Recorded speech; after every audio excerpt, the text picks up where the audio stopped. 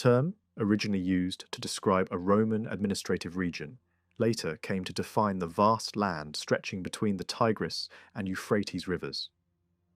Today, it is widely known as the eastern arm of the Fertile Crescent, a region associated with the birth of early civilization. Yet this landscape was never naturally generous. Its core territories were shaped through constant human effort against difficult environmental conditions.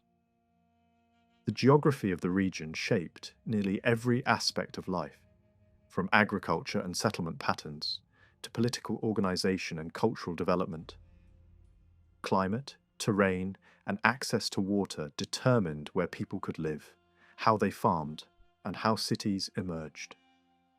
Sharp contrasts in temperature and landscape divided the land into clearly defined zones, far more distinct than those found in most temperate regions. Each zone encouraged different ways of life, often producing social, ethnic, and political divisions that influenced historical developments. Mesopotamia. The physical structure of the land directly shaped patterns of communication and power. Mountain ranges limited contact between communities, wide plains allowed movement and exchange, and rivers created natural corridors that guided trade and migration. As a result, large political states emerged primarily in areas where communication was easier. The southern and northern Mesopotamian plains gave rise to powerful civilizations such as Sumer, Babylon, and Assyria, while the surrounding highlands supported other major cultures, including Elam, the Hittite Empire, and Urartu. Between these regions, the mountain belts of the Taurus and Zagros created fragmented landscapes that encouraged local independence and prevented the formation of unified political systems. Cultural influence and social innovation developed mainly in the open plains, rather than in the isolated highlands. For many observers throughout history, the attraction of Mesopotamia lay in its fertile river valleys and the legendary cities that once flourished there. Approaching the region from the Mediterranean, travelers passed through northern Syria toward the Euphrates River, which flows south after descending from the mountains of Anatolia. Along its upper course stood important ancient centers such as Zugma, Carchemish, and Imar, and even earlier settlements dating to prehistoric times. As the river continues southward, fertile agricultural lands gradually give way to a dry and expansive plain. Although occasional villages and small towns appear along its banks, supported by rich soils deposited by seasonal flooding. The long stretch of river contains relatively few major historical centers. Among these were the ancient city of Terqa, already significant in the 3rd millennium before the Common Era, and further downstream the influential city of Mari.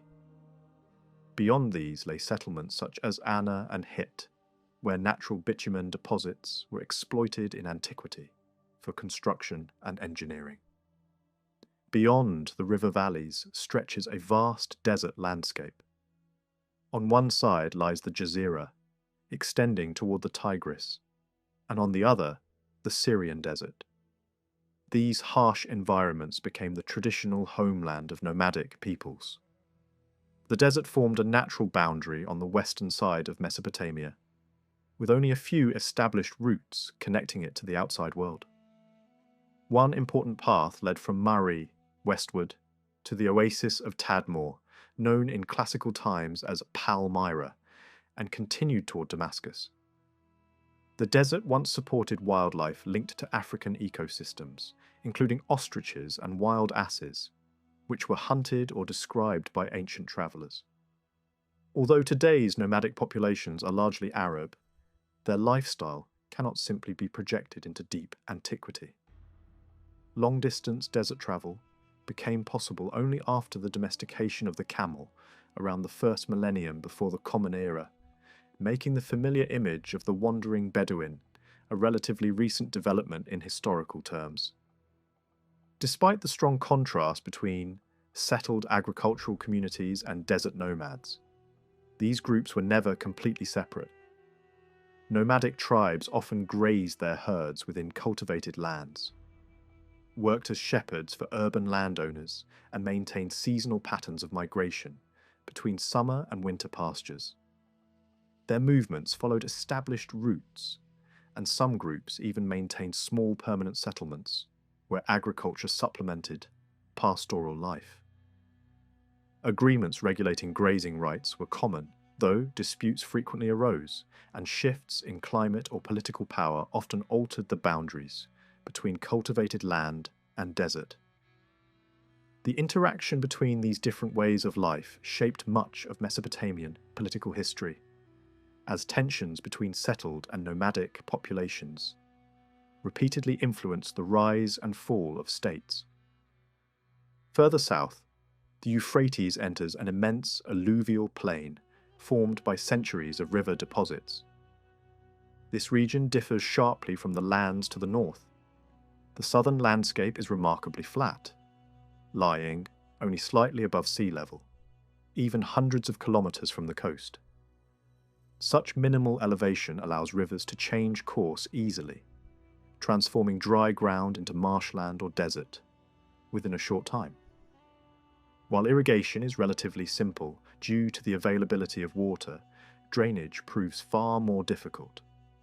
The most visible features of the region are ancient settlement mounds and dense palm groves rising above the flat terrain.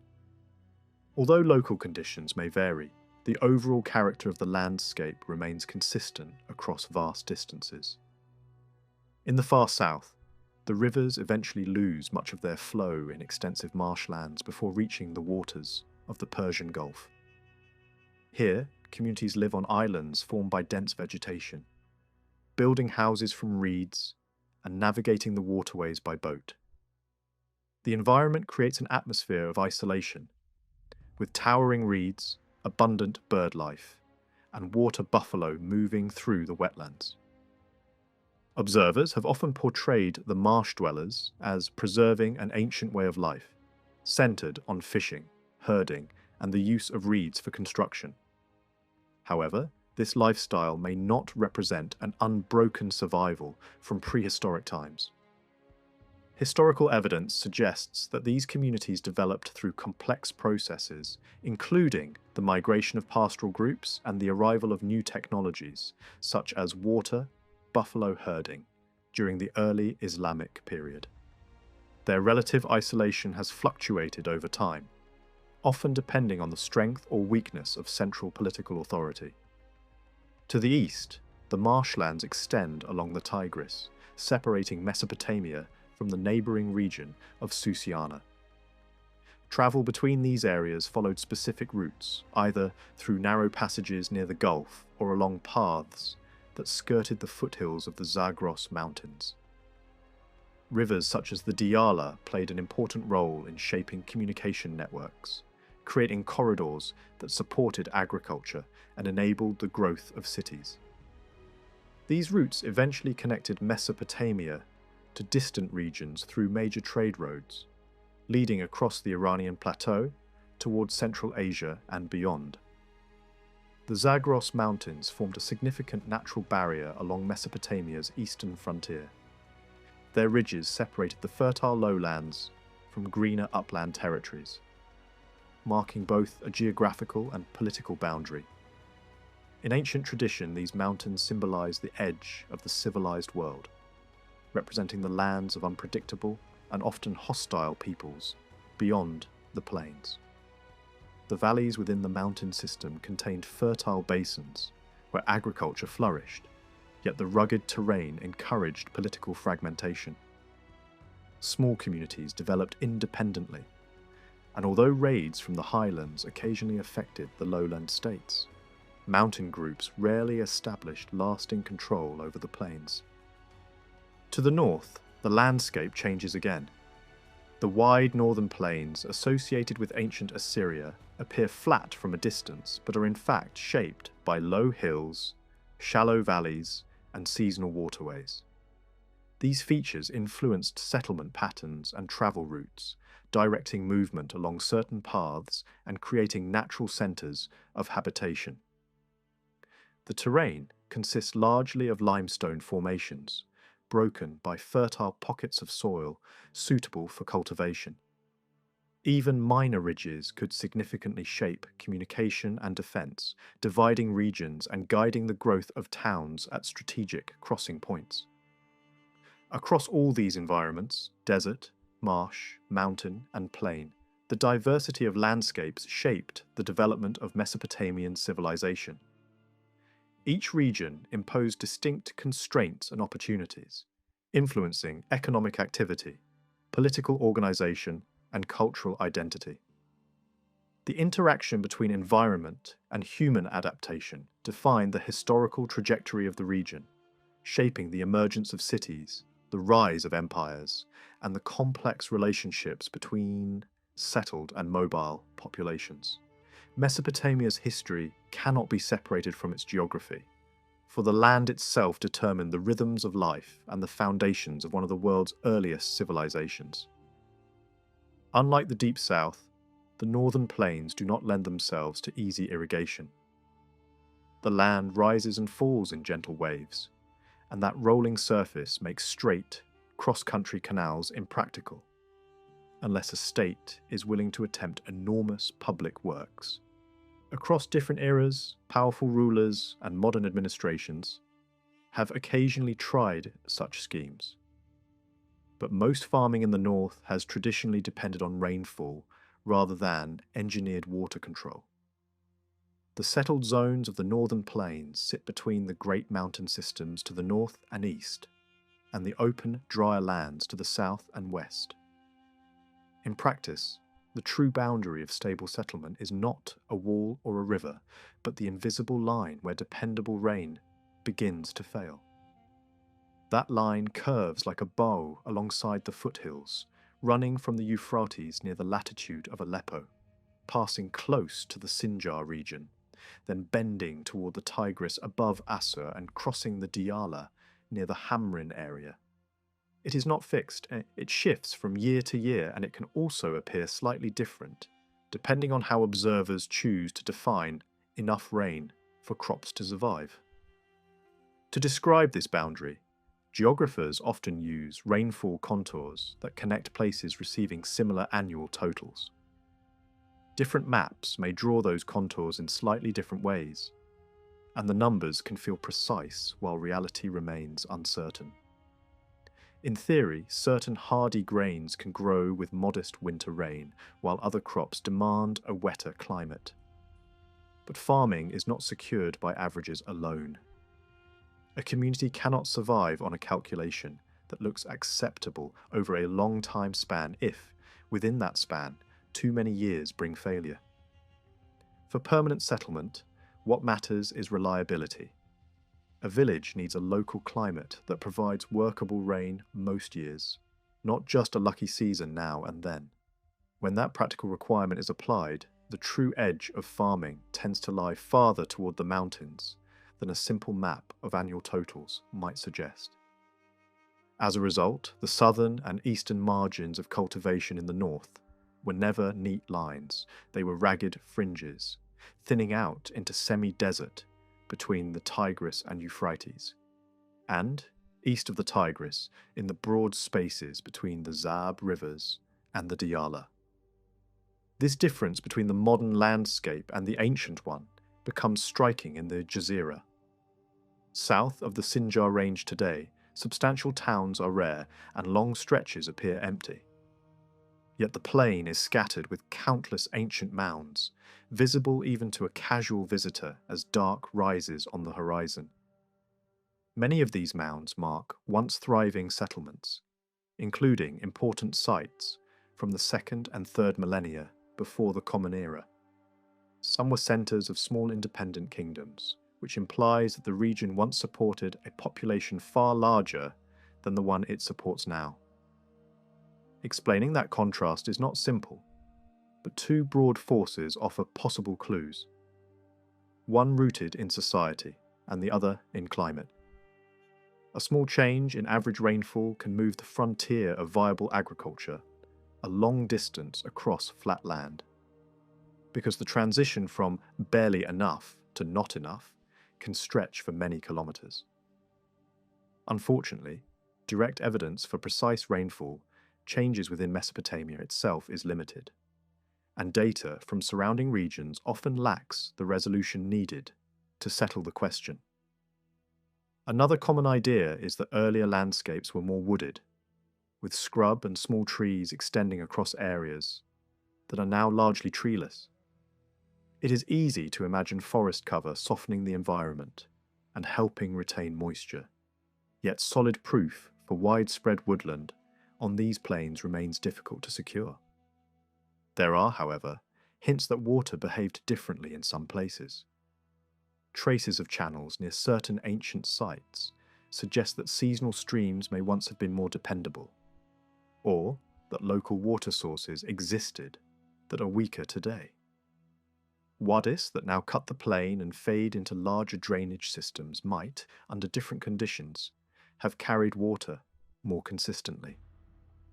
In the past, such flows could have been diverted into modest local channels, or they may have been supported by springs and shallow groundwater that has since diminished.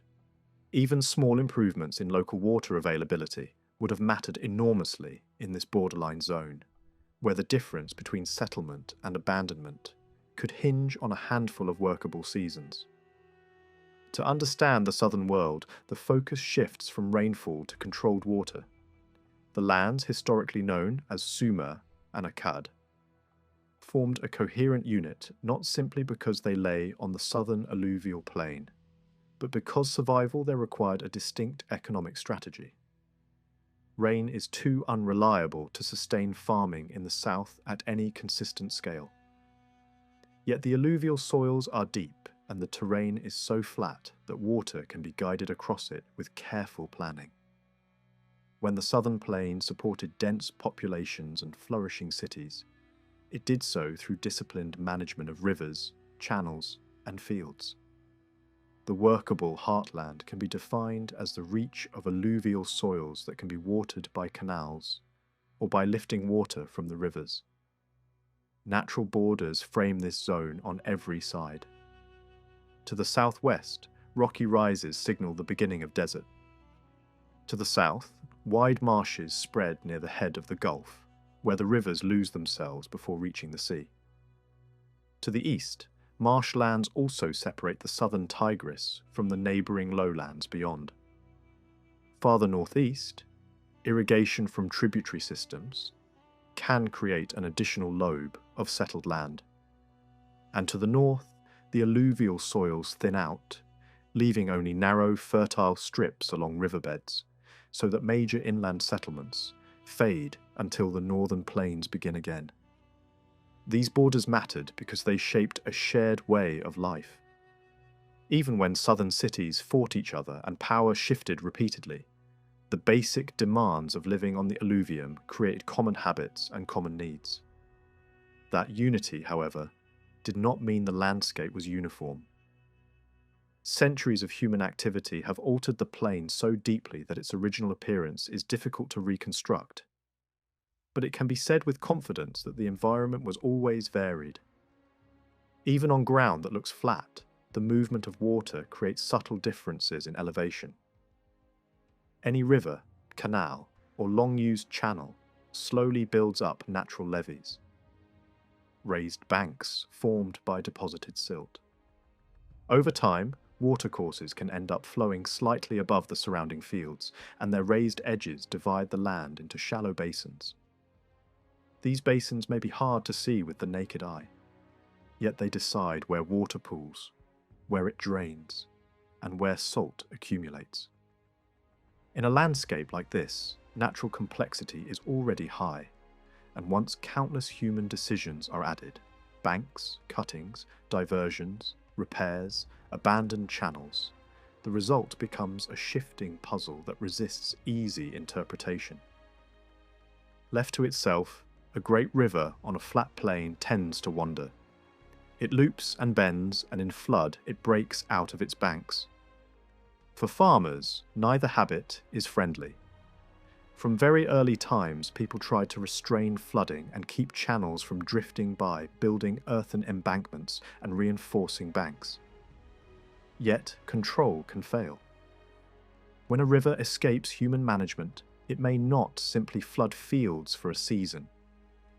It may carve a new route, leaving former channels to dry and turning other areas into marsh. Evidence for major course changes exists for both the Tigris and Euphrates.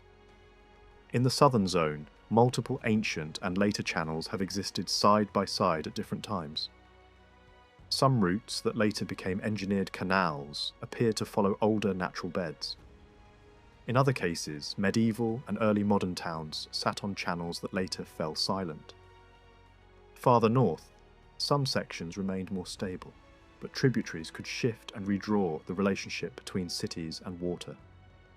The Euphrates, in particular, has been associated with several major channel systems across historical time, diverging and rejoining in patterns that left lasting marks on settlement.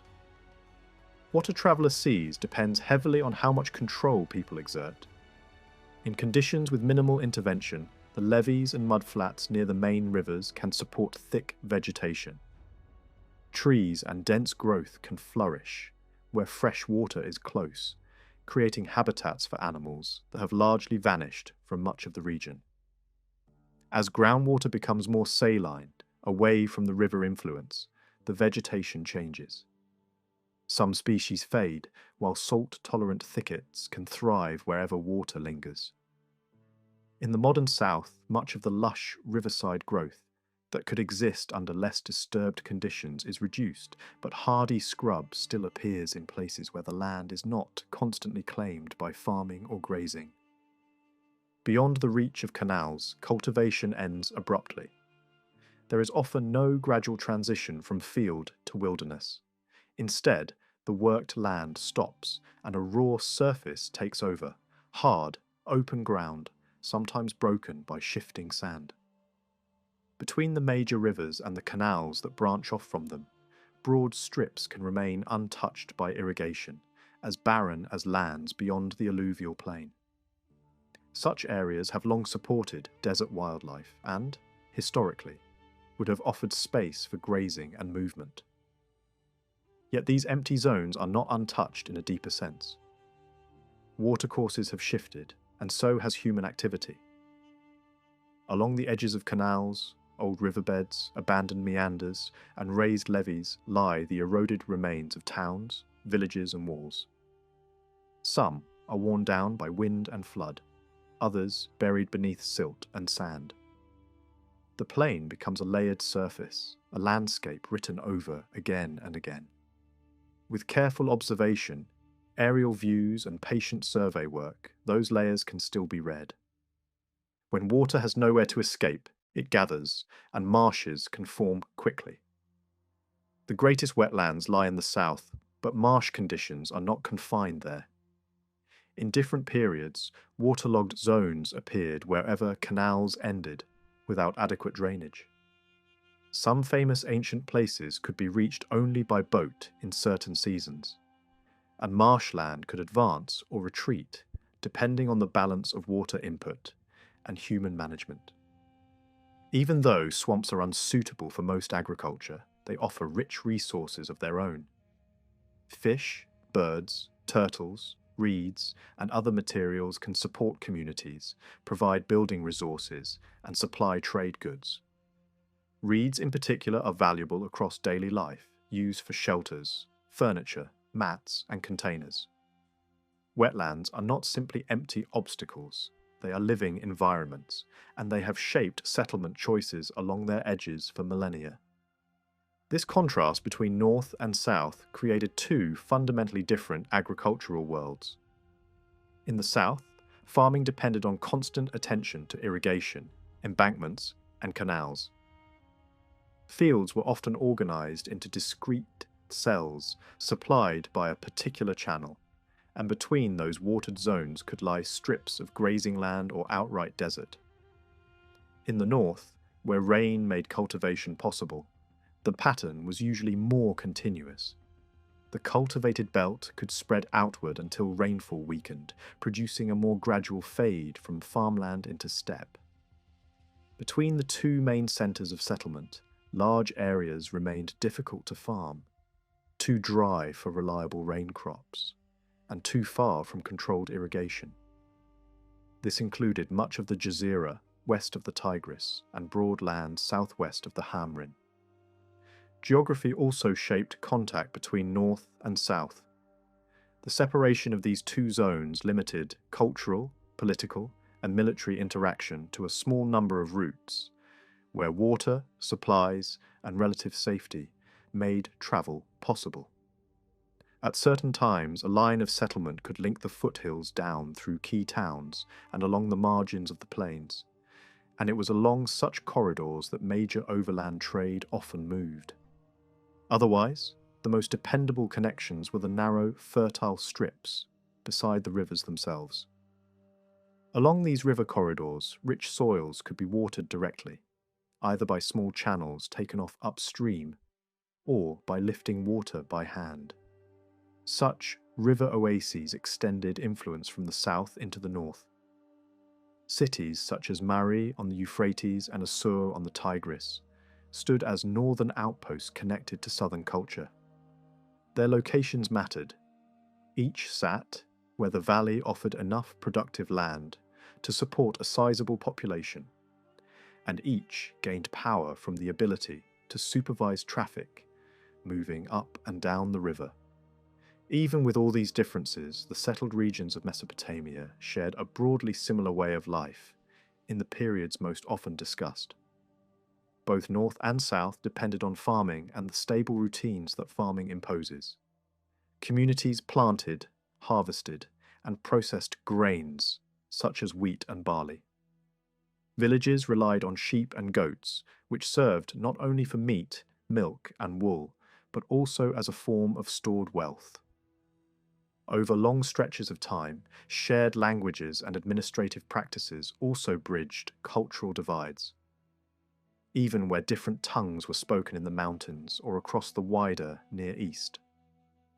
And both regions faced recurring pressure from outside groups, tribes moving through deserts and highlands, raiders testing borders, and migrants seeking new land. The picture so far resembles the modern landscape or the world described by travellers in the last few centuries. Yet, it is unlikely that conditions stayed identical over 4,000 or 5,000 years. Environmental change can come from many directions, including natural shifts and human intervention, and evidence exists for both. Sea levels changed in the Gulf. Temperature patterns altered in ways that can be traced in mountain deposits. Vegetation history can be reconstructed through pollen records from lakes. River behaviour can be read in the landforms of foothill zones. None of these sources provides a complete answer for the alluvial plain itself, but together they suggest broad patterns that likely influence Mesopotamia's possibilities. During the last ice age, the Near East was colder than it is now, and the environment supported steppe vegetation adapted to dry conditions. Later, warming released water locked in ice and raised sea levels while also affecting rainfall. Vegetation responded differently from zone to zone. In warmer, wetter phases, tree lines could move upward into the mountains and also spread outward into steppe areas. Evidence from pollen suggests that oak forests expanded in parts of the Zagros and other northern highlands during long stretches of prehistory, though not always at the same time in every region. Elsewhere, increasing dryness could reduce woodland. By the early second millennium before the Common Era, the broad pattern of forest, steppe, and desert looks broadly recognizable. But as records approach later periods, the imprint of human activity becomes harder to ignore. Human impact is visible not only in cultivated plants, but in deforestation. Goats grazing on young growth, people gathering fuel, and the clearing of land for fields all reduce woodland. Even where royal expeditions felled timber for monumental construction, the greater force was probably the steady pull of daily demand from towns and villages. Southern rulers frequently sought timber from distant mountains. And later, northern kings also marched far to acquire suitable beams. The fact that they looked so far afield suggests that nearby hills were not heavily forested, at least not in accessible areas. Descriptions from different times imply that some routes through the uplands were already stripped of dense forests long ago.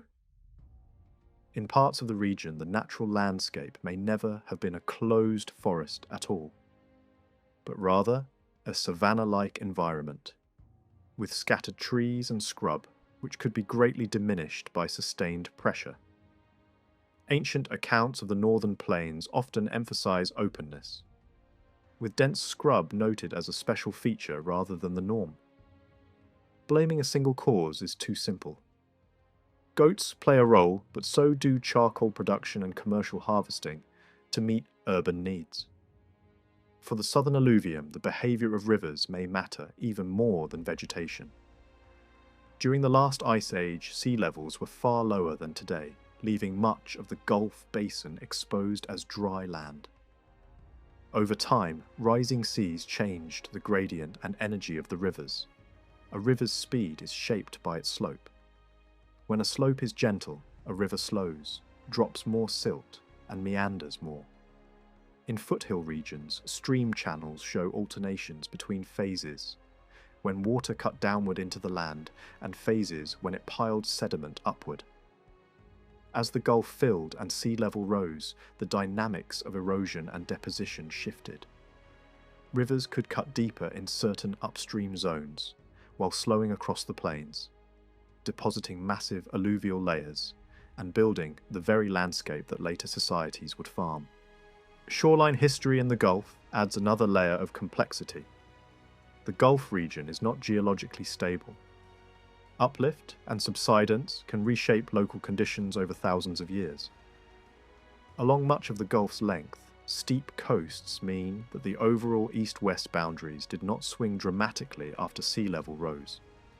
But at the head of the Gulf, the landscape is so flat that even small changes in sea level can move the shoreline far.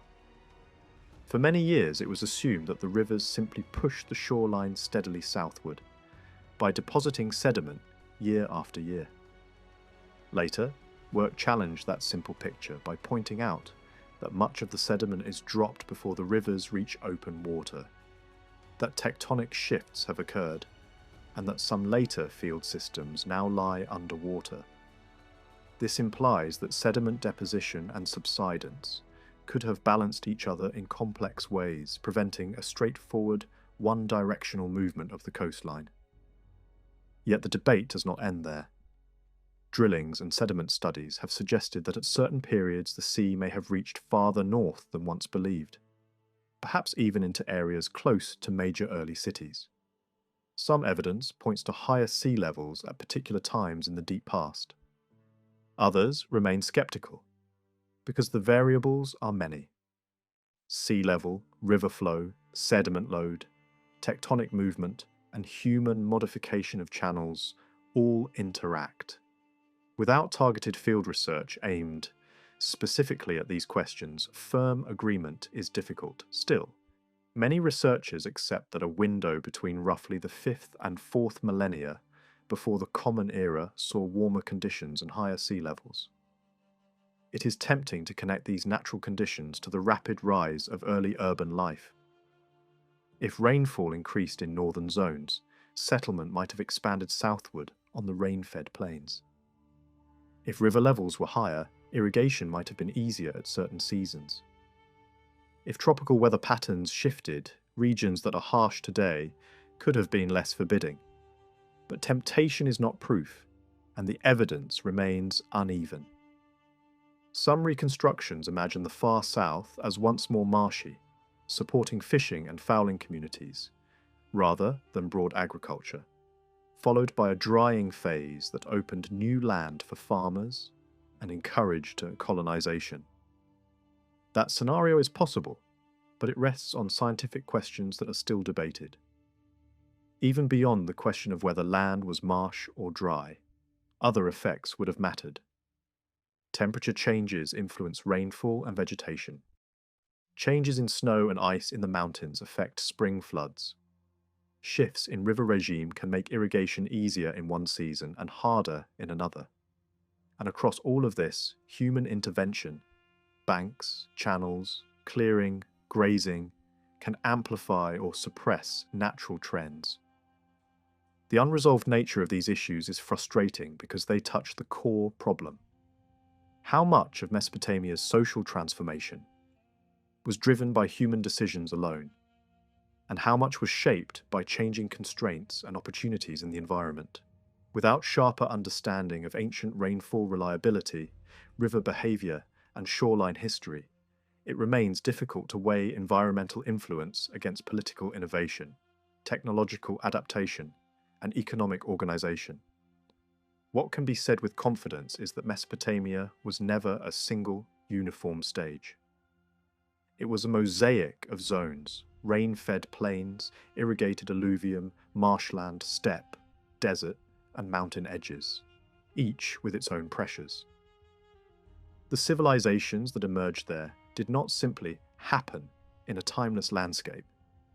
They formed in a setting that demanded constant adjustment, and the land itself, shifting in subtle and sometimes dramatic ways, helped determine what kinds of societies could grow, where they could flourish, and where they would struggle to endure. The first major breakthrough in the study of Mesopotamia's earliest past came when Sir Leonard Woolley excavated a small mound called Tel al-Ubaid, a short distance north of the ancient city of Ur. On that mound stood the remains of a modest Sumerian shrine dating to the 3rd millennium, before the Common Era. But what truly changed the field was what lay beneath and around it. Among the finds was a distinctive painted pottery tradition that also appeared in the deepest layers of Ur itself.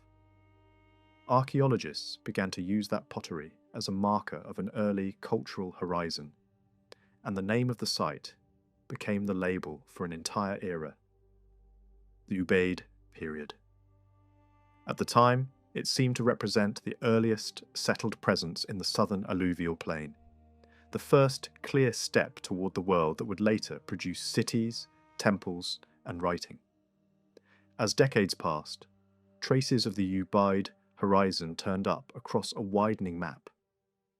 Many sites could be recognized from the surface by scattered pottery, and deeper excavations began to reveal earlier stages within the same broad cultural tradition. Soundings at Eridu, at the very southern end of the plain, exposed long sequences that pushed the Ubaid story further back than first expected. More recently, work at Tel Uweli near Lhasa uncovered phases even earlier than what had once been taken as the beginning. Step by step, the Ubaid period stopped looking like a single moment and began to look like a long, formative process, with earlier and later stages showing gradual shifts rather than a sudden appearance. Even so, a striking imbalance remains between north and south. In the northern plains of Mesopotamia, settled farming life reaches much further into the past, with evidence extending thousands of years earlier than the earliest, well-attested levels in the southern alluvium. In the south, no firm archaeological horizon earlier than the Ubaid has yet been securely identified. The reason for this gap is still uncertain, and several explanations are possible, without any single one offering a complete solution. One suggestion is that the far south may not always have been equally available for stable settlement. Changes in water levels, whether from the Gulf or from the rivers themselves, could have made large areas difficult to inhabit for long periods, opening only scattered pockets of livable ground at first and only later allowing broader occupation as conditions shifted. That idea fits some broader reconstructions of the ancient landscape, but it cannot yet be pinned down with enough precision to serve as a final explanation. Another obstacle is purely geological. In parts of the southern plain, the ancient land surfaces of the 5th and 6th millennia were buried beneath later deposits of silt. If early settlements existed, some may now lie sealed below thick alluvium, invisible to ordinary excavation unless unusually deep work is undertaken. Eridu offers one of the clearest windows into how life may have changed across the early phases that can actually be seen. The deepest levels include many tools linked to hunting and fishing, suggesting that early communities depended heavily on river and marsh resources. Over time, implements associated with farming, including sickles, become more common. This looks less like a clean break and more like a gradual rebalancing of daily survival, as groups increasingly invested in cultivation, while still exploiting older sources of food and materials. On the basis of what is currently known, it is reasonable to treat the earlier Ubaid phases around 5000 before the Common Era as the point when permanent farming settlements in the far south become clearly visible in the archaeological record. That conclusion immediately raises a question that has tempted generations of scholars. Who exactly were the people behind this early southern culture, and where did they come from? Here, the evidence becomes far less secure than the confidence of many older theories might suggest.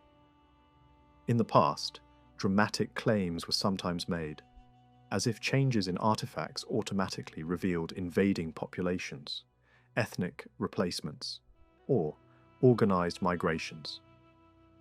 Shifts in administrative tools, seal styles, or ceramic traditions were sometimes treated as proof that a new group had pushed into the region and transformed it. Other proposals imagined waves of settlers arriving from neighbouring highlands, followed by later infiltrations by Semitic-speaking groups, whether peacefully or through conquest. Such scenarios often sounded persuasive, but they rest on assumptions that the material record cannot reliably confirm. Pots, seals, and building patterns can reveal changes in habit and organization, but they do not automatically identify language, ancestry, or ethnicity, and they cannot easily distinguish migration from imitation, trade, intermarriage, or local innovation. Behind much of this speculation lies a deeper desire to move closer to the later Sumerians, to locate an origin story that explains how a Sumerian-speaking society came to dominate the cultural landscape of the South. It has often been assumed that such a group must have arrived from outside, commonly imagined as coming from the East, and that the archaeological record should therefore contain some sign of intrusion, disruption, or cultural turnover. Different scholars have placed that imagined arrival at different points. Some have argued for a late appearance, near the end of the Uruk age. Others have pushed it back to the end of the Ubaid. Still others have claimed the Sumerians were there from the beginning. Linguistic arguments based on hints of earlier place names or borrowed vocabulary have been proposed as support, but they have never produced broad agreement. At the same time, Mesopotamian history later shows repeated entries of peoples from multiple directions. Groups from the eastern highlands and mobile populations, from the western steppe and desert. Given that pattern, it would be unwise to declare that earlier arrivals were impossible. A group could have entered quietly, merged with existing communities, and left only subtle traces in objects and architecture. Yet the deeper puzzle is not simply whether people moved, but how language and cultural authority were established. It is comparatively rare for a newly arrived community to impose its language over a larger established population. In historical times within this region, only a few languages spread with that kind of dominance across wide areas. The cultural weight of Sumerian is therefore striking, but it remains difficult to translate that fact into a clear migration story. The forces that turned the southern plain from a productive farming landscape into the earliest urban civilization are still not fully understood, and language is only one part of that wider transformation. Most of the changes that define the leap toward true urban life appear in the following era, the Uruk period. Monumental building expands dramatically. Public art becomes more visible and more complex. Production grows more specialized, with signs of standardization that imply organized labor and central planning. Writing emerges as a new technology of control and memory. Trade horizons widen, reaching far beyond the immediate riverlands. Yet the frustrating reality is that the earliest phases of the Uruk period in the south are still poorly known. Very little has been excavated that cleanly captures the opening of this era in southern Mesopotamia. Surveys have mapped where sites appear and how their distribution shifts, not only in southern Iraq but also in neighbouring Susiana, hinting at population movements and new settlement patterns.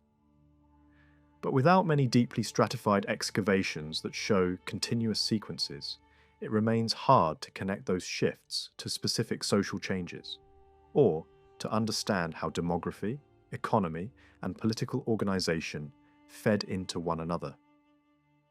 Still, one conclusion stands out. The transition does not look like a single catastrophic break.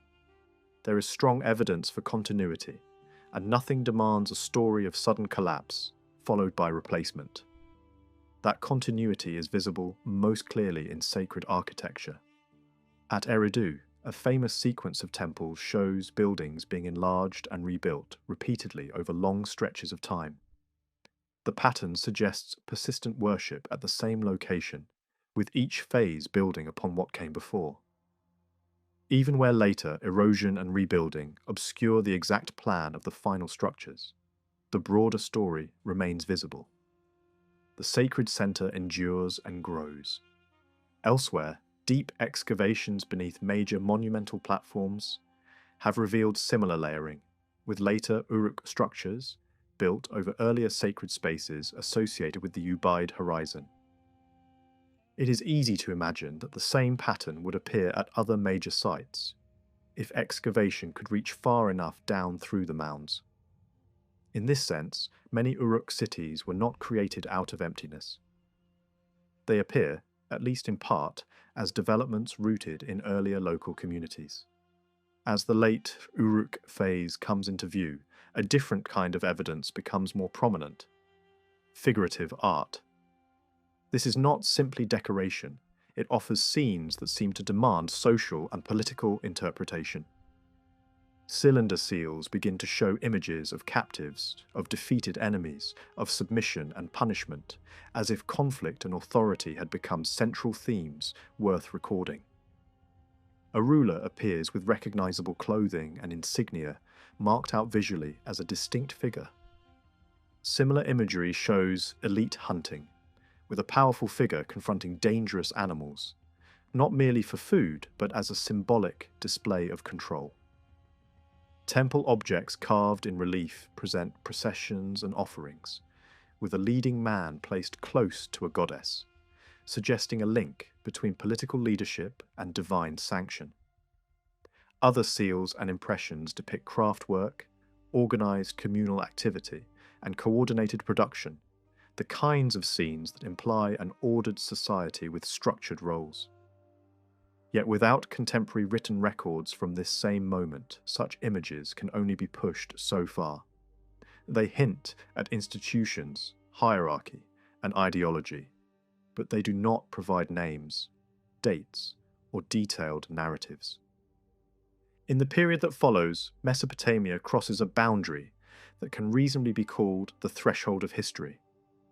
Archaeologists commonly describe the centuries between the Uruk era and the rise of the Akkadian dynasty as the early dynastic period, roughly 700 years of intense city-based development. Even here, the evidence does not allow a neat political chronicle in the style of later imperial history. The surviving sources are uneven, and many events remain difficult to reconstruct in sequence. Instead of a detailed year-by-year storyline, the era is often approached through broader outlines that show, what early Sumer looked like in the memory of those who came later. Two later works, copied and preserved by scribes long after the fact, provide a powerful image of the early city landscape. One is a collection of temple hymns that celebrate sacred places and their divine patrons, preserving a vision of a world organized around city temples and cult centers. The other is the famous king list tradition, which arranges rulership into a sequence of dynasties and cities, presenting power as something that moves from one center to another. These texts were written down in later centuries, shaped by later understandings, and cannot be treated as simple eyewitness reports. Yet they reflect a remembered reality in which temples and cities formed the core fabric of society. The temple hymn collection survives through the work of school scribes of a later age, but it claims an author of enormous symbolic importance. Enheduanna, daughter of Sargon of Akkad and priestess of the moon god at Ur. The claim has been debated, and the material almost certainly includes layers of change, with later additions and edits folded into the tradition over time. Even so, the association with a named priestess and royal daughter points to how strongly later Mesopotamians linked political authority, temple leadership, and cultural memory. Some hymns appear to reflect later developments and new forms of royal devotion, suggesting that the collection continued to grow as generations reshaped it to fit new realities. In this way, the text becomes not only a window onto early Sumer as later people imagined it, but also a record of how sacred geography and political ideology were preserved, revised, and taught across centuries. Another document, famous in modern scholarship, is usually called the Sumerian King List. In the ancient world, it was known by its opening words, which begin with the dramatic claim that kingship descended from heaven. The version most often discussed today appears to have been put together not long after the collapse of the third dynasty of Ur. It sets out a chain of rulers, giving each king a stated length of reign and arranging them in dynasties, one after another, until it reaches well-known historical kings of the Ur dynasty and then continues into the line of their successors at Esin. The structure is orderly and repetitive, and it reads like an attempt to impose a single clear pattern on a complicated political landscape. The guiding idea behind the whole work is simple and powerful. Only one city at any given time could legitimately possess kingship, meaning the recognized center of supreme authority. Power is treated as something almost tangible, something that can be held by a city and then removed and carried elsewhere. In that system, the text does not imagine many equal rulers governing side by side. Instead, it presents dominance as a kind of travelling mandate. When a city loses a major struggle, the story is told in a fixed formula. The city is struck down by force, and its kingship is taken to another place. The narrative rhythm is built from these transfers. A rise in one city is matched by a fall in another, and the record moves forward as authority shifts across the landscape. Even the language used for rulers reinforces the message. The term that appears in this tradition is not simply a neutral word for a local governor.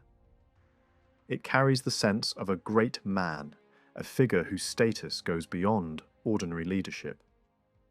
That choice matters because in everyday political life, many city rulers used other titles, and the dominance claimed in this list is larger than city administration. The list is describing episodes when certain cities and certain dynasties within them exercised a temporary superiority over others.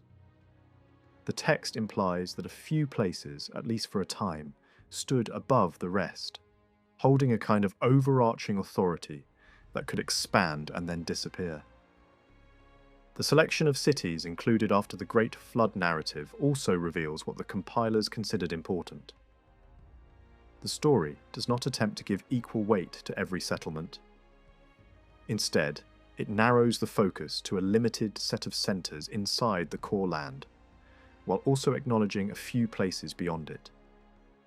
The picture that emerges is not of a flat map filled with equal rivals, but of a political stage dominated by a small cast of major players.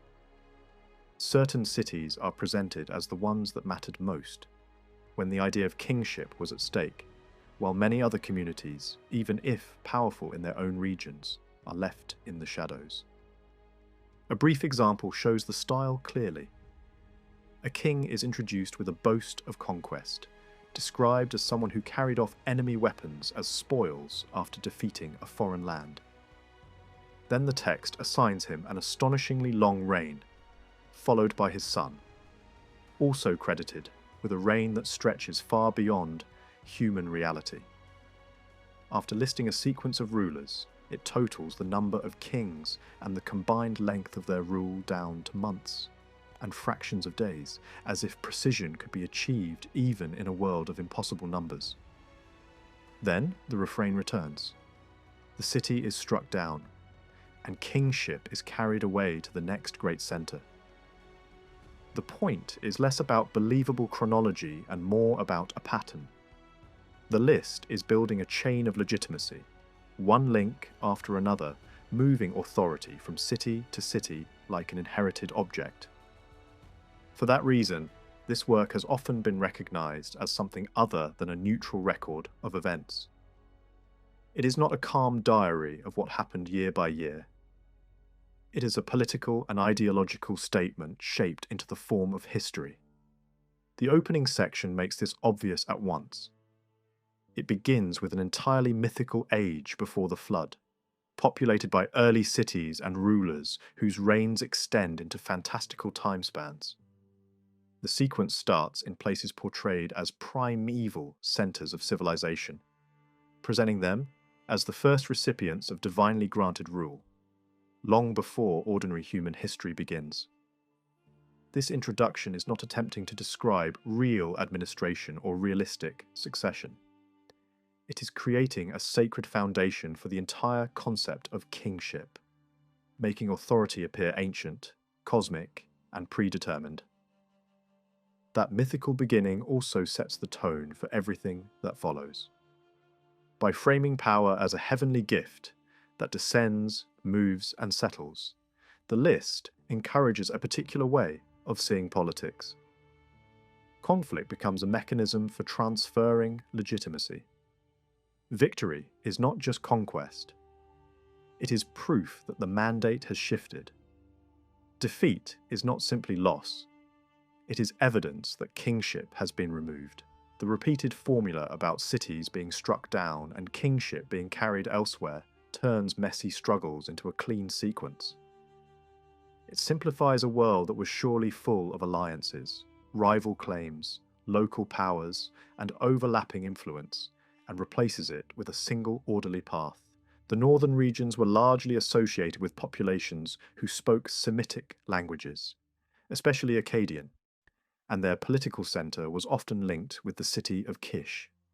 The contrast between the southern and northern worlds is difficult to define in detail because surviving records speak far more about the south than the north. Even so, the tension between these two spheres appears clearly in later traditions and stories. One of the most famous examples is the account of Gilgamesh, the legendary ruler of Uruk in the south, who is portrayed resisting the ambitions of Akka, a king of Kish. The story reflects a political rivalry that may echo real historical tensions, offering another perspective on figures such as Mesopotamia, a ruler with a Semitic name who intervened in southern affairs. This opposition between north and south, however, should not be interpreted as a simple division based on language or ethnicity. Speakers of both Sumerian and Akkadian lived side by side across Mesopotamia, often cooperating and sharing cultural practices. The differences were political rather than purely cultural, reflecting struggles for influence and authority rather than rigid ethnic conflict. Yet this contrast becomes especially meaningful when examining the rise of the Akkadian state. a development that reshaped the balance of power across the region. The rise of the Akkadian dynasty, founded by Sargon, marks one of the most dramatic turning points in Mesopotamian history. Later generations remembered Sargon above all as a conqueror, and stories about his achievements spread widely across the ancient Near East. Even the limited contemporary evidence confirms that his rule was defined by military success and imperial ambition. Yet these same records also suggest that his territorial control, impressive as it seemed, may not have been as deep or stable as later tradition imagined. Texts and inscriptions associated with the dynasty present a picture of vast geographical reach. They describe a world connected by trade and warfare, where ships from distant lands sailed to Akkad's harbours and armies marched far beyond the traditional heartland. Campaigns were said to reach the distant lands along the Gulf, cross into northern Mesopotamia and Syria, and extend toward the highlands of Iran and Anatolia. Such accounts suggest extraordinary expansion, yet they also raise an important question. Were these campaigns permanent conquests that brought lasting control, or were they rapid military expeditions aimed at prestige and plunder? Archaeological discoveries provide some clues.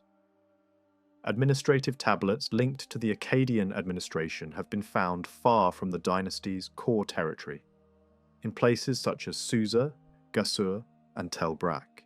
These finds indicate that Akkadian rulers did establish administrative centres in certain regions, at least for a time. Their presence suggests that the dynasty attempted not merely to raid distant lands, but to organise and govern them. In the south, Sargon's policies introduced a new level of centralised control. After defeating a powerful southern rival, he claimed to have destroyed the defensive walls of major cities and reorganised their political leadership. Local rulers were replaced by officials loyal to Akkad, often described as representatives of the central authority. These officials were supported by administrative personnel and military forces, ensuring the presence of Akkadian power even in regions with long-established local traditions. This transformation is visible in administrative practice. The Akkadian language began to appear in official documents, even in southern cities, that had previously used Sumerian almost exclusively. Records mention soldiers with Akkadian names stationed in key locations, suggesting that garrisons were established to maintain control. Political authority was reinforced symbolically as well. Documents were dated according to the reign of the Akkadian king, and legal agreements were sworn in his name. Even the style of writing changed, with a more formal and standardized script introduced for official use. The dynasty also sought to strengthen its authority by engaging with traditional religious institutions. Members of the royal family were installed in prominent priestly positions, linking the new political order with long-established sacred traditions. Administrative reforms extended further, including attempts to standardize systems of measurement. Previously, each city had maintained its own methods for calculating weight, length, and capacity, creating confusion in trade and administration. Under the Akkadian rulers, these varied systems were reorganized into a unified structure that remained influential for centuries. Such sweeping changes inevitably provoked resistance. Sargon portrayed himself as liberating the northern regions from southern domination, presenting his rise as a restoration of balance. Yet his rule also relied heavily on military support, and his followers expected rewards. Evidence survives showing that land was acquired for royal use, sometimes by purchase, sometimes by confiscation, and often under conditions that may have involved pressure on local populations. These actions disrupted established property relations and challenged traditional authority, creating resentment that later erupted into open revolt. After Sargon's death, uprisings broke out in several major cities. Local rulers and governors attempted to reassert independence, forcing his successors to engage in repeated campaigns to restore control. One of the most dramatic episodes occurred during the reign of Naram-Sin, who faced a widespread rebellion involving many of the major cities of Mesopotamia. He ultimately suppressed the revolt and re-established Akkadian dominance, and for a time the empire enjoyed a period of prosperity and cultural achievement. Later tradition associated Naram-Sin with the decline of the dynasty, but the state continued under his successor for several decades. Gradually, however, the empire weakened. Foreign conquests were abandoned, and new pressures emerged from outside the settled regions. Among these were groups from the eastern mountains, described as fierce and disruptive. Written records from this period are scarce, which itself reflects the instability of the time, since organized administration often collapses during periods of crisis. As Akkadian authority declined, some regions experienced a revival of local traditions. In the south, certain cities regained strength under native rulers, suggesting a resurgence of Sumerian cultural identity. Eventually, the power of the mountain tribes was challenged by a ruler of Uruk, who claimed to have driven them from the land. This victory cleared the way for a new political order. A new era began with the rise of a ruler who founded what is known as the Third Dynasty of Ur. After a period of uncertainty, he established control over much of the southern and central regions, creating a unified state that revived many earlier traditions, while introducing new forms of administration. His reign marked the beginning of a powerful dynasty that would dominate Mesopotamia for several generations. Under his successors, the realm expanded further, extending its influence into surrounding regions. Although the empire did not reach the vast scale once claimed by the Akkadian rulers, it represented a strong and highly organized state. The dynasty relied heavily on administrative control, and thousands of clay tablets recording economic transactions and official activities have survived. These documents reveal a complex bureaucracy that monitored resources, labor, and production with remarkable precision. The state developed an elaborate administrative network, including systems of communication and standardized procedures for governance. Officials were appointed to oversee cities that had once been independent, transforming them into provincial centers within a centralized system. Economic life was carefully regulated, and records were kept of even minor events, demonstrating the extraordinary reach of the government. Yet the very efficiency of this bureaucracy may have contributed to its weakness. The rigid system required constant maintenance and could become cumbersome in times of crisis. As external pressures increased, particularly from nomadic groups along the borders, the state struggled to respond effectively. Defensive measures were undertaken, including the construction of massive barriers intended to keep these groups from entering settled lands. Despite these efforts, the pressure continued to grow. Correspondence from the final years of the dynasty reveals a situation of mounting desperation. Supplies became scarce, trade routes were disrupted, and essential goods rose dramatically in price. Administrative records show evidence of severe inflation and shrinking resources. At the same time, the geographic reach of the state steadily contracted, with provincial centers falling out of central control one after another. The collapse, when it came, was complete. Later accounts attributed the fall to invasion from the east, and foreign forces briefly occupied the capital. However, the long-term beneficiaries of the collapse were new ruling groups who emerged from within the region itself. In the decades that followed, the unified state dissolved into numerous, smaller kingdoms, each ruled by its own dynasty. One of these new states presented itself as the rightful heir to the fallen empire, claiming to restore order and expel foreign occupiers. For centuries afterward, political authority in southern Mesopotamia remained fragmented, with multiple cities competing for influence. These rulers adopted traditional forms of kingship, sponsored religious institutions, and maintained irrigation systems, presenting themselves as continuers of ancient tradition even as the political landscape had fundamentally changed. The collapse also reshaped the geography of power. Some ancient cities declined or were abandoned, while new centres rose to prominence. The focus of political life gradually shifted northward, reflecting changes in economic conditions and the movement of river channels that altered patterns of agriculture. Control of water remained central to prosperity, and changes in irrigation systems could determine whether a city flourished or faded. Across South Mesopotamia, power rarely sat still. City-states rose, formed coalitions, broke them, and rebuilt them again under new terms. The struggle was not only a local contest inside Sumer and Akkad. It reached outward into the wider Near East, drawing in neighbouring kingdoms and distant allies. One region in particular kept appearing at the edge of southern politics: Elam to the east. Its role was not always obvious in older reconstructions, but the deeper the evidence runs, the clearer the connections become.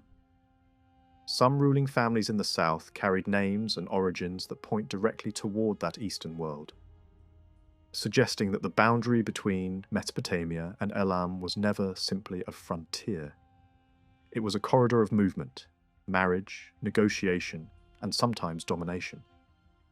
At the same time, southern dynasties were tied into tribal networks that extended far beyond the alluvial plain.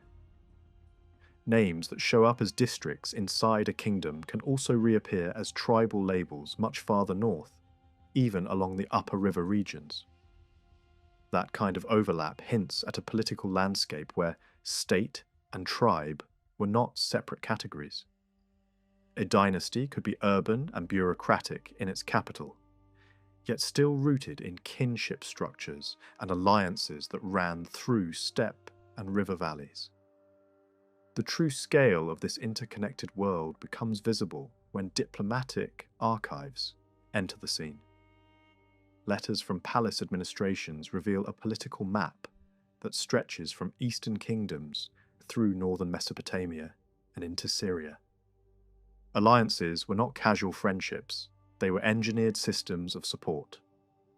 A ruler could measure his strength not only in soldiers and fortresses, but in how many other kings were bound to him by treaty, marriage, gifts, or shared interest. In this environment, a major power was rarely strong on its own. Influence often meant the ability to assemble a following, a cluster of smaller states ready to show up for a campaign, a ritual obligation, or a diplomatic crisis. By the time the best-known northern archives were being written, the southern situation had become somewhat clearer than it had been in earlier generations. A few heavyweights dominated the chessboard. One kingdom controlled much of the southern half of the land after absorbing old rivals. Another state, based farther north, emerged as the strongest power in the core Akkadian zone. A third major kingdom held the northeastern flank, positioned to control key routes and river access. Beyond this triangle, the north was far more fragmented, with a shifting field of small states, competing dynasts, and overlapping loyalties. For a long time, northern Mesopotamia seemed harder to grasp, simply because the surviving written record was thinner. Then, as the second millennium began, the situation changed sharply.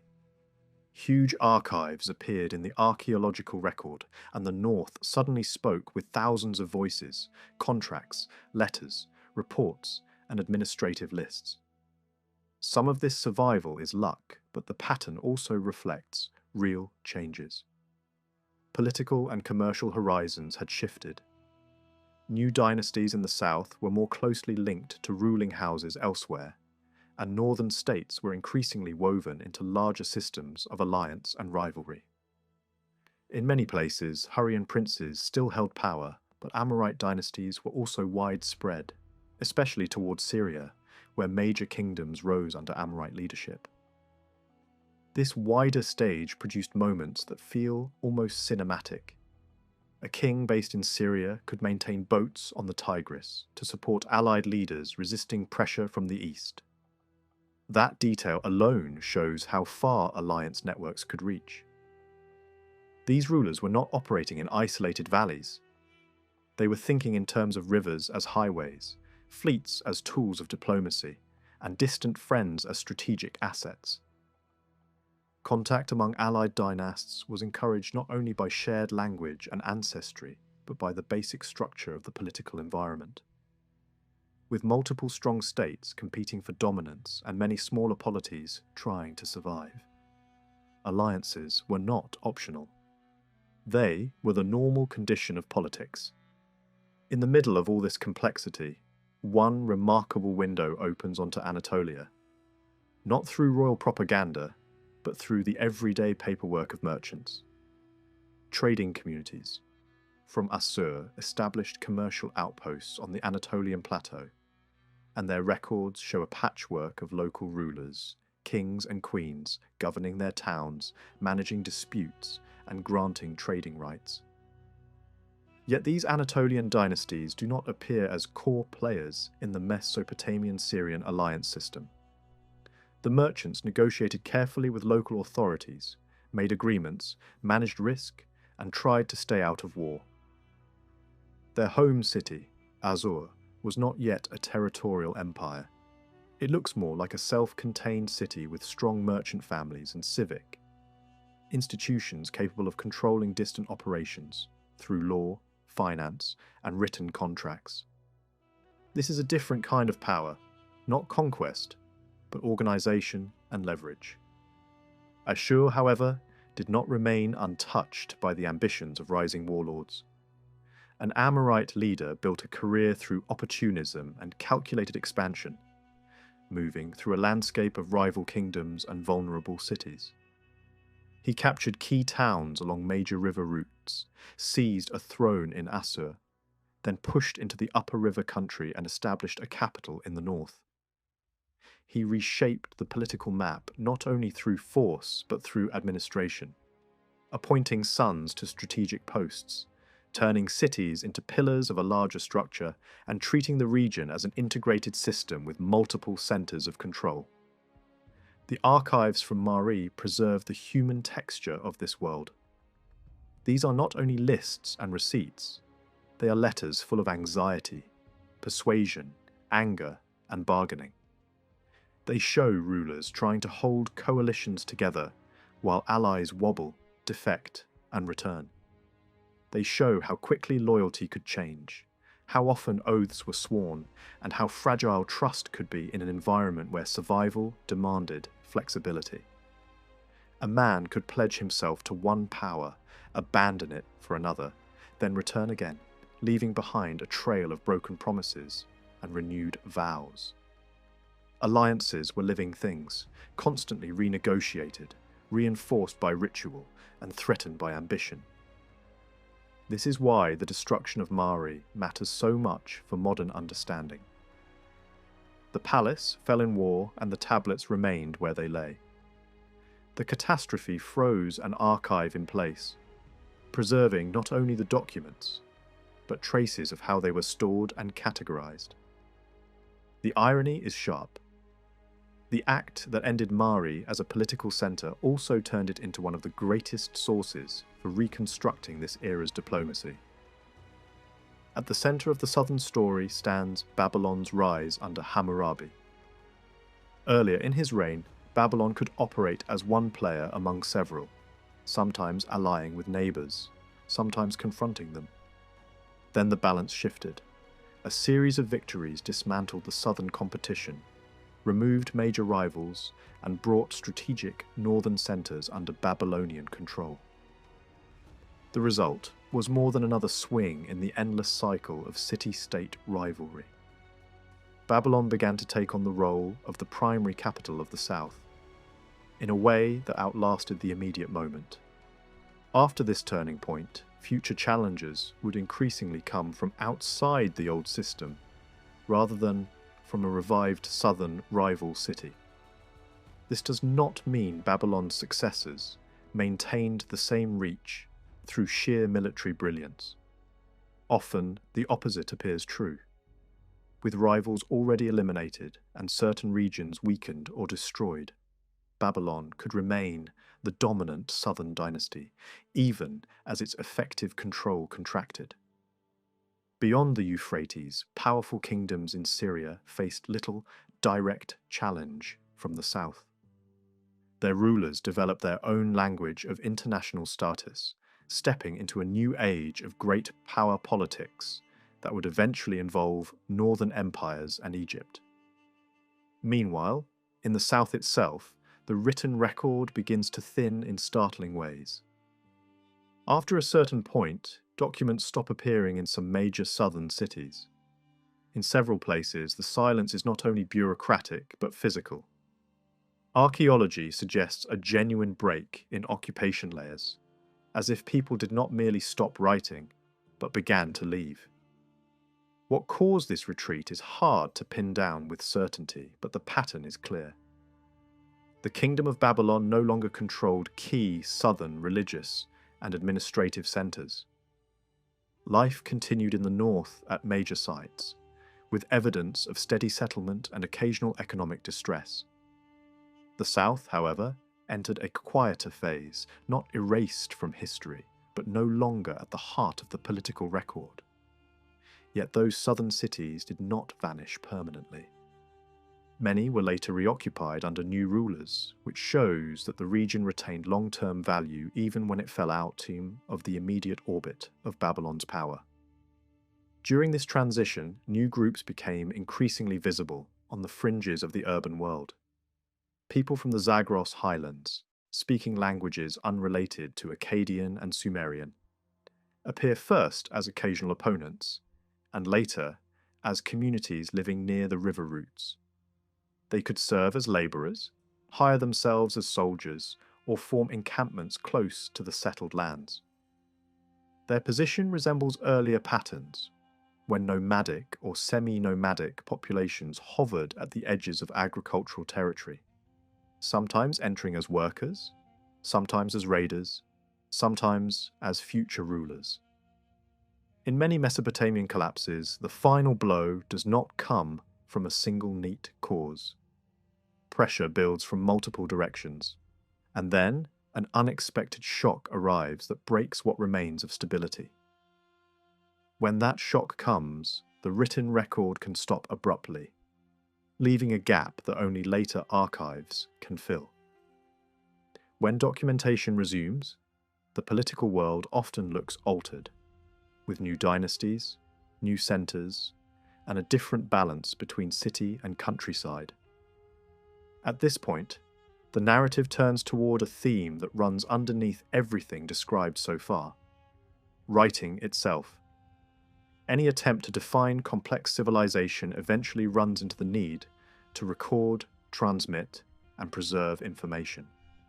In Mesopotamia, writing is not only a tool that reflects society, it actively shapes society. It allows orders to travel over long distances, makes agreements enforceable, and creates permanent memory for institutions that outlive individuals.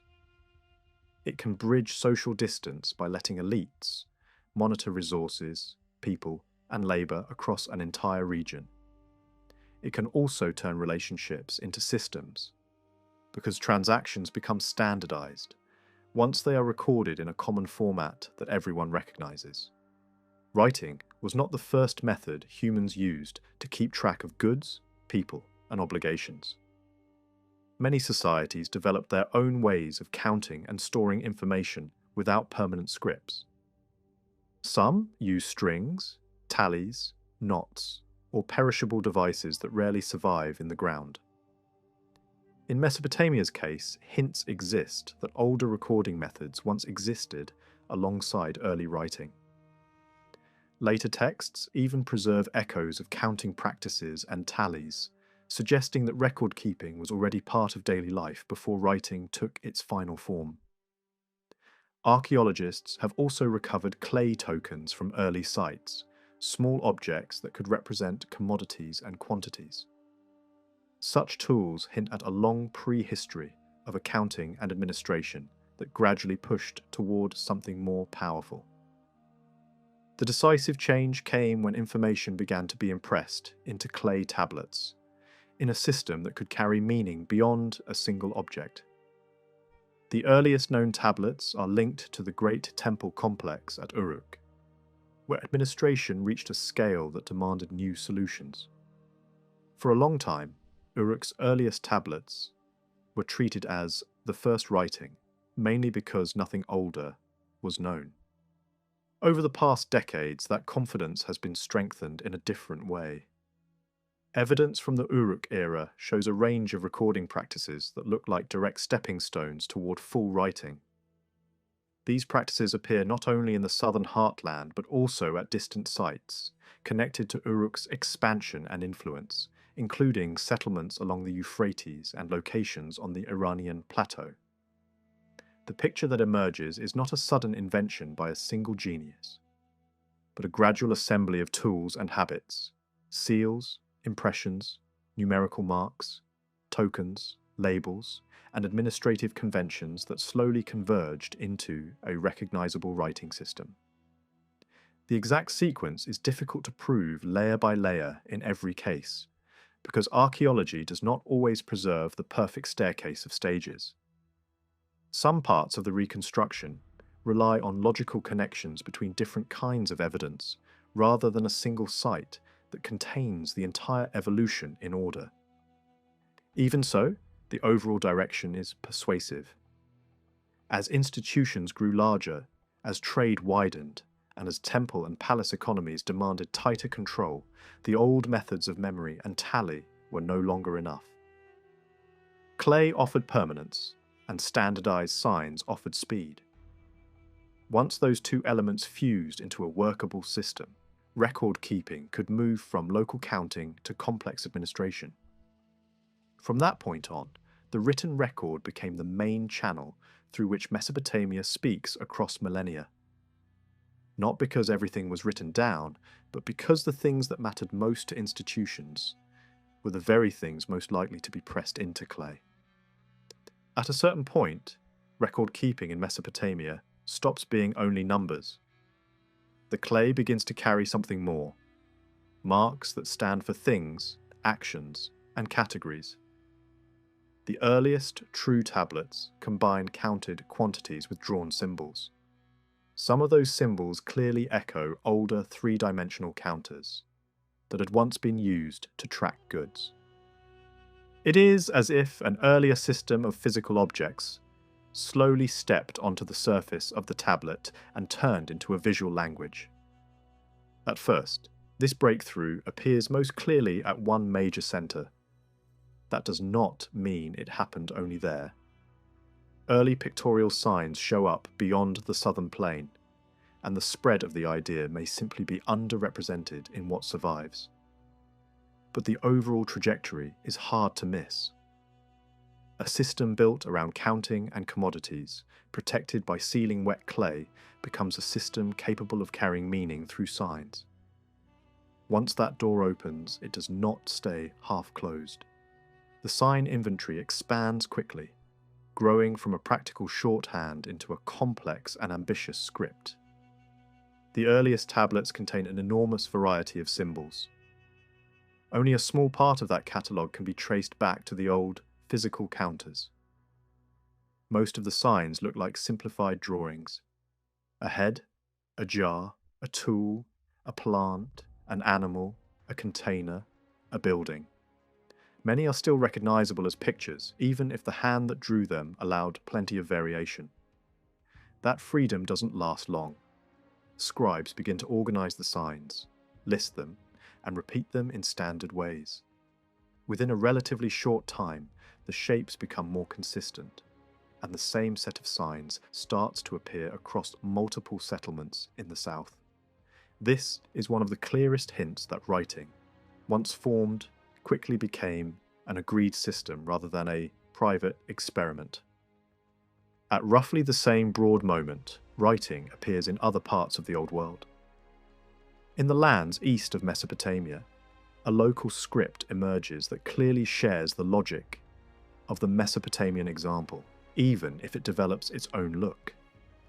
Farther away, the Indus world also produces an independent system, likely later, and possibly encouraged by contact and imitation rather than direct copying. In Egypt, the first scripts arrive early too, but the pathway looks different. Instead of a long trail of earlier accounting devices leading into writing, the Egyptian evidence feels more sudden. At the same time, objects connected with Mesopotamian practice begin to appear there, suggesting that the idea of writing and certain administrative tools travelled even when the scripts themselves did not. Ancient storytellers later imagined this shift as a moment of invention, a scene where a figure presses words into clay as though the world had suddenly learned a new power. These myths capture the sense of astonishment that writing must have produced, because the real revolution was not only the signs, it was the tablet itself. Once the clay tablet is adopted, it becomes the heart of the entire written tradition. The script is shaped by its material from the beginning. Clay is available almost everywhere, it is easy to prepare, and it is cheap.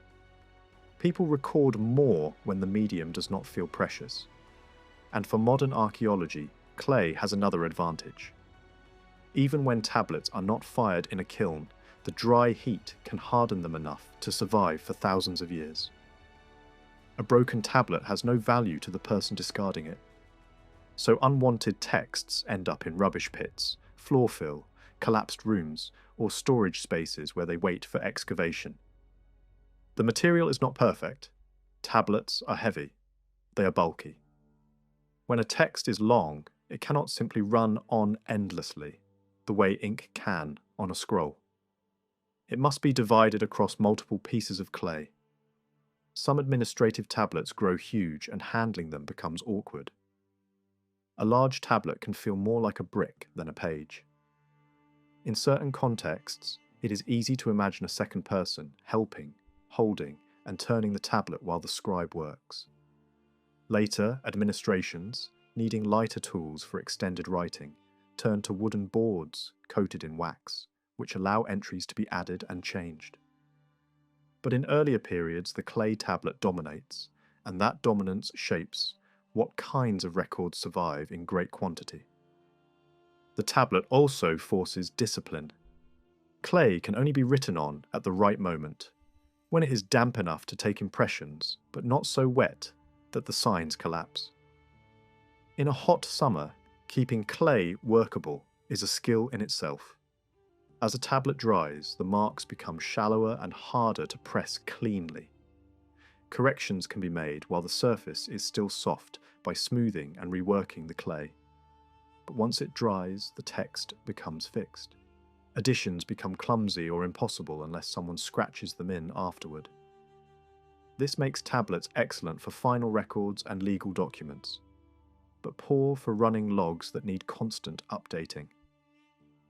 That limitation helps explain why eras that rely heavily on clay tablets can leave enormous archives of fixed statements, while other periods may prefer more flexible writing surfaces that do not survive as easily. How tablets were stored depended on the institution. Some palaces kept them on shelves, and when buildings burned or collapsed, the tablets fell in piles that still preserve hints of their original order.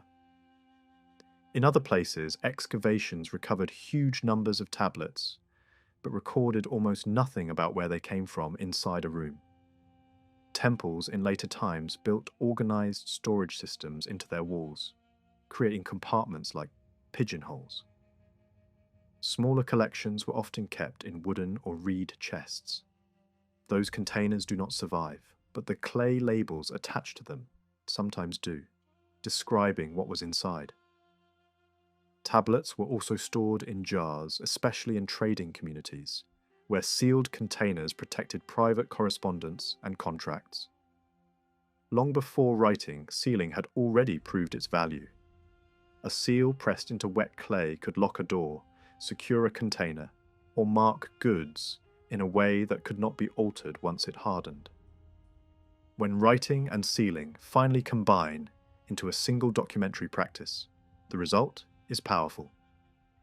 A written text carries the message. The seal adds authority and protection. Even someone who cannot read can participate by using a personal seal to confirm a transaction. But this combination did not become universal overnight. Seals might be used on doors and jars for centuries, without being placed on tablets. In some periods, sealing written documents is rare, then it returns gradually and becomes standard.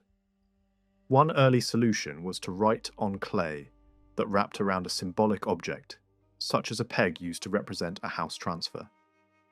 The inscription explains the deal, and the seal impression confirms that an authority witnessed it. Over time, the practice shifts so that the person responsible for the transaction, the seller or the debtor, becomes the one who seals the document. Another major step is the clay envelope.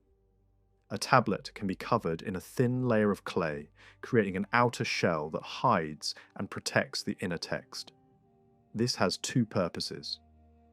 A private letter can travel sealed, its message concealed. A legal document can be protected against tampering by repeating the text on both inner tablet and outer envelope. If someone tries to alter one version, the mismatch exposes the fraud. The logic is simple and durable, and similar ideas appear again and again in later legal cultures in different materials. As all of this develops, the writing itself changes shape. Early signs are drawn more freely, with curves and pictorial detail. Over time, they become impressed rather than drawn. A cut reed pressed into clay produces a wedge, and the script begins to favour wedge-shaped strokes. The tool and the medium reshape the signs until many of them no longer resemble the objects they once pictured. Even inscriptions carved into stone begin to mimic the wedge marks of clay, showing how strongly the tablet dictates the look of the system. There is also a shift in how the text is laid out. When signs are still pictures, they make most sense when oriented upright, like the objects they represent. That arrangement encourages writing in columns. Later, as signs become abstract wedges, the script flows more naturally across the surface in horizontal lines. The change does not happen in a single day. Monumental inscriptions can preserve older conventions, while everyday writing moves toward a new habit. But eventually, the left-to-right line becomes the standard way the script is read and taught. Simplification continues at every level. Scribes prefer a limited set of wedge directions, because turning the stylus or the tablet is awkward. Vertical strokes, horizontal strokes, and a small number of angled impressions become the building blocks from which most signs are formed. Complex pictorial combinations are reduced, and a sign that once tried to show multiple ideas inside a single picture becomes a pair of simpler signs placed side by side.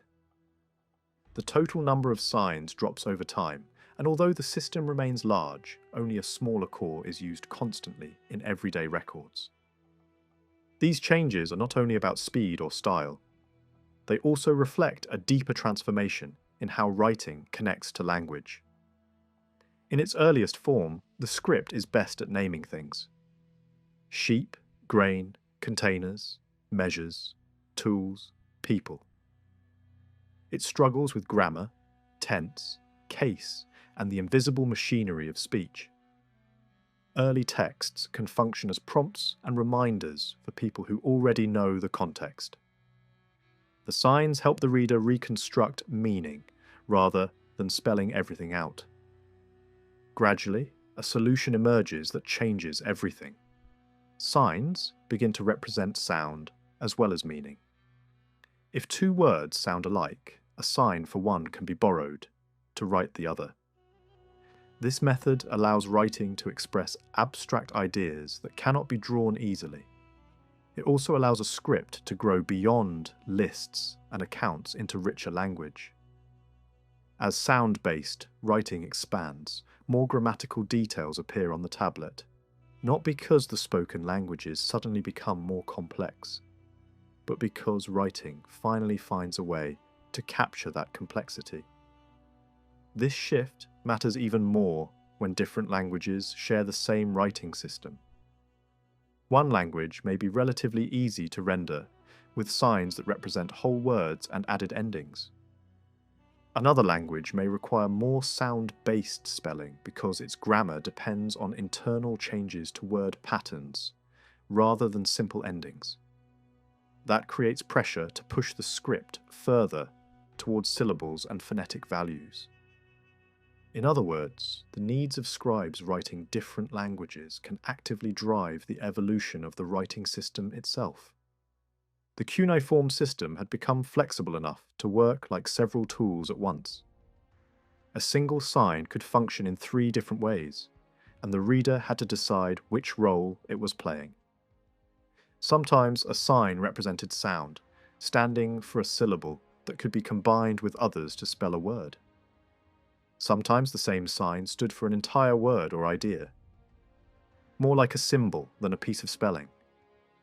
And sometimes it acted like a silent label, placed before a word to guide the reader, marking what kind of thing was coming next. One sign might be read as a spoken syllable in one line, then appear in another line where it is not pronounced at all, only signalling that the following name belongs to a certain category, such as a deity. The meaning is not carried by the mark itself alone, but by the position it occupies in the sentence and by the habits of the scribal tradition behind it. This is one reason cuneiform can look intimidating today. A single sign may carry several possible sounds and several related meanings, because the system grew over centuries through practical adaptation rather than by clean design. In the scribal world that produced these texts, however, the confusion was more manageable than it seems now. A community of scribes working in the same region at the same time shared conventions about which values were normal in which genres. Context did much of the work. A legal contract, a hymn, and a private letter were not written in exactly the same style, even when the clay and the wedge marks were the same. In some settings, a strongly word-based tradition remained fashionable, using many signs as full words. In other settings, especially when scribes wrote in everyday Akkadian for letters, business, and narrative literature, the script leaned heavily towards sound spelling. That shift reduced the number of signs a writer needed in regular use, because a syllabic approach can reuse a smaller toolkit to build many different words. This practical tendency becomes even clearer in commercial environments. Merchant scribes, focused on speed, clarity, and repeatable formats, often preferred a stripped-down writing practice that relied on a limited group of syllabic signs. Instead of memorizing a vast catalogue of elaborate symbols, they used a compact set of signs again and again, inserting only a few traditional logograms, where convenience demanded it, such as for common commodities. It was not that they were less capable. It was that their world rewarded efficiency over display, and writing was expected to serve communication rather than ceremony. The relationship between writing and society also evolved slowly. The first tablets were not born as literature, law codes, or personal diaries. They began as tools for management. Early documents are dominated by accounting. Lists of goods, tallies of deliveries, counts of animals, measures of grain. They speak in the language of institutions that had to control resources and labour. Even when the earliest tablets cannot be read line by line with full confidence, the kinds of signs used and the repeated formats reveal their purpose. They track commodities. They record transfers. They represent a system trying to make a large organisation legible to itself. A second category appears early as well: exercises and sign lists, the foundation of scribal training. These texts are not creative writing in the modern sense. They are tools of the craft, mapping the sign system, organizing it, and drilling it into memory. They show that writing did not spread only because rulers wanted records, but also because specialists were being trained, and that training created its own traditions, its own curriculum, and its own way of thinking about language. In the earliest centuries, most surviving writing still clusters around large centers of power and worship. Temples and palace-like institutions had strong reasons to write. They moved resources, fed workers, received offerings, and stored wealth. Outside those settings, early writing is rare. That does not mean ordinary people had no dealings worth recording. It suggests that the cost of scribal labour and the authority of documentation belonged mainly to institutions at first. In places where early numerical tablets have been found beyond the core homeland, it is reasonable to imagine they recorded trade and supply activities, perhaps linked to colonies, expeditions, or outposts. Even then, the style remains consistent with bookkeeping, not storytelling. As time passes, writing begins to escape the strict boundaries of institutional accounting. One of the earliest clear expansions is into legal life, especially transactions involving land and property. Short, blunt inscriptions appear on durable materials, recording purchases and ownership changes. They are not long texts. They are the minimum needed to make a deal public, memorable, and enforceable. This is a turning point because it shows writing being used not merely to manage a temple economy, but to define rights between people. Even when such early legal records survive only in fragments and lack perfect excavation context, their existence signals that writing is becoming socially useful beyond storage rooms and offering lists. At the same time, it is important not to imagine an overnight transformation. For long stretches, the surviving tablets remain heavily utilitarian. Even when writing is clearly continuous, whole periods can look thin simply because the deepest archaeological layers are difficult to reach, or because later, building activity disturbed early deposits. The record is uneven, and silence can be misleading. Still, the broad direction is visible. Accounting comes first, then training texts, then early legal and commemorative uses, and only later does writing spread into the full range of functions people now associate with it. The key point is that writing does not simply mirror society. It changes society. Once an institution can store decisions and obligations in clay, it can govern differently. It can track supplies across distance and time. It can audit officials. It can freeze agreements into stable forms. It can create memory that outlasts a single person's authority. As these advantages become obvious, new uses accumulate slowly, each one building on the last, until writing becomes a normal part of administration, law, diplomacy, and eventually literature. Early Mesopotamia stands out for many reasons, but two features always dominate the first impression: the rise of cities and the spread of writing. Those two facts shape almost everything that can be known today. Most written documents were produced in urban centres, stored in urban archives, and preserved because cities were where durable buildings stood and where clay tablets accumulated. Even the countryside appears mainly through an urban lens because records about fields, herds, taxes, labour, and disputes were created by people whose desks were inside city walls. Rural life is visible, but usually only at the moments when it touches city interests, such as rent contracts, service obligations, recruitment, and the control of water and land. Where the written record remains silent, archaeology offers another angle, but it is often limited to the pattern of settlements across the landscape. For food, labour, animals, and raw materials, and the countryside depended on the city for administration, protection, ritual authority, and trade connections. This tight relationship is one reason that urban records, despite their bias, can reveal more about rural systems than might be expected. In certain periods, diplomatic letters and state correspondence also throw light on groups who lived beyond settled fields, especially mobile communities on the edges of the cultivated world. These letters suddenly widen the stage, showing that the city world constantly negotiated with people who did not live like city dwellers. When people ask what makes a settlement a city, the first question is usually size. Archaeologists often answer by measuring the area of occupation or the size of the mounds left behind. That method has limits because the preserved footprint of a settlement can reflect later building, erosion, or incomplete survey. Even so, mapping settlement size across a region reveals a hierarchy. Many small sites and a smaller number of places that stand out as much larger. In some periods, this top tier looks like a distinct category. The threshold is not fixed through time.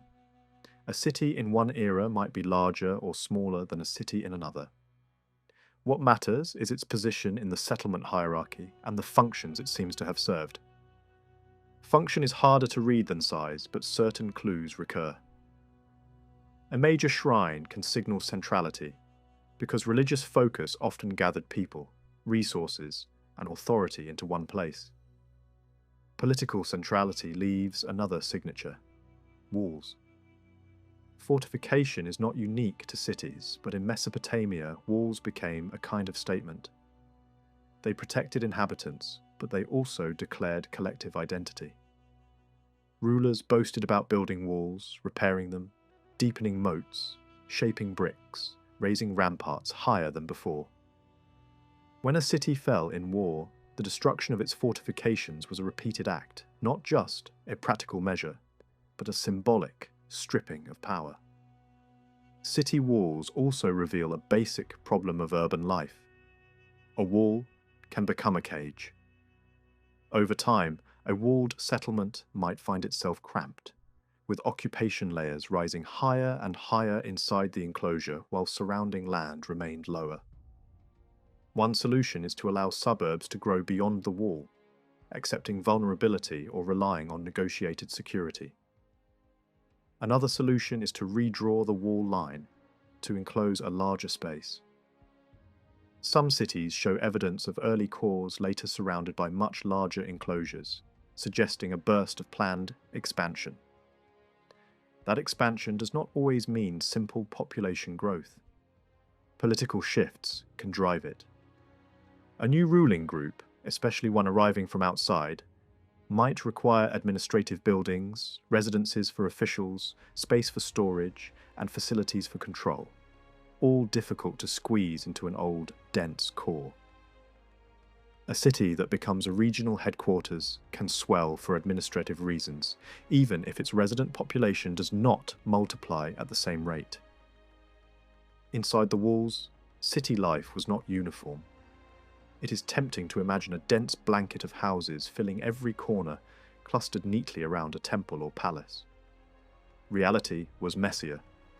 Some large enclosures held fields, groves, gardens, workshops, and industrial zones, as well as residences. Certain cities may have enclosed open land on purpose, preserving space for cultivation, brickmaking, or future growth.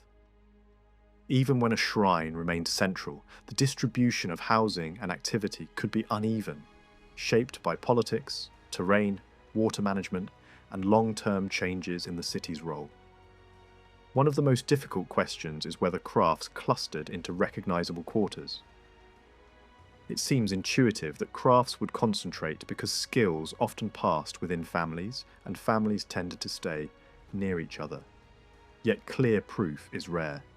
Tablets are most likely to survive where literacy was common and archives accumulated, so merchants, temples, and schools are far easier to see than potters, smiths, and dyers. Archaeology sometimes helps. Waste from pottery production can spread over large areas, and concentrations of specialized debris can suggest zones where shell, stone, or other materials were worked. Even then, it is hard to tell whether such zones belong to large institutions or to private producers. A cluster of production could reflect state workshops, neighborhood craft traditions, or both. Commerce raises another uncertainty. Where did buying and selling happen inside a Mesopotamian city? Modern Middle Eastern towns are famous for covered markets and specialized streets. Ancient evidence is more ambiguous. Some words seem to refer to open spaces or broad streets, and city gates were certainly public places where people gathered, disputes were heard, and announcements circulated. Yet clear archaeological identification of a marketplace is difficult, and written sources do not always describe commercial districts in the way later cities might. Merchants are visible, and so are harbours and quays where goods arrived and were unloaded. In time, merchant communities could become organised bodies with shared identity and collective interests. But that does not automatically prove the existence of a single, centralised market square in the modern sense. Population is even harder to estimate than area. Texts rarely give totals for a whole city. They mention troops, temple personnel, or specific workforces. But these are only slices of society. Archaeologists, therefore, try indirect methods. One approach applies population densities drawn from later traditional towns, but the results are broad and uncertain. Another approach looks at housing block by block. The size and spacing of houses, the share of space devoted to courtyards and storage, the possibility of upper stories, and the evidence of activities inside rooms. This method is slow and depends on good excavation, but it offers more control. It also reveals that one city's density may not match another's. Even within a single city, dense neighbourhoods can exist alongside open zones, industrial areas, gardens, or empty land. For a city to operate as a community, it also needed institutions that could coordinate action. Early Mesopotamian tradition preserves the idea of assemblies where decisions were debated, where elders and younger men offered advice, and where consensus mattered. Later texts sometimes depict the gods themselves holding councils, a mythic reflection of a human political model. Over time, as kingship strengthened and palace administration expanded, the political role of assemblies appears to shrink or transform, surviving most clearly in legal contexts, rather than in state policy. Yet traces remain that city communities did not begin as passive crowds ruled only from above. Collective decision-making had a place, even if its power faded or was absorbed into new forms of authority. Below the citywide level, neighbourhoods mattered. In later periods, cities could be divided into wards or quarters, each represented by leading household heads and a local official comparable to a mayor. The names of these neighbourhoods sometimes point to earlier connections with gates, hinting that physical layout and administration were linked. Documents occasionally list residents by ward, offering a glimpse into how populations were categorised and supervised. These lists raise further questions. How large a ward was, whether it was based on kinship, occupation, or geography, and how it related to older social groupings, such as clans. The evidence suggests tension between topographical divisions designed for administration and kin-based identities that did not always map neatly onto city streets. Kinship groups larger than the household appear in scattered references, especially in earlier periods. Some texts speak of clans or named groups that could provide labour, organise people under banners, or hold land in some collective form. In a few cases, records mention large numbers of youths, drawn from multiple such groups, implying units made up of several families each.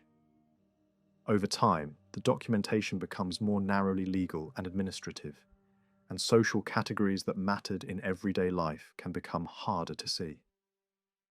It is not always clear whether the categories disappeared or simply stopped being written down. Beyond the walls, the city's territory was not an afterthought. Fields, canals, herds, and villages were part of the same administrative world. In some eras, archives from major cities are dominated by rural affairs. Plough teams, irrigation maintenance, grain, labour drafts, and land allotments. Settlement surveys suggest that at certain times, population clustered into cities, while small settlements thinned out. Yet villages could return and flourish, and when they did, they often managed local matters through their own councils of elders and local officials. Villages could even carry collective legal responsibility for events within their territory. Day-to-day decisions about water access, field schedules, and fallow land were likely handled locally, even when the village was politically subordinate to a city. Outside settled land lay the spaces that cities feared and needed at the same time: steppe, desert, and mountain zones. Mobile groups lived there with different degrees of attachment to towns. Mountain herders could move seasonally without necessarily pressing hard on the alluvial plains. Desert pastoralists were another matter. Their seasonal grazing needs brought them near fields and canals, and their mobility made them difficult to regulate.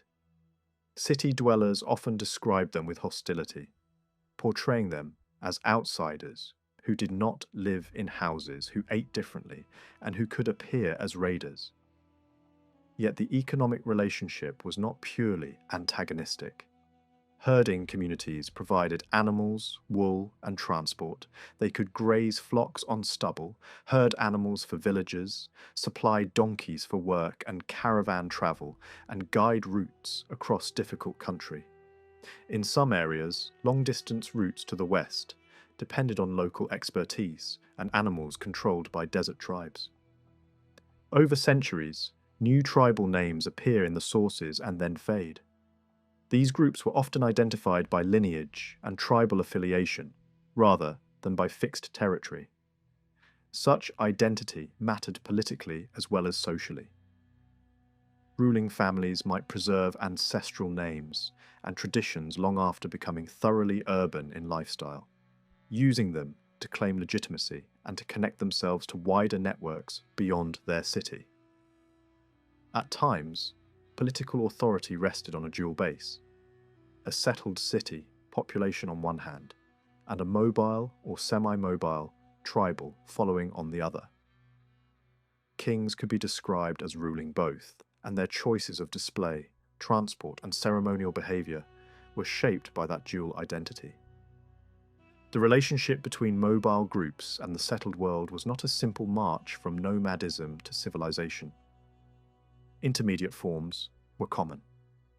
A tribe might contain a sedentary segment, living in villages and cultivating land, while other segments moved seasonally with flocks.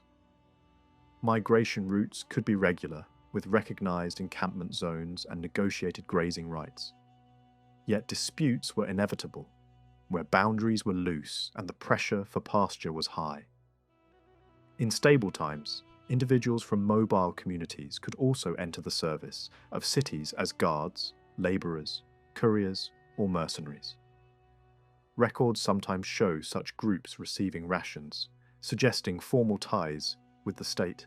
Another path into settled life was land allotment, since states often rewarded fighters and retainers with plots, tying mobile manpower to fixed territory. In the last few decades, historians have become far more precise when talking about how people actually lived together in the past. That precision matters for Mesopotamia too, even though the surviving documents rarely provide the kind of numbers modern demographers love. Average family size, life expectancy, detailed age profiles, or clear statistical change over centuries. The evidence is uneven, but the questions are still worth asking, and the first step is to separate two concepts that are often mixed together: A family is a web of relationships created by birth and marriage. Its edges are naturally blurry because kinship can stretch far, and close relatives are not defined the same way in every society. A household is different. A household is the people who share a living space and run daily life together as a unit. Those who sleep under one roof, eat from the same stores, work within the same walls, and depend on the same domestic routines. For administrators and for archaeologists, the household is easier to handle because it has clearer boundaries at any given moment.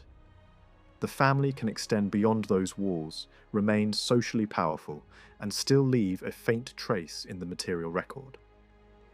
It is common to describe households using labels like nuclear and extended, but those labels can mislead if they suggest only two rigid types. Real communities contain many intermediate forms, and the same domestic group can change over time as people marry, die, migrate, prosper, or fall into hardship. Some households are built around one married couple and their children. Others add extra relatives, such as an unmarried sister, a widowed mother, or an aging parent who needs support. Some contain more than one married couple under the same roof, creating a multi-family household. The key point is movement. A house can begin as a small unit and grow into something more complex, or begin large and later split into smaller units. The physical houses of Mesopotamia make this discussion feel tangible. In most periods, the basic building materials were local and familiar. Mud brick, mud plaster, roofs formed from earth and wood, doors and frames carved from timber. The craftsmanship, however, could be careful and high quality. Walls were thick and solid, floors were plastered with attention, and courtyards were laid out with planning rather than improvisation. In some later urban phases, the lower courses of walls might be built in more durable, fired brick to resist damp rising from the ground. Bitumen and lime plaster sometimes appear as special materials, but the essential point is that the raw ingredients were not rare luxury goods. The real value of a city house lay in its location. The plot itself, the right to occupy it, and its position within a crowded neighborhood.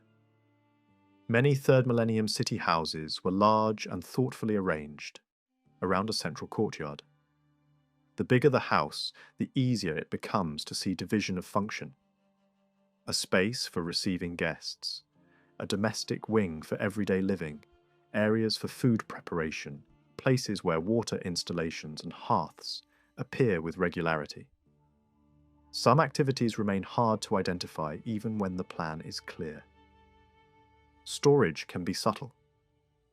Animal keeping leaves traces that are not always easy to detect, but careful excavation and improved techniques increasingly allow archaeologists to distinguish what was cooked where heavy work was done, which corners saw repeated burning, and how movement flowed through the building.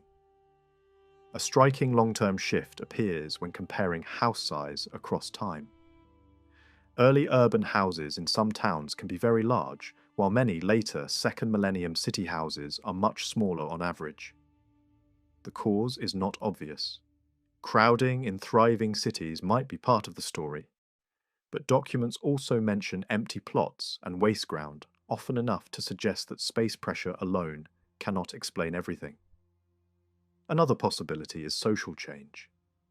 Wealth and influence moving away from older urban households toward palace structures and state-controlled institutions, or long economic trends that made ordinary urban life more constrained. Yet even that does not fully explain shrinking houses, because respectable building materials were not expensive in themselves. This makes it tempting to consider another explanation: a shift in residential patterns, meaning changes in how households were structured and how many people lived and worked together within one domestic unit. In theory, archaeology should be ideal for answering that question because house plans reflect households more directly, than extended kin networks. In practice, it remains difficult to calculate the number of occupants in a specific house or the intensity of cooperation between them. Were multiple generations living together, or did married sons usually establish separate residences? Did several related households occupy adjoining plots and function as a single cooperative group? Or did they operate independently despite proximity? These questions push the limits of architecture alone, and that is why written sources are still crucial. Even the documents raise a difficult problem. Legal and administrative texts often focus on property rights, and property does not always mirror residence. A broader kin group can share claims to land or houses without living together. A household can split into separate houses without weakening the social force of the wider family network.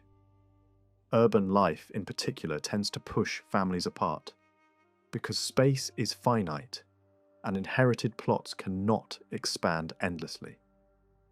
Rural life makes co-residence easier.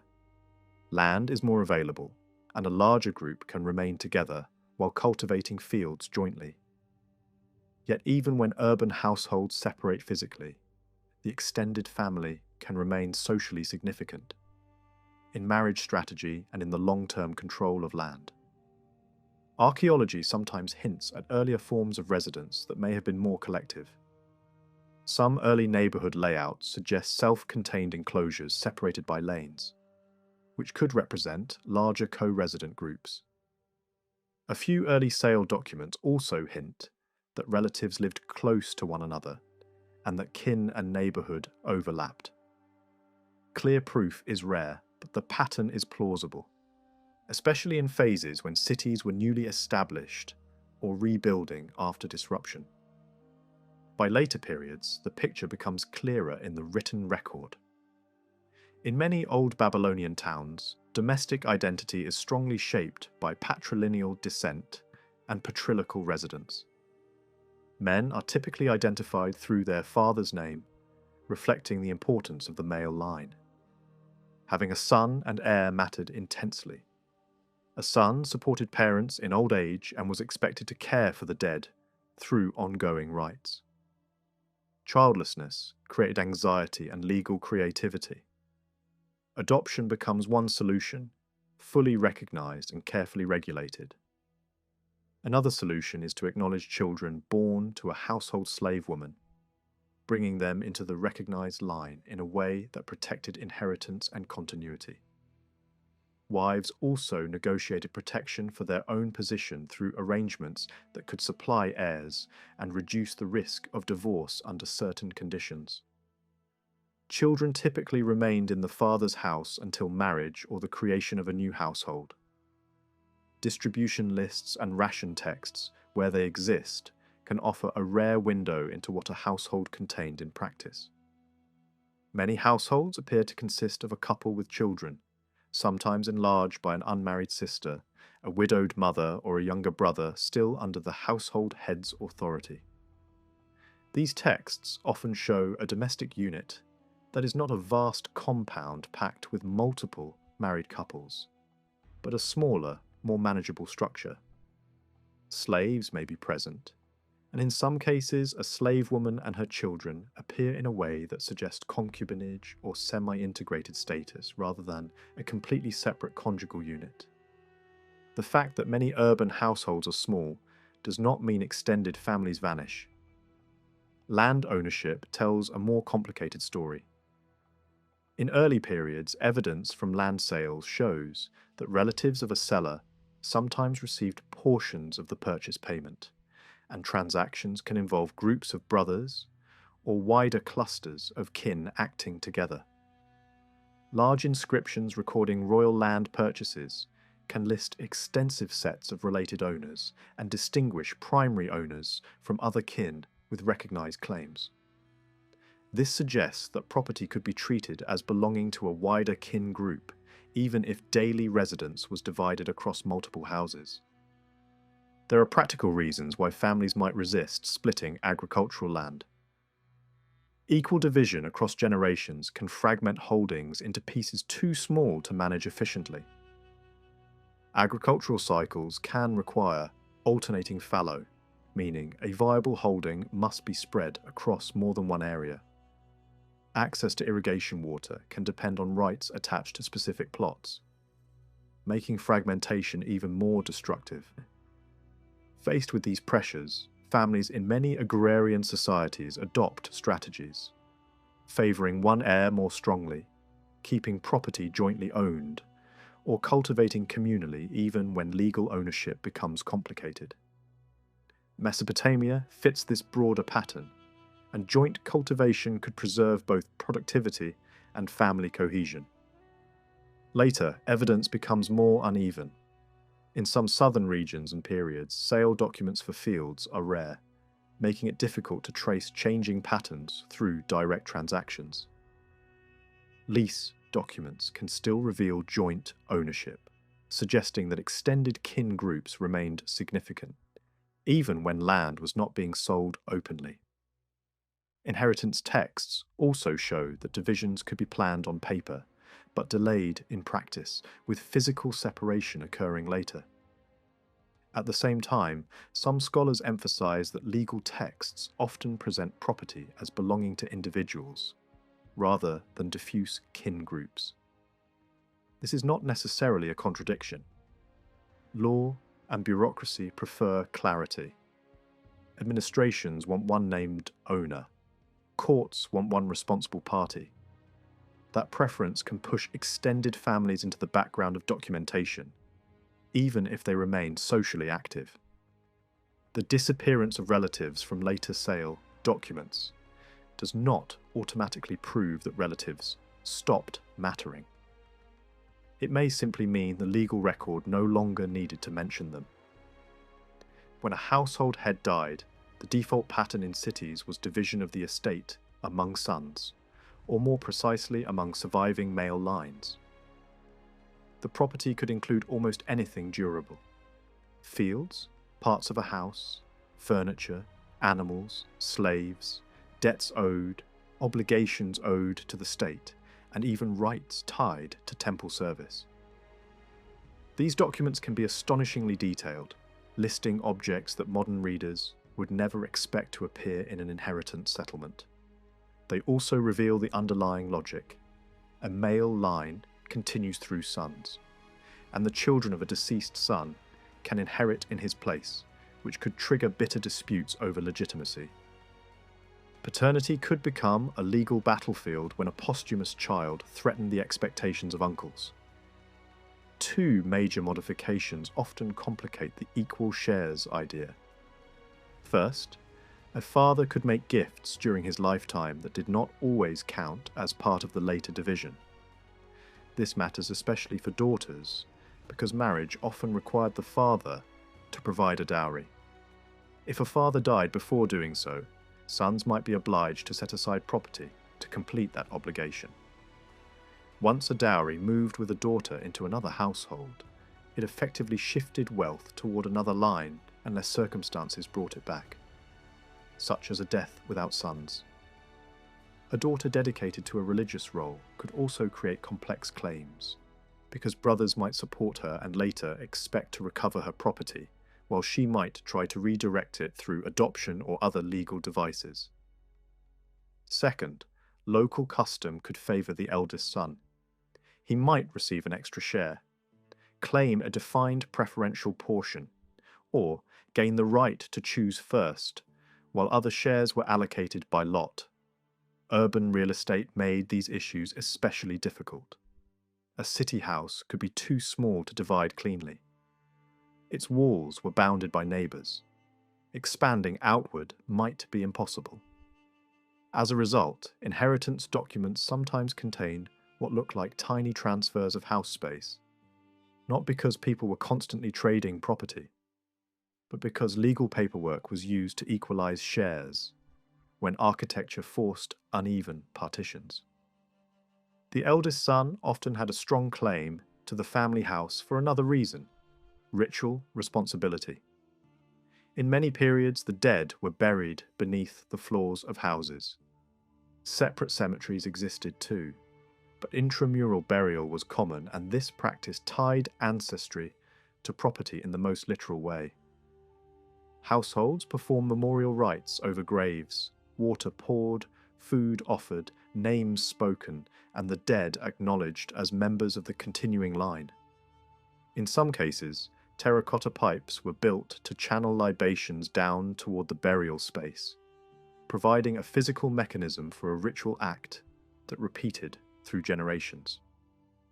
The core idea was continuity. Caring for ancestors was not only piety, it reinforced identity and legitimacy within a patrilineal system. When prayers list ancestors by name, they show memory turning into a structured declaration of descent. Alongside graves and memorial rites, evidence appears for domestic shrines inside houses. A small altar platform might stand in a corner of a room, sometimes near a hearth. Its design could echo temple architecture in miniature. Such a space might serve the personal deity of the household head, or a protective deity associated with the family group. Written sources rarely describe these intimate practices directly, but private devotion is hinted at through routine expressions and personal theophoric names.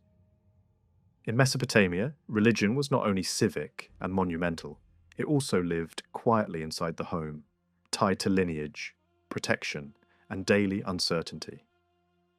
Marriage shows the extended family at work in another way.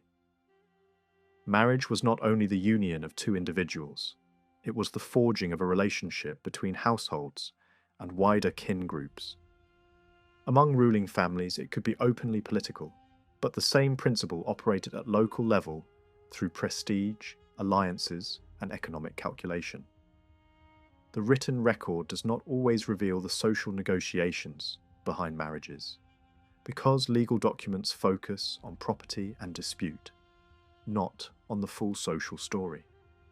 Still, some memoranda and accounting records show how long and resource-heavy the process could be, stretching over months. Gifts might be delivered in stages. Food and drink could be provided for visits and ceremonies. Feasts marked turning points. Oils, textiles, animals, and other valuables moved as part of the broader negotiation between families. The marriage process can be imagined as a sequence rather than a single moment. There could be an initial betrothal, followed by reinforcing exchanges from both sides.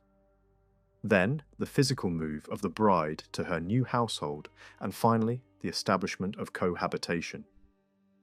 Delays were normal. Practical arrangements took time. Resources had to be gathered.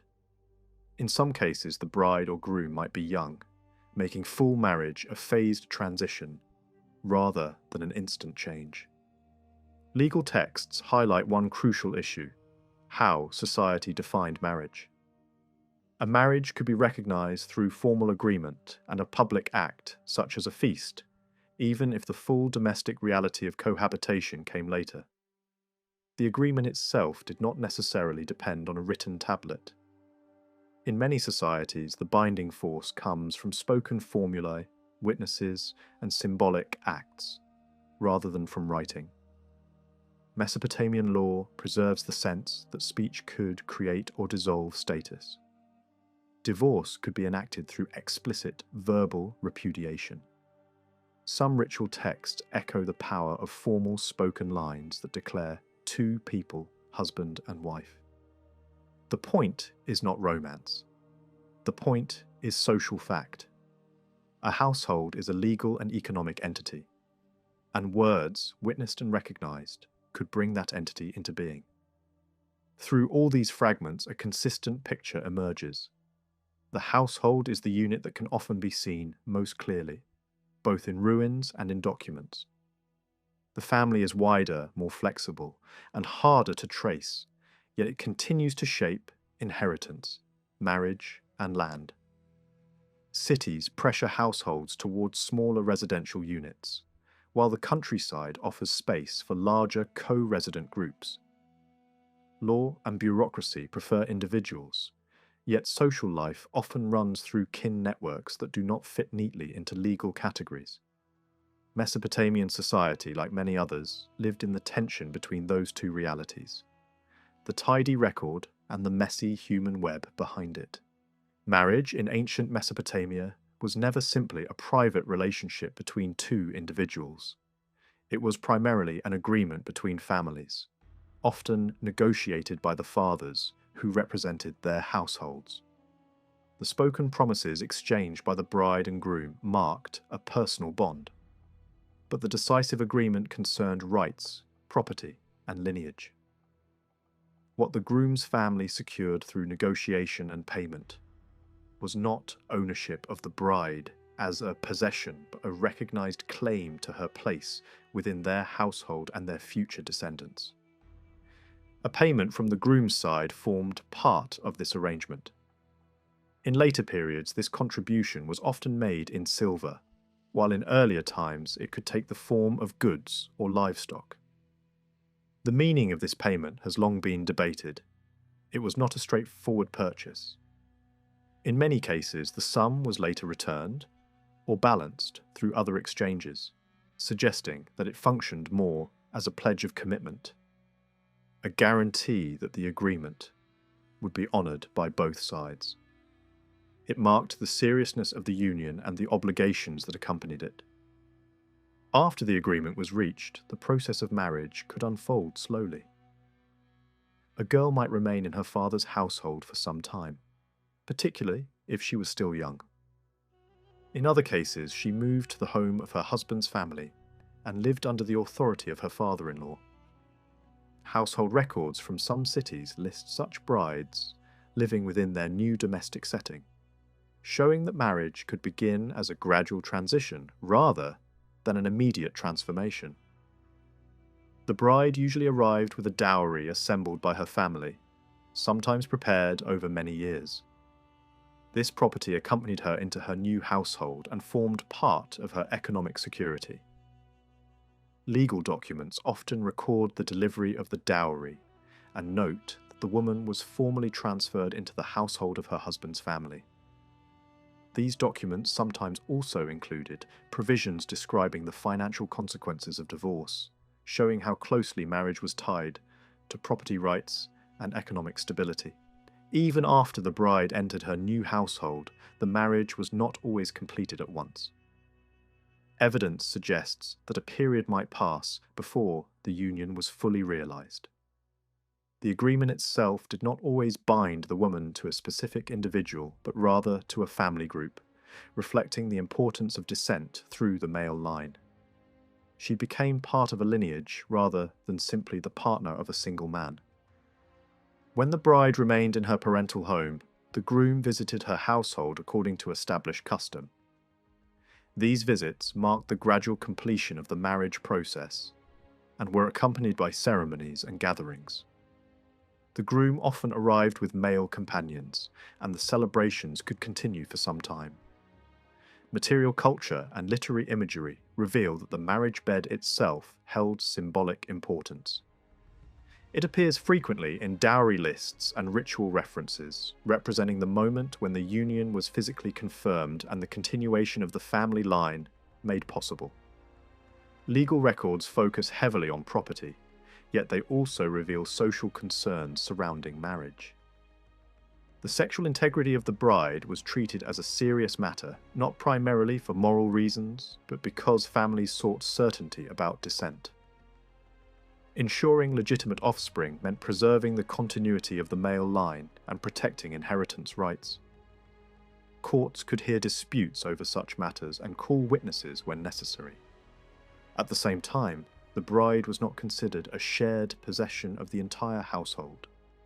Strict taboos prohibited relations between a woman and members of her husband's family outside the marriage bond, and severe penalties existed for violations of these boundaries. Despite the central importance of marriage, the relationship was not always permanent. Divorce was possible, though the law treated the two partners very differently. A woman who rejected her husband faced extremely harsh penalties, while a man who repudiated his wife usually owed financial compensation. Marriage contracts sometimes specified the consequences of separation in advance, defining payments or punishments according to the circumstances. These provisions reflect a society in which marriage was a binding social and economic arrangement, rather than a purely personal choice. Even so, divorce does not appear to have been taken lightly.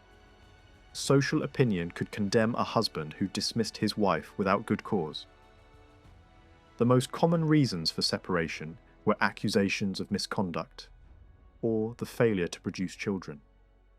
The expectation that a marriage would produce sons remained fundamental, since sons ensured the continuation of the family line and performed duties toward deceased ancestors. Childlessness, however, did not always lead to divorce. Alternative solutions existed. A wife might provide a servant woman who would bear children on her behalf, and those children would be legally recognized as belonging to the household. This practice preserved family continuity, while maintaining the wife's position within the marriage. Similar arrangements existed for certain religious women who entered marriage without the expectation of ordinary conjugal life, showing that lineage could be secured through socially accepted substitutes. Women who did not remain within the structure of a patriarchal household occupied a more uncertain position. Widows and orphans were regarded as vulnerable members of society and often depended on protection from authorities or charitable action. A woman who left her husband's household might return to her family or seek an independent life elsewhere. Some women were associated with taverns and public spaces within the city, while others served in temples. The lives of these individuals remain difficult to reconstruct, as surviving documents rarely describe their experiences in detail. Most marriages appear to have been monogamous. A man generally had only one officially recognized wife. Exceptions occurred in special circumstances, such as illness or infertility, when additional partners might be permitted.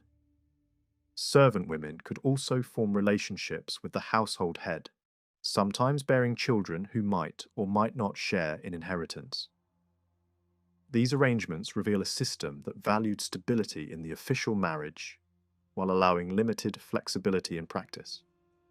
Slavery formed another dimension of household life. Both male and female slaves could live within the home and formed part of its working population. They appear in inheritance records alongside other forms of property and could be bought or sold. Some were born into slavery, while others arrived through trade or warfare. Despite their status, slaves were not always heavily restrained in daily life, though measures existed to prevent escape. Marks identifying them as slaves could be imposed and later removed if they were granted freedom. The freeing of a slave was a formal act recognized by law. It involved a public declaration and the removal of identifying marks, symbolizing a transition from dependency to freedom. Children of freed individuals were usually born free, and legal texts discuss the complex status of children born from unions between free persons and slaves. Alongside permanent slavery existed temporary forms of servitude tied to debt, though the personal lives of those affected remain largely hidden in the sources. Temples in ancient Mesopotamia were not only religious centers, but also complex institutions with their own personnel, property, and social roles. Yet one important question remains difficult to answer.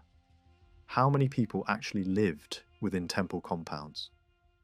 Early evidence suggests that some temples once controlled large groups of permanent workers, many of whom functioned almost like dependent laborers. Over time, however, this system appears to have changed.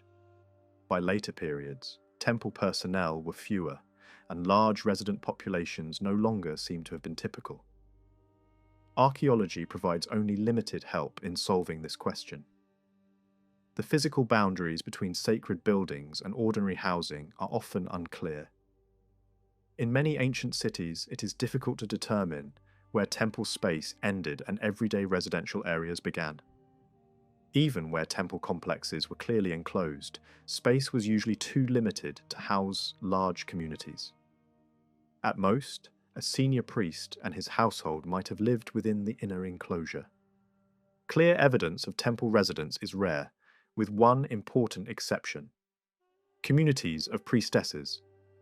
One of the most impressive examples of such an institution was discovered at the city of Ur.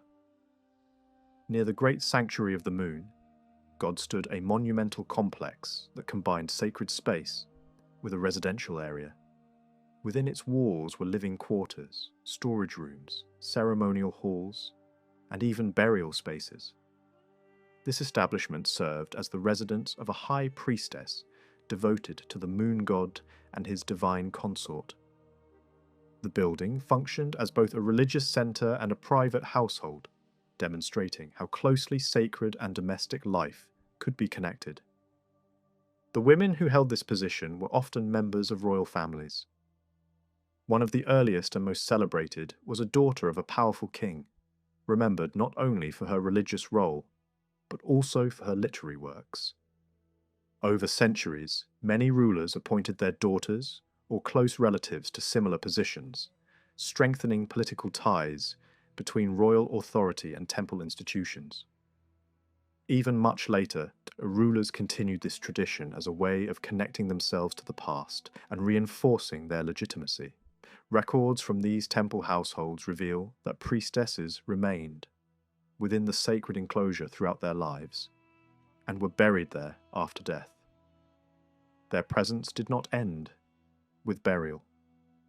Ritual offerings and commemorations continued to honor them, much as families cared for their ancestors within ordinary homes. The temple thus preserved a continuous community that extended beyond death, linking generations of religious figures within the same sacred space. These women also served a political function. By dedicating royal daughters to temple service, ruling families placed trusted representatives within powerful religious institutions. Their role included offering prayers on behalf of their relatives and acting as intermediaries between the divine world and the ruling house. The exact details of their religious duties remain uncertain, but temple architecture suggests that sacred rituals, symbolizing divine union, formed part of their responsibilities. Their strict separation from ordinary society reflected the belief that they belonged exclusively to the deity they served. Not all priestess communities followed the same model. In some cities, large groups of religious women lived together within enclosed districts attached to major temples. These communities functioned almost like separate quarters within the city, complete with houses, streets, and shared facilities. Some of their members were of noble birth, while others came from prominent families seeking religious prestige or social advantage. Women who joined such communities were often described as belonging to the household of a god. Their lives were defined by ritual purity and separation from ordinary marriage. In some cases, they remained celibate, while in others they entered symbolic marriages that carried social and economic implications, rather than personal relationships. Even so, these women were not completely isolated. They maintained contact with their families, managed property, and participated in economic activities. Family strategy played an important role in the decision to dedicate daughters to temple service.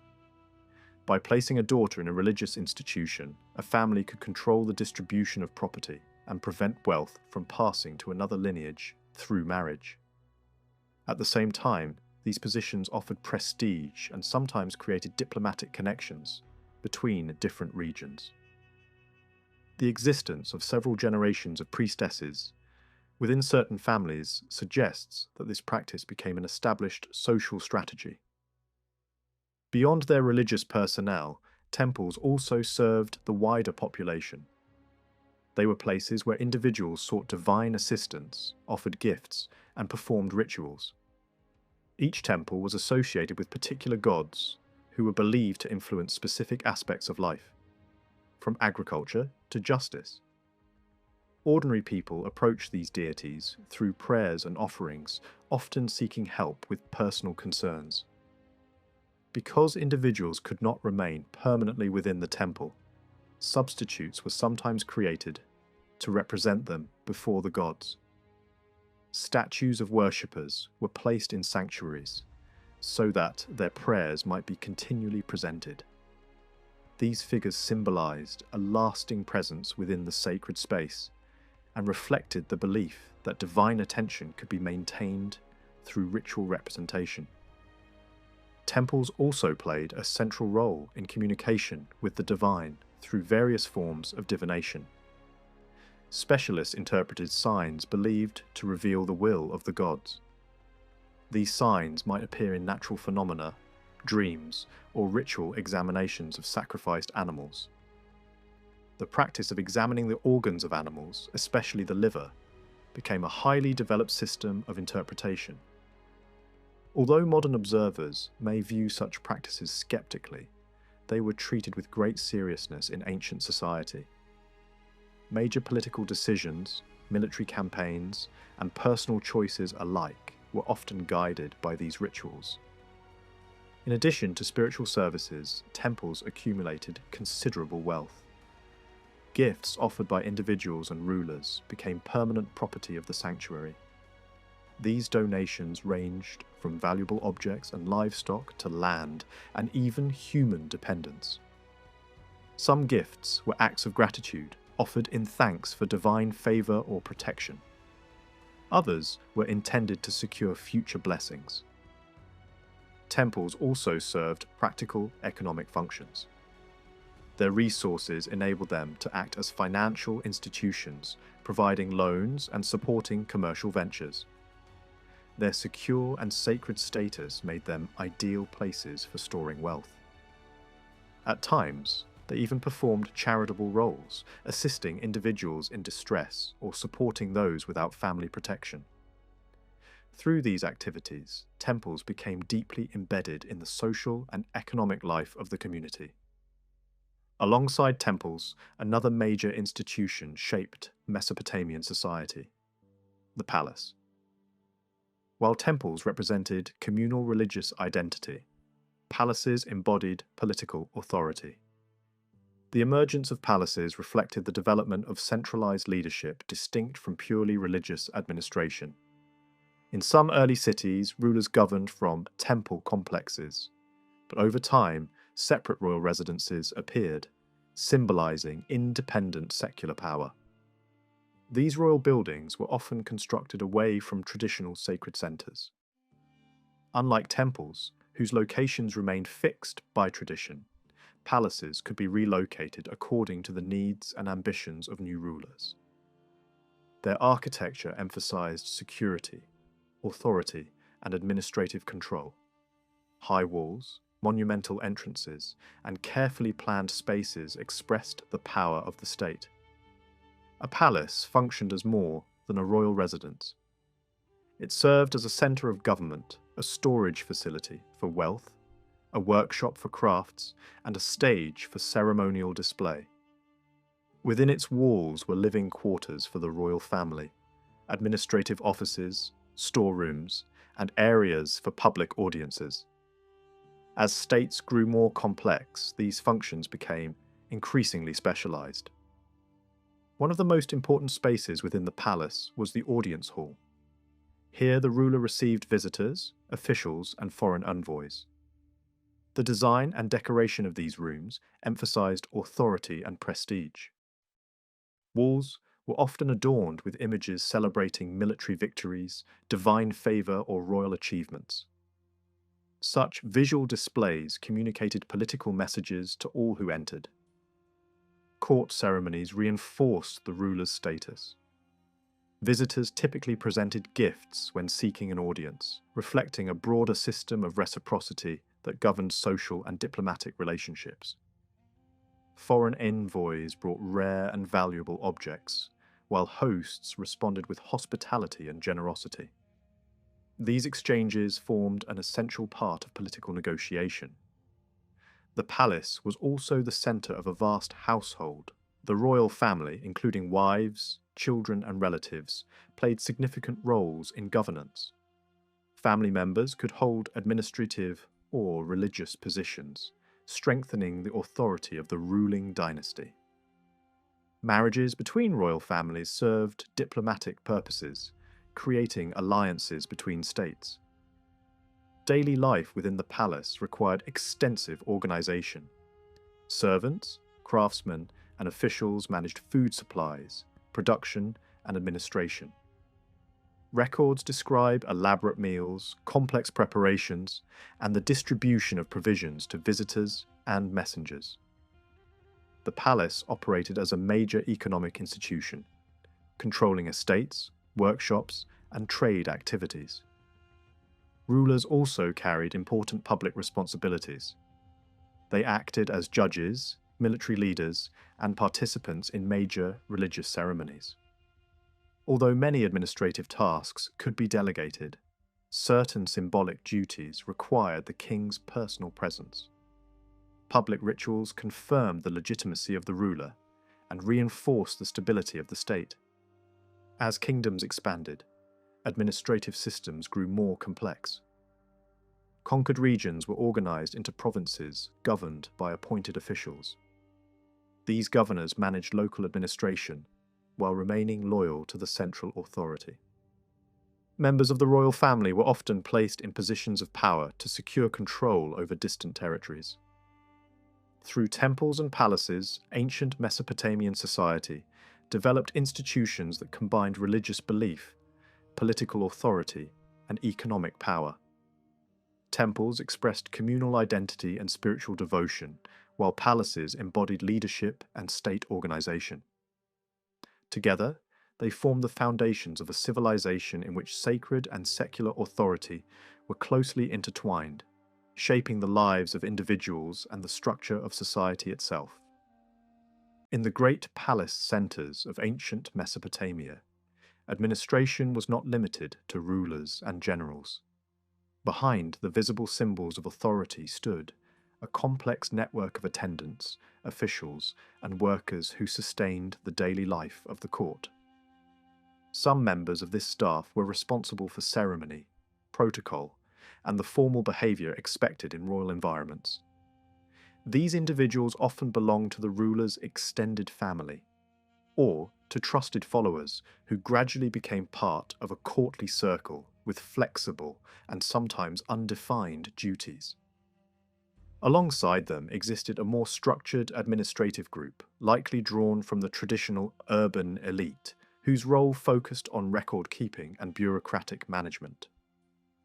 The thousands of documents discovered in the palace archives of Mari reveal an environment filled with administrative activity, suggesting a large and organized staff, although the exact size of this bureaucracy cannot be determined with certainty. Scribes formed the backbone of this administrative system. Their responsibilities included recording economic transactions, documenting government decisions, and transmitting information both within the palace and beyond its walls. Messages, orders, and reports moved through their hands, making them essential to communication across the state. It remains unclear whether these scribes functioned merely as secretaries, who wrote down dictated instructions and read incoming correspondence to senior officials, or whether they exercised independent authority within the administration. Evidence suggests that both roles may have existed simultaneously. Some high officials could not read or write, making secretarial services necessary. Yet in many cases, scribes likely combined literacy with administrative responsibility, participating directly in governance rather than simply recording it. The palace environment itself appears to have played a central role in cultivating literacy. In northern regions, where writing was less widespread among the general population, expertise in reading and writing was probably concentrated within royal institutions. Literacy thus became a specialized skill nurtured by the state for its own purposes. Earlier periods even suggest that the title of scribe functioned almost as a social category rather than merely a profession. Because written documentation shaped nearly every aspect of administration and economic life, many officials were likely trained in writing, reinforcing the importance of literacy within state structures. Over time, especially in southern kingdoms of the Old Babylonian era, this educated class may have filled the middle ranks of government, serving different regimes regardless of political change, even as royal institutions gradually reduced direct intervention in society and began to operate more like private economic enterprises. Beyond administration, the economic foundations of ancient Near Eastern societies rested on agriculture and animal husbandry. This region played a decisive role in the development of farming, as some of the earliest domesticated plants and animals emerged here alongside settled village life. Early agricultural communities, even without advanced metal tools or wheel-made pottery, were technologically sophisticated. Their finely crafted ceramics, carefully shaped stone vessels, advanced flint tools, and substantial architecture demonstrate a high level of technical skill. Archaeological research has often focused on the earliest stages of these farming cultures, exploring how humans first adopted new methods of survival based on cultivation and domestication. Yet less is known about later agricultural communities, particularly those that developed into large and prosperous settlements and eventually laid the groundwork for urban civilization. By the time early historical societies emerged in Mesopotamia, agriculture existed within a complex social framework shaped by the constant interaction between rural producers and urban centers. Cities influenced farming strategies, directing production toward their own economic needs. The cultivation of plants and the management of animals were not static traditions, but evolving systems shaped by technological demands and political pressures. Large animals provided essential power for transportation and ploughing, while their secondary products supported various industries. Agricultural practices, therefore, adapted to serve expanding urban economies. A defining feature of agriculture during the third millennium was the pursuit of increased production. As cities grew and elites demanded greater resources, farming methods shifted toward maximizing output. Two main strategies made this possible. One involved intensifying production on existing land through more frequent cultivation, improved fertilization, or mixed cropping. The other focused on expanding the amount of land under cultivation, often requiring new labor sources and changes in social organization. Newly cultivated areas frequently demanded different techniques, creating a dynamic and evolving agricultural landscape. Extensive administrative records from this period reveal how these policies transformed farming practices and reshaped rural economies. In southern Mesopotamia, marshlands rich in wildlife provided abundant natural resources. Fish, birds, and turtles were heavily exploited, and many wild plants were gathered for food or practical use. Because such environments offered plentiful resources, early farmers in the region likely introduced agriculture from elsewhere, bringing knowledge developed in areas more suitable for cultivation. Over time, farming techniques adapted to the conditions of the southern plains. Irrigated fields dominated the landscape, primarily producing cereal crops sown in autumn and harvested in spring. Smaller plots grew lentils and flax, while gardens produced vegetables beneath the shade of date palms and other fruit trees. A wide variety of herbs and spices was also cultivated, indicating a diverse and carefully managed agricultural system. Animal husbandry played an equally important role in the rural economy. Different species served distinct purposes, and their value was not always measured in terms of food production. Sheep were especially significant, primarily valued for milk and wool rather than meat. They were often raised together with goats, forming the most economically important livestock group. Cattle, by contrast, were mainly used for ploughing, providing the power necessary for cultivation. Pigs served primarily as a source of fat. Because land and water limited crop production, raising animals often offered farmers their best opportunity to accumulate wealth, and herd sizes varied widely among households. Sheep raising illustrates the close relationship between agriculture and pastoralism. Flocks grazed on the edges of cultivated fields and on land left fallow, contributing to soil fertility while feeding on available vegetation. Many farming families kept small flocks, which grazed near the village during most of the year. Larger flocks, however, often travelled long distances in search of pasture, accompanied by professional shepherds. Urban families also invested in livestock, entrusting animals to hired herders under detailed agreements that regulated responsibilities, productivity, and compensation. These arrangements reveal a complex system balancing risk and profit, reflecting the importance of livestock as economic assets. Large institutions such as temples and royal administrations managed enormous herds. Records from state archives show that thousands of animals were kept under official supervision, primarily for wool production, which was a major economic resource.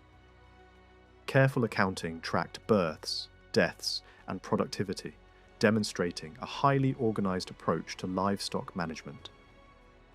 Sheep also played an important social and religious role, serving as offerings in rituals and as valuable gifts in various transactions.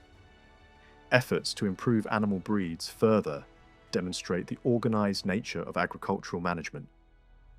Texts describe attempts to cross domestic animals with wild species to enhance desirable traits. Such practices required coordinated efforts and long-distance transport of animals from mountainous regions, suggesting significant institutional involvement in agricultural innovation. Cattle shared many characteristics with sheep but served different primary functions. They provided milk and leather, yet their greatest value lay in their use as draft animals. Oxen pulled ploughs and enabled large-scale cultivation, making them essential to farming households. Because cattle required substantial food and care, families typically kept only a few animals. They were often treated as valuable members of the household, sometimes even receiving personal names. Their diet included grain and collected fodder, reflecting the considerable investment required to maintain them. Other draft animals also contributed to agricultural and economic life. Donkeys carried goods, pulled ploughs, and transported supplies across long distances.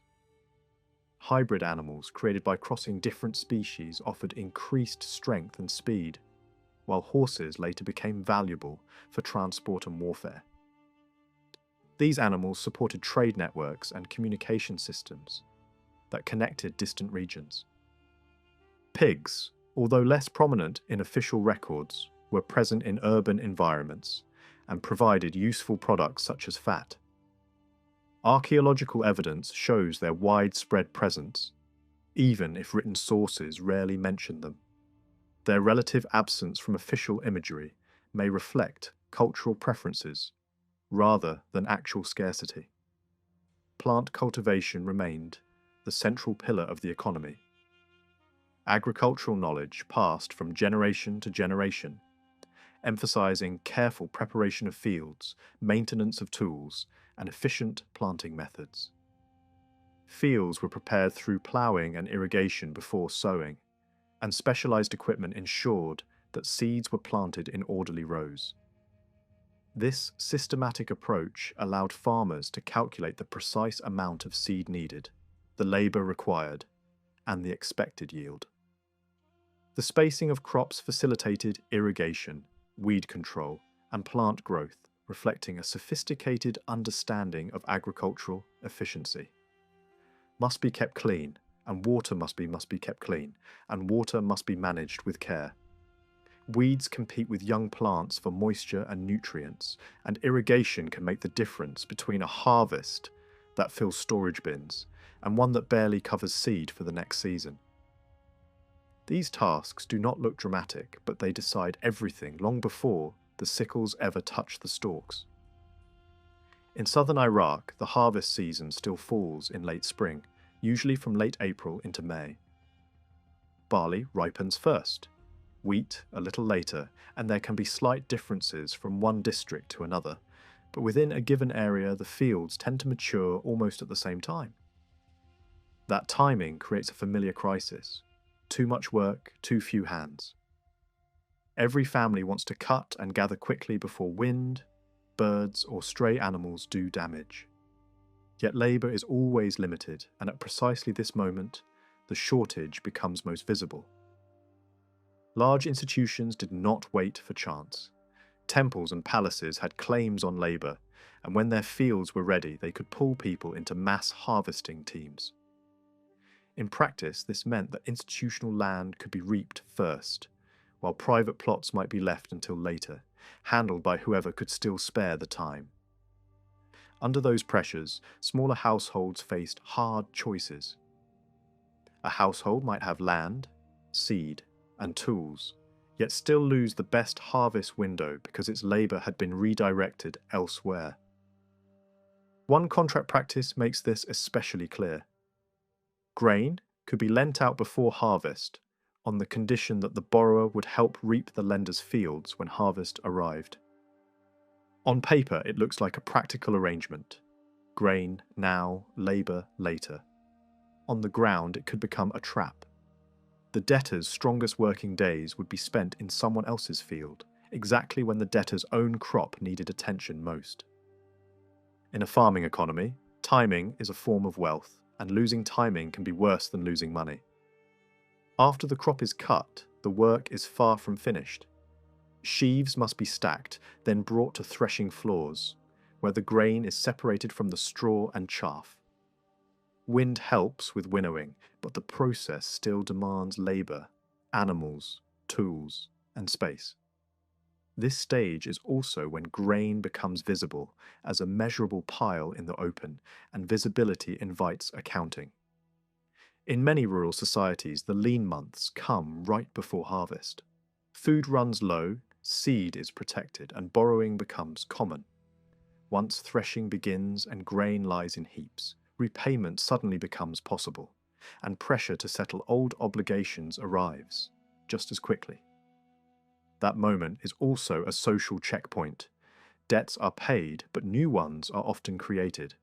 Tenants settle accounts with landowners. Shares are calculated. Disputes surface.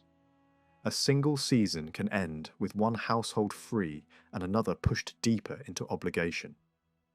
Rural credit is not merely an economic tool, it shapes power inside villages.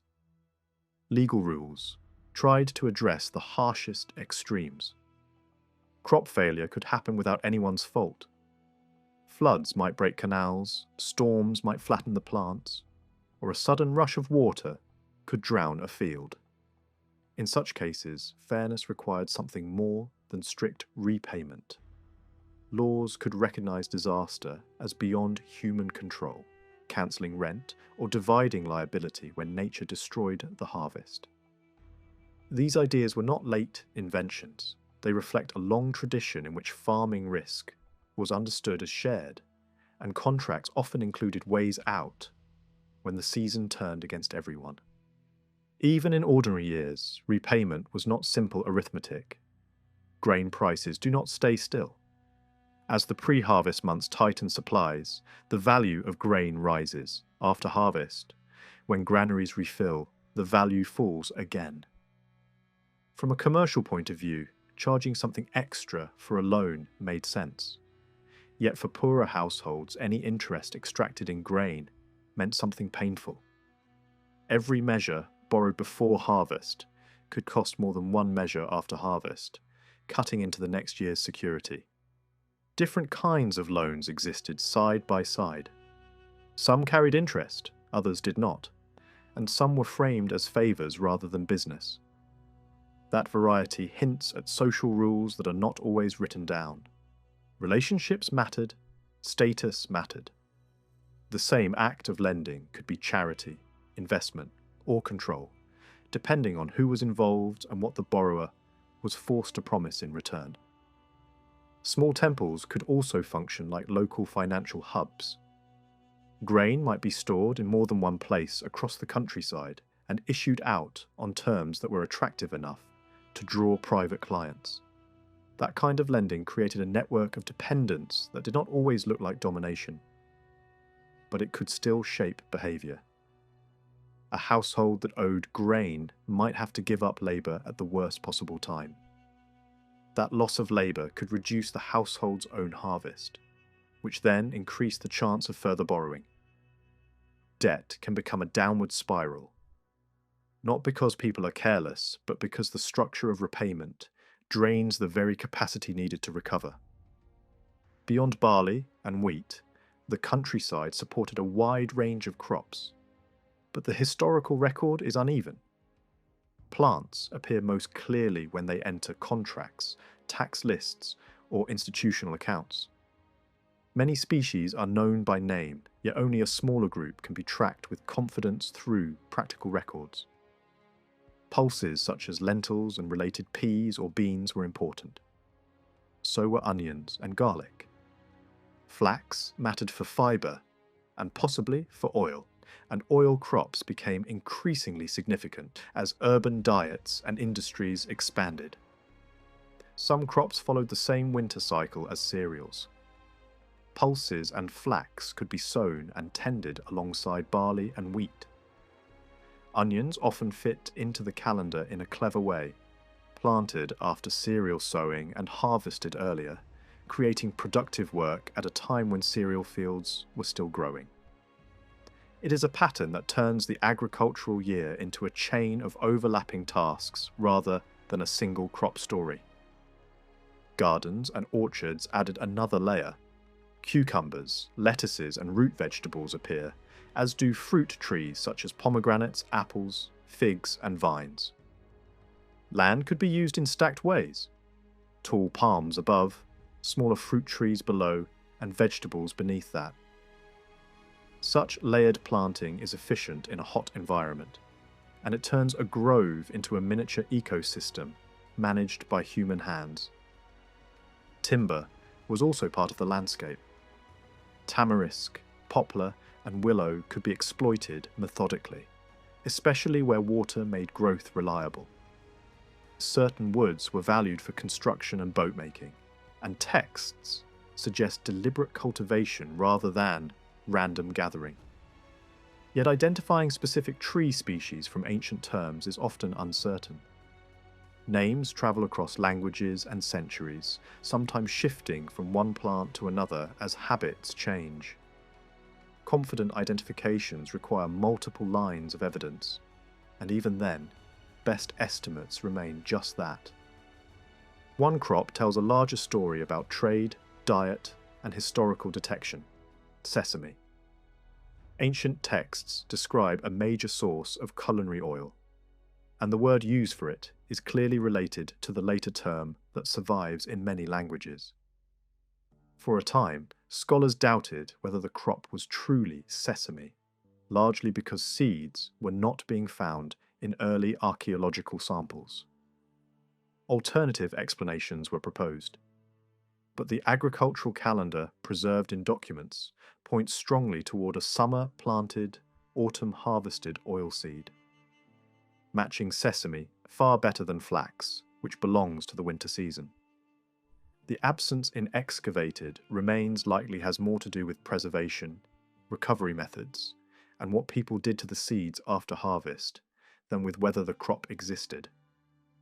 The timing of sesame helps explain its success. It grows through the hottest months, when cereal fields are largely waiting rather than demanding constant work. That summer season turns what could be an off-season into productive labour. Millet may have shared a similar advantage, where the sesame rotated directly onto cereal land after harvest is harder to prove. But the broader system did include fallowing. Leaving land unused every other year helps restore fertility, supports grazing and natural regrowth, and limits the salt buildup that constant irrigation can cause. Ancient texts say surprisingly little about manuring, likely because it was a local practice not closely monitored by official scribes. Crop rotation with legumes to restore soil nitrogen, so familiar in other farming traditions, does not clearly appear and may not have been common in this region.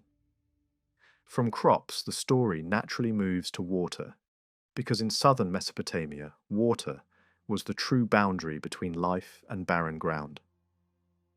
The rivers created green corridors through otherwise harsh landscapes. Their channels could shift, branches could split and rejoin, flood patterns could change. Yet across long stretches of time, the basic reality remained stable.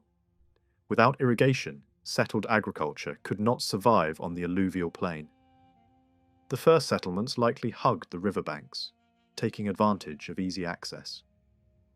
Over time, growth made that narrow strip too crowded. Moving far upstream or downstream brought conflict with neighbours and stretched travel distances. The practical solution was sideways expansion, pulling water away from the main channel into secondary courses. This could happen through many small branches taken off at multiple points, or through larger channels cut upstream that ran roughly parallel, creating new bands of cultivable land. Early on, local networks probably dominated.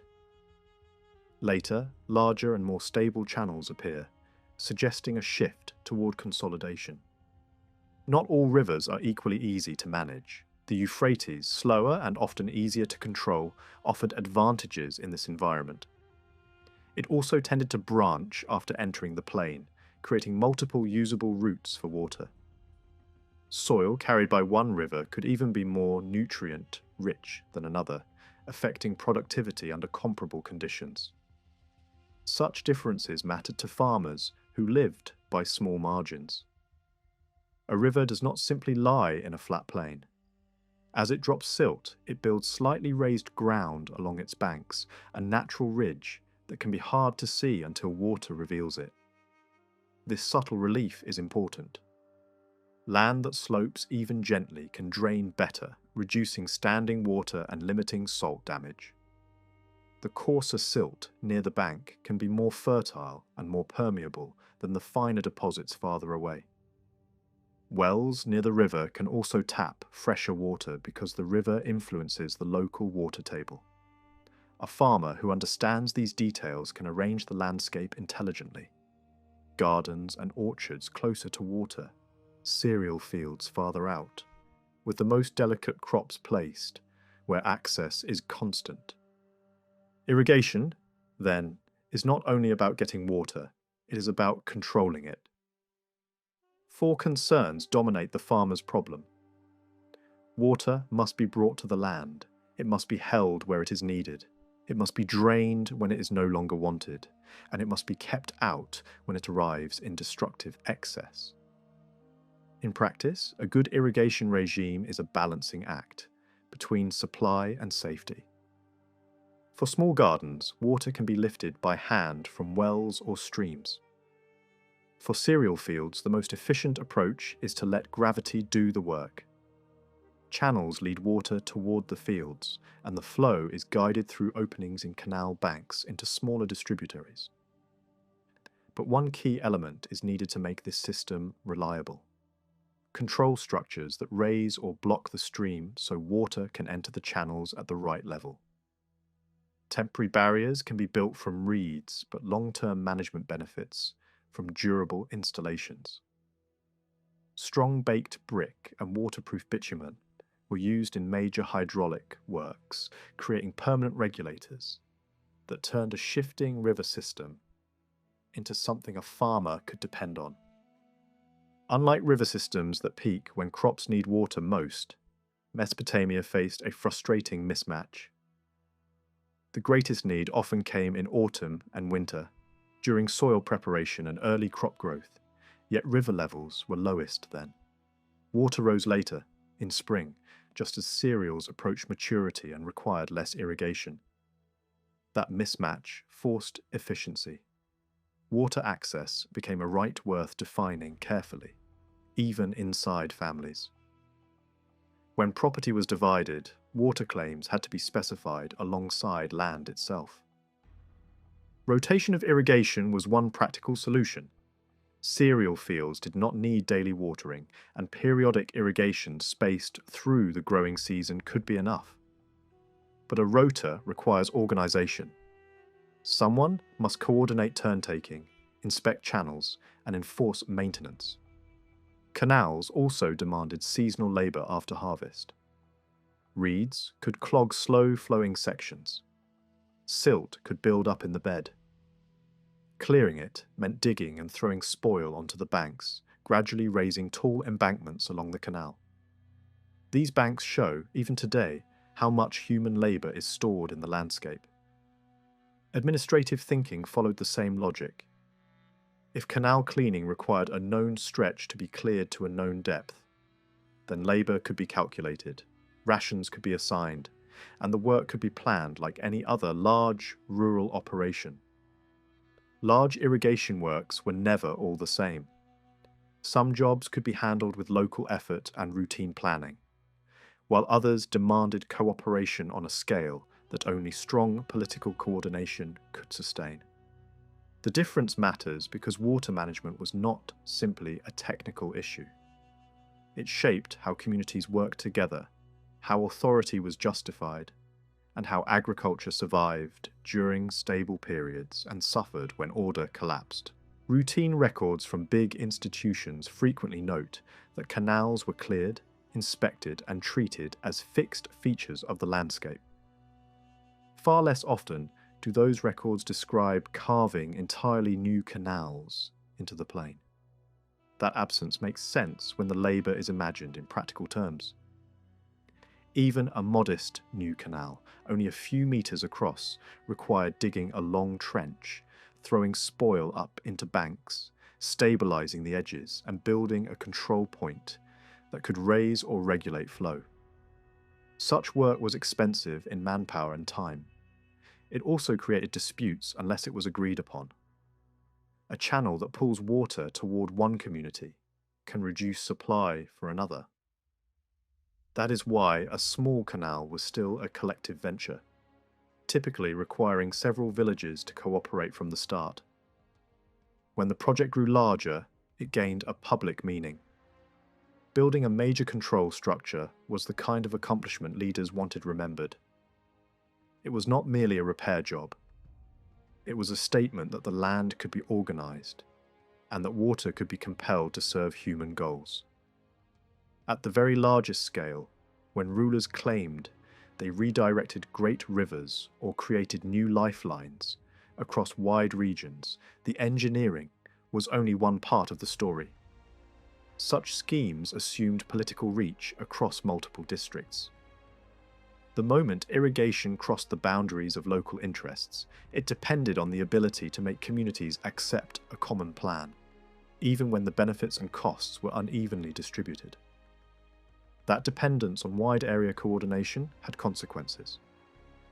When political unity held, large-scale agriculture could expand, and the system could absorb shocks. When the political order fractured, those shared projects became fragile. A canal that needed many hands and many agreements could not be sustained if the agreements failed. The fields downstream would feel the break long before any official document recorded it. Construction was only the first challenge.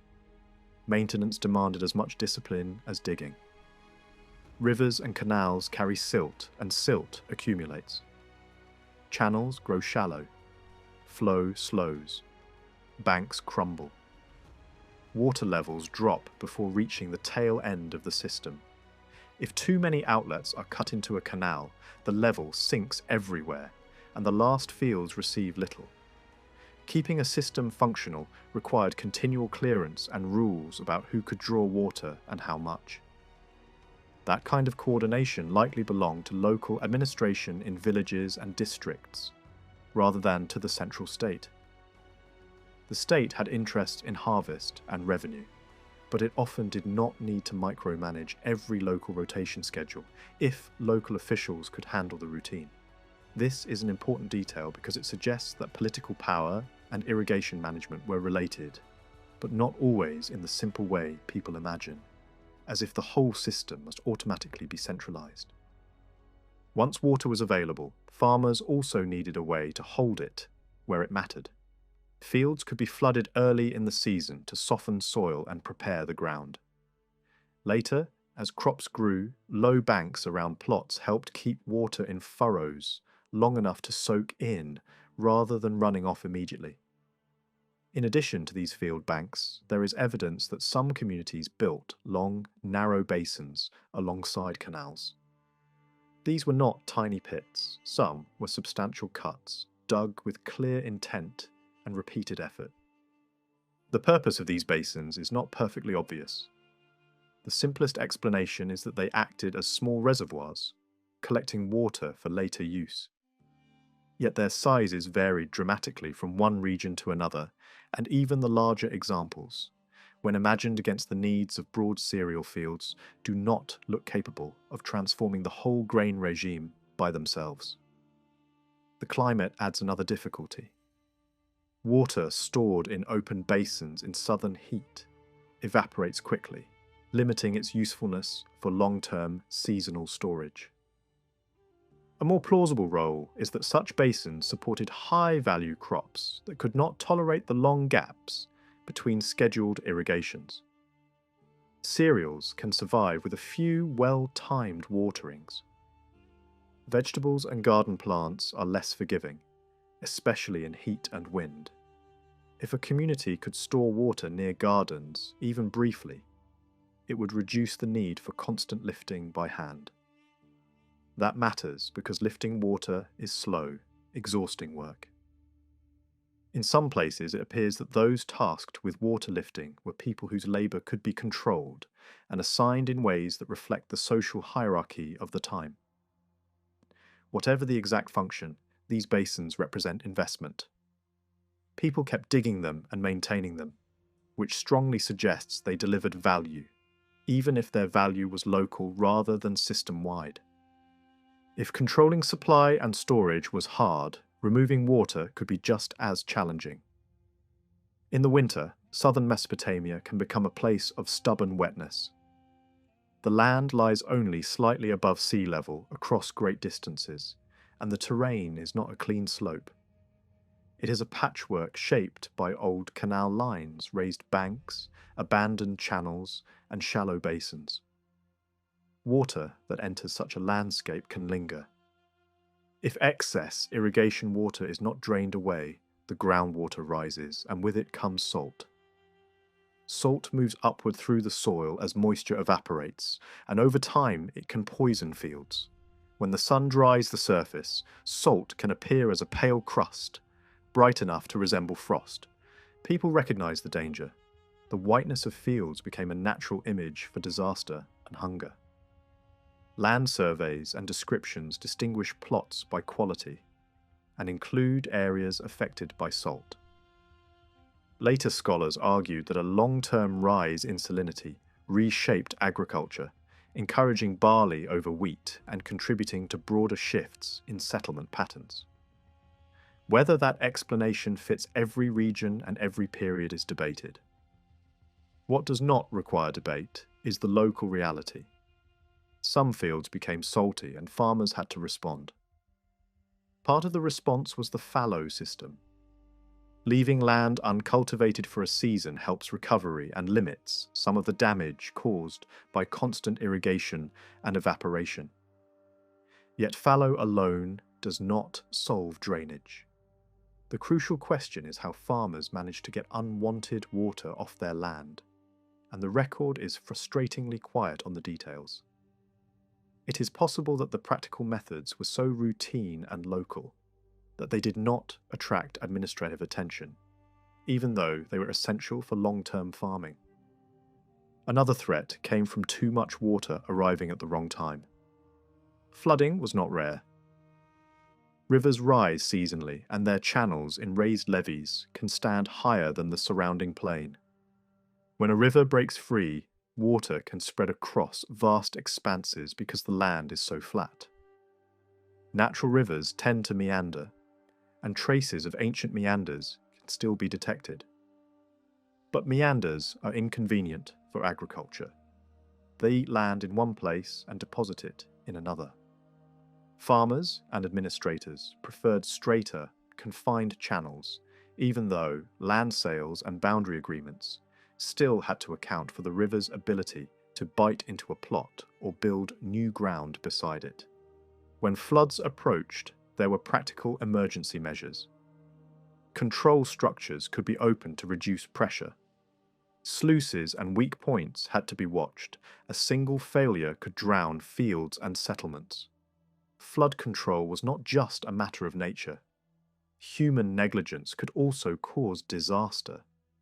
If one farmer mismanaged an outlet or let water escape uncontrolled, it could wash away a neighbour's carefully prepared furrows and uproot young plants. Because such damage was predictable, legal rules insisted on compensation. These were not abstract principles. They were community safeguards designed to keep disputes from tearing the countryside apart. Earthworks were the everyday defence. Banks formed naturally along canals as silt was cleared and piled on the edges. Additional dikes enclosed fields held water in place during soaking and kept it out where it did not belong. Some were small and local. Others were massive, defining whole management zones. At the extreme end were border dikes that separated territories and symbolized political boundaries as much as they managed water. Large-scale dike building could even reclaim land from marshes, turning wet margins into usable plots through sustained labour and planning. All of this water management connects directly to land ownership and social power. Land was the core resource, yet the surviving evidence does not give a simple picture. Administrative records show what institutions cared about and what law tried to regulate. They do not capture every private arrangement, informal exchange, or local tradition. There is also a constant tension between legal ideals and lived reality. Laws persist even as people bend practices to fit new conditions. Over centuries, land systems become layered. Old forms do not vanish. They fade, overlap, and survive in altered roles. Private ownership certainly existed, but its visibility changes with the record. In some periods, sales of fields are rare, which has led to arguments that land was absorbed by the state. That conclusion is not necessary. Another explanation is that sales were socially discouraged, treated as a last resort, or restricted by family expectations. Fields could be tied to kin groups rather than individuals, making full alienation difficult, even if not explicitly illegal. In some societies, even when sales were forbidden, transfers still happened through legal fictions that preserved the appearance of the rule while achieving the practical outcome. The absence of sale documents may reflect how people behaved, not just what governments demanded. Family structure mattered. Inheritance texts sometimes separate land from other property, hinting that fields were handled by different rules. In some places, kin groups rented fields together, sharing risk and labour. At the same time, there is evidence in certain cities of individuals and special social categories accumulating large holdings as business ventures. The challenge is to know how typical those cases were and whether they represent wide patterns or local exceptions. Debt adds another layer. A poor harvest year can force borrowing. Borrowing can lead to pledging land. Pledging can end in sale. Sale can turn former owners into tenants on the same soil they once called theirs. That cycle is documented more clearly in some later contexts than in early Mesopotamia, but the logic is familiar. It is also consistent with the way harvest time labour obligations could be used as leverage. A borrower who owes days of work to a creditor loses the ability to harvest at the best moment. That loss reduces yield, which increases the need to borrow again. The mechanism is simple and brutal. It turns time into a weapon. Land prices, when they appear, can seem low. One reason is economic logic. Money could yield profit through lending, so land was not valued at limitless multiples of annual produce. But there are other factors that documents may not record. Land can carry obligations. Land can lack reliable water access. Payments may have been made informally, beyond what the contract states. Some sales may also have been vulnerable to later political resets, such as debt cancellations, which could reduce the long-term security of purchasing land from a distressed seller. Because field sales were not always common, leasing became crucial. Leasing balanced labour and land. A landowner might lease out plots because the household lacked the hands to cultivate everything. A landless or newly arrived farmer might lease because a subsistence plot was necessary. Rental terms often followed local norms. Payment could be a share of the crop, a fixed amount, or an agreed rate, comparable to neighbouring fields. Tenants could also owe contributions to communal canal maintenance. When a tenant took on uncultivated land, contracts could be more generous at first, reflecting the extra work of bringing it into production. Similar arrangements existed for planting orchards, where years of labour were required before profit appeared. Harvest remained the defining moment. Labour shortages made it a battlefield of advantage. Wealthier owners could secure harvesting crews through credit arrangements, pulling workers into their fields exactly when timing mattered most. On the threshing floors, the year's drama became measurable. Grain was divided according to contract, often favouring the tenant more than the landlord, yet still leaving the tenant vulnerable to risk and to the hidden costs of debt, tools, animals, and seed. Where rent was paid as a share of harvest, there was an obvious temptation to underreport yield. Storm and flood could be real, but excuses could also be convenient. Systems developed to discourage fraud, sometimes involving solemn guarantees tied to sacred authority. The point was not theology for its own sake. It was an enforcement mechanism in a world where precise surveillance was impossible. Alongside private land and private leases stood the vast estates of temples and palaces. These institutions held land in multiple categories. Some was cultivated directly for the institution, using its own labour. Some was assigned to officials and workers as part of their compensation. Some excess land was rented out to outsiders. This system did two things at once. It kept the institution fed and supplied. It also pushed part of the institution's wealth back into society through allocations and employment, binding households to institutional rhythms. Land assigned as compensation often could not be sold in the usual way, because it was tied to service. Yet practical life still created flexibility. If an official lacked enough labour to work the whole holding, it could be leased to someone else, often under terms similar to ordinary rentals. Over time, such assigned land could start to behave like inherited property in practice, especially if offices themselves tended to stay within families. Another important category linked land to military obligation. The state's goal was recruits, so the duty could pass to sons, allowing families to inherit the right to land along with the responsibility attached to it. Authorities worried about avoidance strategies, and correspondence from rulers shows repeated disputes over who deserved land, who had been wronged, and who had manipulated assignments. All of this helps explain why institutions enjoyed structural advantages over small farmers. Large-scale irrigation and cultivation are more efficient when coordinated across big units. Waterworks are easier to build and maintain when one authority can plan for a whole zone. Ploughing with ox teams favours long furrows and field layouts that reduce turning. Long narrow strips also maximise canal access for many plots. Such patterns can arise by village agreement, but they are easier to enforce and administer inside a single large enterprise. Scale also improves the use of equipment and labour. A large estate can share animals and tools across multiple tasks and fields. It can invest in improved technology and benefit from it repeatedly. It can allocate labour where it is most needed, shift workers between crops, and plan schedules that smooth bottlenecks. When conditions turn bad, a large organisation can move cultivation into different ecological pockets, diversify crops, or shift attention to more profitable products.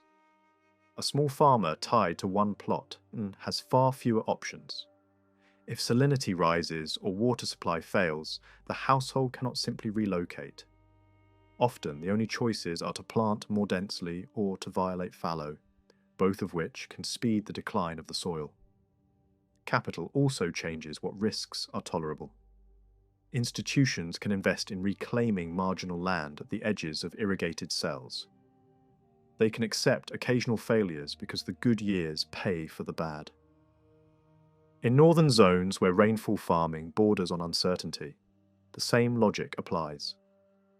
Large holders can gamble across wide belts of land, while a single household may not survive one total loss. None of this means village collaboration was weak. Villages clearly had the capacity for coordinated action, at least in water allocation and local maintenance. They likely coordinate fallow placement too, because grouping fallow fields can be practical. Extended families could also farm jointly and gain some efficiencies by avoiding rigid division into tiny plots. But even strong village cooperation had limits. It could not easily match the scale of massive canal projects, or cope with major environmental shifts, such as the drying of a major channel that had once sustained whole districts. The overall picture is a landscape where water, land, labour, and power are inseparable. Irrigation demanded cooperation, but it also created leverage. Land could feed families, yet it could also become collateral that pulled them into dependency. Institutions could bring stability and innovation, but they could also widen inequality by capturing labour at the most critical moment of the year. In the end, the same system that produced surplus and urban wealth also produced vulnerability for those who lived closest to the soil.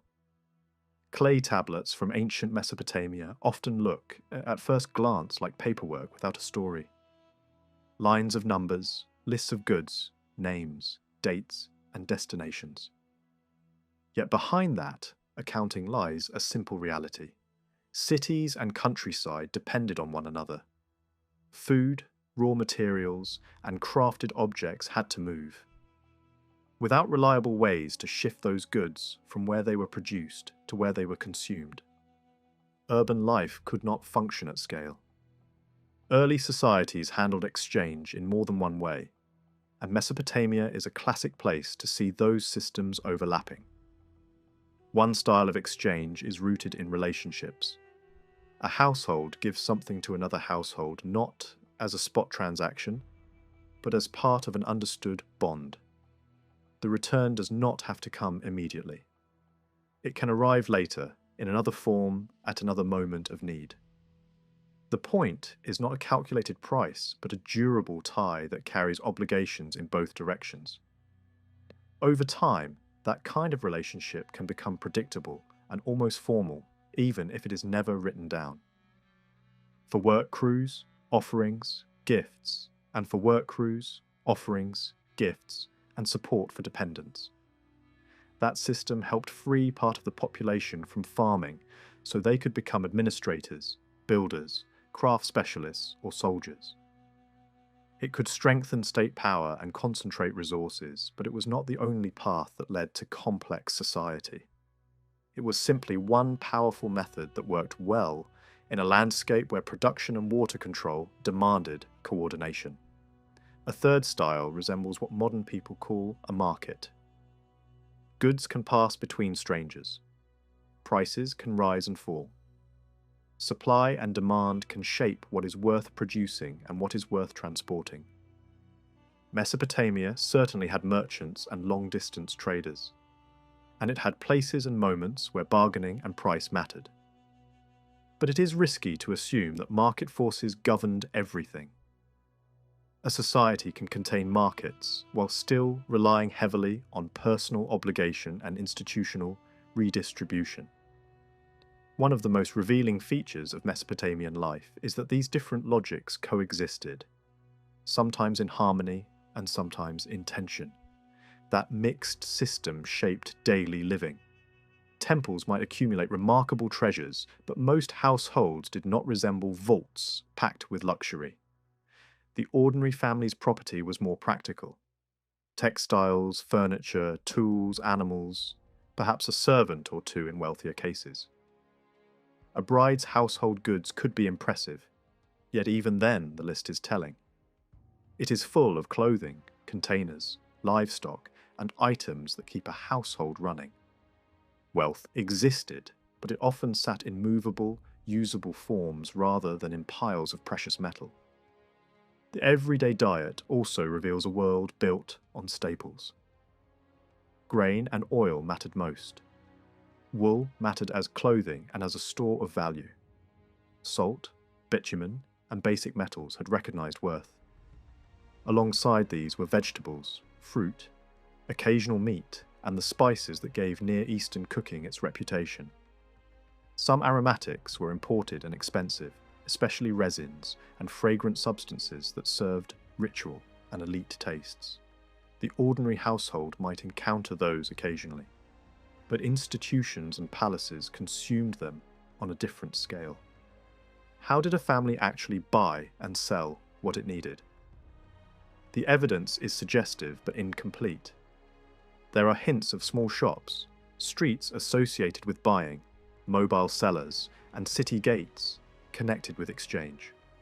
All of that points toward a modest, private retail world, serving daily needs.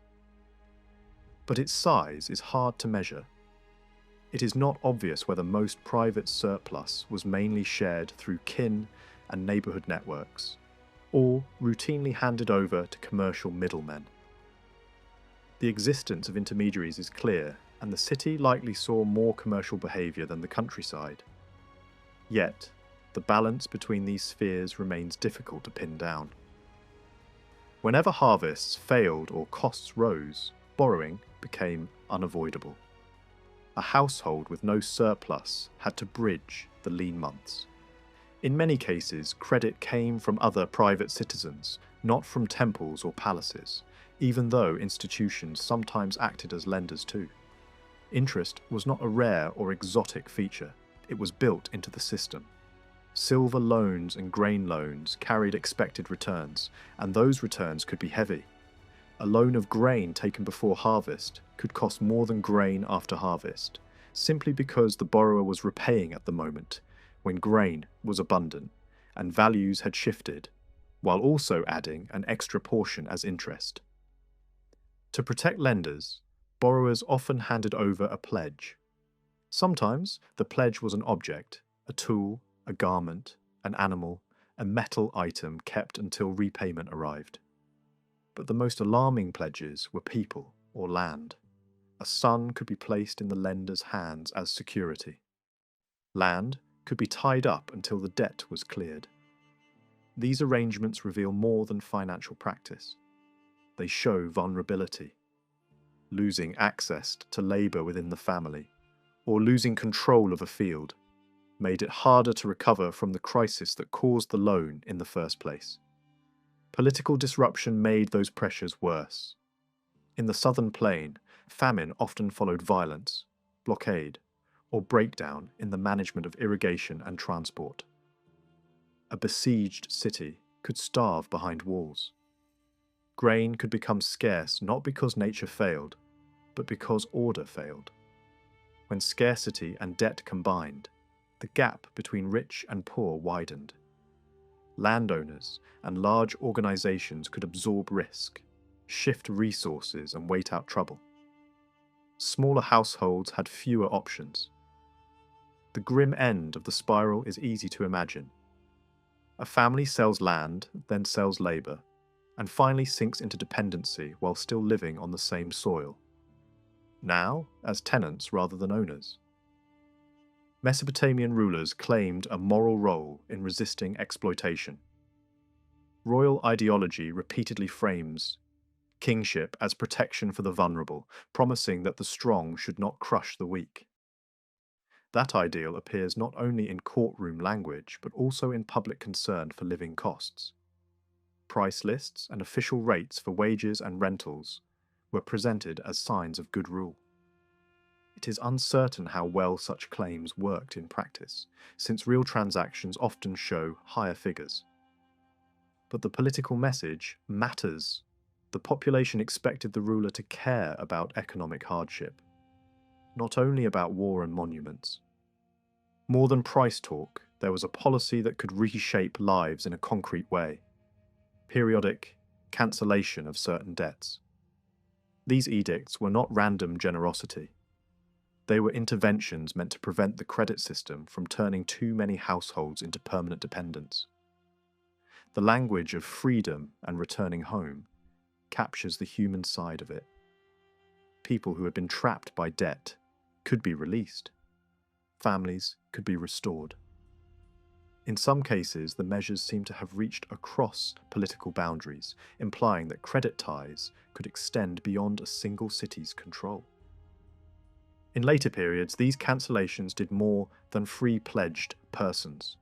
They could also overturn certain financial obligations and transactions that had been forced distress. Creditors complained. Disputes erupted. Yet the edicts did not erase all obligations equally. They tended to protect normal commercial investment from being destroyed. Partnerships, business ventures, and arrangements that looked like trade finance could be excluded. The goal was to undo coercion and desperation, not to sabotage the mechanisms that kept long-distance procurement and professional commerce alive. One of the clearest windows into that mixed world is the relationship between palace and merchants. In some cities, officials and merchants were tied together through systems that resemble a controlled form of outsourcing. The palace gathered large quantities of staple goods. It needed silver for certain purposes, and it wanted to shift surplus without paying the full cost of storage, transport, and distribution. Instead of handling every transaction directly, it transferred goods, or rights to goods, to merchants who could move them into wider circulation. These arrangements could become complicated because they were not always physical handovers on the spot. A tenant might owe grain to the palace as rent. If the tenant fell behind, the palace could assign the claim to a merchant. The merchant would then hold a document acknowledging the tenant's obligation, and another document expressing what the merchant owed the palace in return. In normal times, the merchant would collect from the tenant later. The palace would eventually collect from the merchant. The palace gained by shifting the burden of collection and distribution to a private agent, and by converting claims into silver without doing the legwork itself. But when a royal debt cancellation arrived, the logic changed. A tenant's arrears might be forgiven. That could leave a merchant in an impossible position, owing payment to the palace for a claim that could no longer be collected. To prevent that from becoming unfair, the edict could also cancel the merchant's corresponding obligation. Provided the merchant truly had not received the goods or the repayment already. Procedures were created to settle the matter: oaths, receipts, mutual accounting. The aim was not to punish merchants, but to align the cancellation with the reality of what had and not actually changed hands. Could reduce storage costs, and a void could reduce storage costs and avoid countless small distribution tasks. It could also move the problem of chasing late payments onto merchants whose livelihoods depended on their ability to collect and resell. In effect, the merchant community could act as a bridge between bureaucratic claims and real economic extraction. From the merchant's perspective, the system offered secure access to goods and predictable opportunities. Terms could favor merchants in ways that look startling. Payments might be delayed. The merchant might pay only a portion up front. The nominal value used in accounting might not match street-level bargaining. That raises a key question. How large were the merchant's true profits? Once transport, spoilage, storage, labour, and risk were included. The surviving documents rarely show the full ledger of costs. What they do show is that palace and merchant were bound in a structured relationship, and that the king and high officials sometimes supervised it closely, especially when large sums were at stake. For a time, without immediate loss. For a time, without immediate loss. In other regions and later decades, the regular palace goods offered to merchants can shift. Wool remains important, sesame oil production can rise, and cattle can appear as a strategic product tied to leather and traction. The palace was not only selling accidental leftovers. In some cases, it appears to have organized production specifically to generate a tradable surplus. One conspicuous absence often stands out: cereals. Palaces certainly collected large quantities of barley and other grains, yet merchant concession systems often emphasize other goods. Why? Several possibilities exist. Grain may have been too essential as a strategic reserve. Grain could also serve as a flexible payment medium in many contexts, making it less attractive as a controlled retail commodity. And in some cases, the palace may have preferred to use grain directly for rations, labour payments, and institutional needs, rather than releasing it into a merchant pipeline. Earlier state systems show a different but related pattern. Merchant accounts from the late 3rd millennium reveal a world where the merchant stands between institutional surplus and imported necessities. On the income side appear staples and standard goods, supplied by the state. On the expense side appear materials and luxuries that the palace could not easily produce itself: timber, resins, aromatics, specialty products, and materials that came from distant ecological zones. In that model, the merchant is not merely a shopkeeper. The merchant becomes a converter, turning local surplus into foreign goods that express status, ritual power, and political prestige. Sometimes the merchant is issued silver directly, which highlights another reality. Silver functioned as a widely accepted value measure. If the palace handed silver to a merchant, it was not trying to sell silver. It was equipping an agent to obtain things the palace wanted. That is where the story naturally turns toward currency and payment systems. When metal and grain can both operate as standard measures, the boundary between trade, taxation, wages, and credit becomes thin. A single society can treat the same commodity as food, as rent, as wage, and as money, depending on context and on who is recording the transaction. In the late 3rd millennium BCE, a merchant's clay account tablet could turn a whole world into a single number.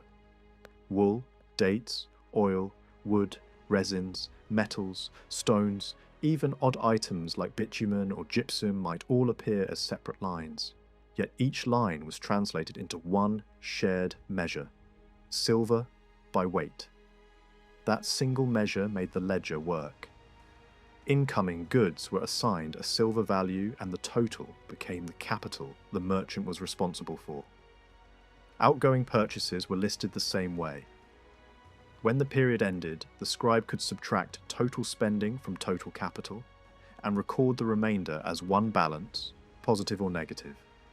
ready to be carried forward into the next cycle of accounting.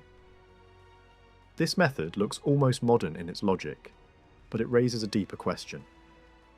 If silver is the language of the balance sheet, does that mean silver was truly money for everyone, everywhere, all the time? Or was silver simply a bookkeeping tool used by merchants and officials, while ordinary people relied on other forms of exchange? To understand the difference, it helps to separate the different roles that money can play. First, a society can use something as a standard of accounting. That means it becomes the unit used to measure value, even if nobody actually hands it over in everyday life. Second, something can be a medium of exchange, meaning it is used to trade for goods and services directly. Third, something can be a means of payment, a straightforward settlement of an obligation. A worker is paid, a debt is repaid, a purchase is completed, and the payment itself closes the matter. These roles often overlap, but they do not have to. A society might measure value in one unit while paying in another. It might use a unit of account, mainly on paper, while relying on barter and obligation in practice. In Mesopotamia, however, silver does not stay confined to the accountant's stylus. The fact that silver can appear inside the merchant's capital alongside other goods suggests it was not just an abstract measuring stick. It could circulate as an exchange item in its own right. And the broader documentary record shows silver functioning as direct payment too. Prices in sale agreements are commonly expressed in silver. Many loans are written in silver terms, and some administrative texts show labour or services being settled with measured amounts of silver. This is not coinage, not minted discs, stamped by a state, but it is metal working as money through weight. In a world without coins, a practical problem remains. How does a community handle small, everyday payments and make them predictable? One solution is to shape the metal into convenient, repeatable forms. Mesopotamian texts sometimes hint at standardized pieces of silver, shaped in ways that made weighing and dividing easier. Archaeology supports this with finds of coiled or spiral silver pieces. These objects are not jewellery in the usual sense. Their shape makes them easy to break and portion, turning a larger piece into smaller weight units as needed. For larger sums, more solid lumps or ingot-like forms could exist, although they survive less often. Most documents do not specify the form of silver being used, because the key feature was weight. The metal's value was anchored in scales and accepted standards rather than in a stamped design. Silver, however, did not rule alone. In the early second millennium, silver was often the preferred value language for merchants and sometimes for administrators. But other commodities could perform money-like roles. Barley could serve as a settlement medium and as a reference point for value in many transactions, especially in contexts tied to agriculture and rations. Other metals such as copper and tin could also function as payment media, often with recognized conversion ratios. In some regions, certain finished metal objects appear as payment tools, axes, cups, and other valuable crafted forms that could be weighed. That creates a blurred boundary between currency and elite gift goods. A metal cup has worth as metal, worth as craft, and worth as a symbol. In places farther from the dense commercial hubs of the southern alluvium, these symbolic and crafted payment forms seem to appear more frequently, suggesting that the money of a society can change depending on local habits, distance from markets, and the social meaning attached to objects. Once silver and other payment media are in view, the story naturally widens into foreign trade. Trade is one of the easiest social processes to detect in archaeology, because imported metals and stones survive well. The southern plain of Mesopotamia had to import many raw materials. Precious stones, hard woods, and metal ores do not originate in the flat riverlands. in the quantities needed by cities. These materials had to come from elsewhere. Some can be traced to their geological sources through scientific analysis. But even when sources can be identified, reconstructing the human roots and agreements behind that movement is far more difficult. Recent archaeology has added a crucial dimension. It is not only the consumer cities that matter, but also distant production zones and workshop sites that were part of the same network. Copper sources in southeastern Arabia, stoneworking industries in Iran, and long-distance bead and seal traditions connected to the Indus world all show that the trade system was not a single line, but a web. Often, the most important goods moved as processed raw materials, rather than finished products. Copper might arrive as refined metal, rather than ore. Stones might arrive partly shaped, and beads might arrive as blanks, ready for final finishing. Occasionally, a foreign-made item appears in Mesopotamian contexts, so distinctively that its workshop tradition is unmistakable, like seals in an external style. The documents of trade also leave physical traces. Seals, seal impressions on clay, and standardized weights can show that commercial procedures existed even when the goods themselves were perishable and vanish from the archaeological record. In some cases, those administrative artifacts are the only surviving evidence that exchange happened at all. It is misleading, however, to speak of trade as a single system with a single social impact. Different categories of goods behaved differently. Luxury goods served a small elite market. Rare stones, fine aromatics, prestige objects. Staple trade served more specific sectors. Textiles for export, metals for tool production, oils and wool for institutional needs, goods that could be stored and moved as wealth. Essentials, on the other hand, touched almost everyone. Salt, grinding stones, basic tools, materials needed for daily work. Long-standing exchange arrangements for essentials likely laid the groundwork for larger and more ambitious ventures. Archaeology, less biased, toward the high-status items celebrated in texts, can bring those everyday essentials back into focus. Some of the earliest long-distance exchange in the region can be glimpsed through obsidian, the volcanic glass valued for sharp cutting edges. Obsidian sources were limited, and pieces travelled widely long before the age of empires. That distribution hints at repeated contacts across large distances, even when the social form of exchange remains unclear. Later, the appearance of large caches of grinding stones at certain sites suggests specialized production and distribution, implying that even heavy, bulky essentials could move in organized ways when a region had an advantage in raw material and workmanship.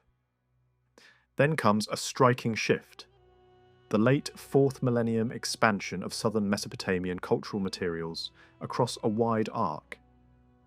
Fine ceramics, early administrative clay tokens and sealings, and settlement patterns appear far from the southern heartland, sometimes as if whole pieces of a southern city were transplanted intact.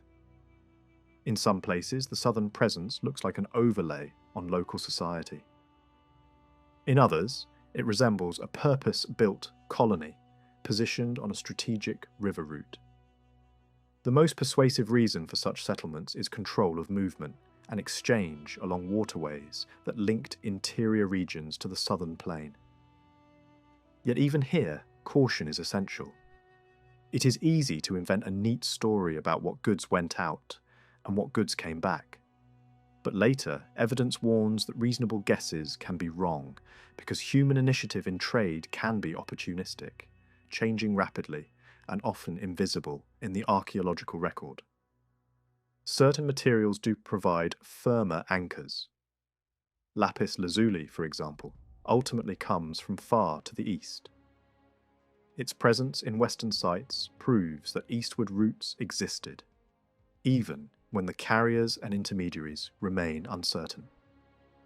Archaeology in the Iranian plateau and beyond reveals caravan cities and workshop centres, where stones were trimmed and prepared for export. The raw materials were not simply gathered and shipped, they were processed according to specialised routines, with different stones receiving different treatment. That suggests not occasional wandering traders, but repeated professional handling and an accumulated knowledge of what distant buyers wanted. Across the plateau, political geography shifted, and trade likely moved through multiple corridors rather than one fixed highway. Different industrial sites rose and fell. Some produced carved stone vessels, others specialised in beads, still others served as staging points for movement toward Mesopotamia. Along the Gulf, sea trade adds another layer. Mesopotamian pottery along coastal sites and evidence of ports suggests maritime links already existed early on, and those links could move heavier cargoes more efficiently than donkey caravans, especially when bulk metal was involved. Even when early written records are sparse, trade entered cultural memory. Stories describe rulers seeking precious materials from distant lands beyond mountain ranges, sending messengers and exchanging large quantities of grain for exotic stones and craftsmanship. Whether the stories reflect specific events or symbolic ideals, they preserve a sense that long-distance exchange could be substantial, organised, and tied to both prestige and temple building. As written records become more abundant, traders themselves start to appear more clearly. Early administrative documents often distinguish between local merchants and specialists dealing in foreign goods. That distinction hints at different social roles. One group moving commodities within the land, another handling cross-border or long-distance circuits. A dramatic example of organised long-distance commerce emerges in central Anatolia in the early 2nd millennium. Thousands of tablets found in merchant quarters show that a community from northern Mesopotamia built a sustained trading presence far from home. The trade had a clear structure. Merchant houses organised caravans exporting tin and textiles. The caravans travelled across plains and mountain passes, reaching trading districts established within major Anatolian cities. There, goods were exchanged for silver and gold, which then travelled back to the home city. The venture ran for generations, revealing a level of planning and continuity that cannot be dismissed as occasional adventure. Tin was crucial because it allowed bronze production when alloyed with copper. Anatolia had its own resources, but the steady flow of imported tin suggests that external supply chains were reliable, competitive, or better controlled. Textiles formed the second great pillar of the trade. Not all textiles were equal. Letters reveal concerns about quality and availability, implying a recognized hierarchy of cloth and a strong demand for the best products. Caravans were balanced for transport realities. Tin could be packed in standardized loads, while textiles, though bulky, were valuable enough to justify space. A donkey could not carry unlimited weight, so merchants optimized what went on its sides and how much could be carried per animal. The tablets also reveal how business was financed and controlled. Partnerships formed to raise large capital sums. Debts were tracked at both ends of the route. Family matters and inheritance could become commercial concerns when assets were tied up in trade. The trading community abroad acted like a miniature institution. It had officials, it enforced rules, and it mediated disputes among its members. Taxes were collected on consignments, and further dues were taken upon arrival. These funds supported the trading district's administration and helped maintain relations with local rulers. Smuggling existed as temptation and risk.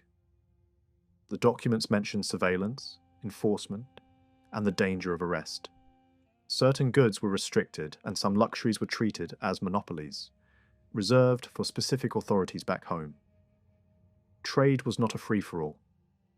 It was a negotiated space between merchants, home institutions, and foreign rulers. Over time, the system changed. Political disruptions in the merchant's homeland could loosen older controls.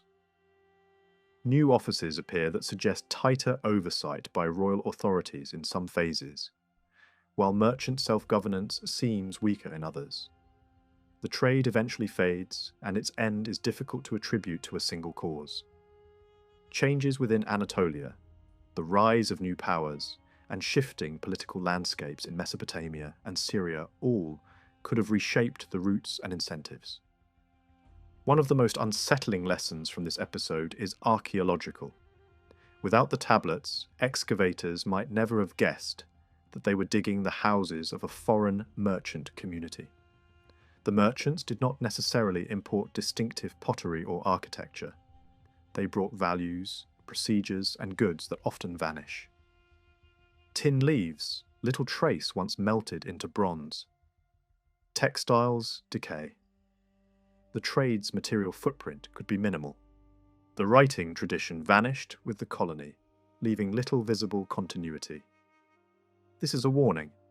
Absence of evidence in the ground is not evidence that the trade never existed.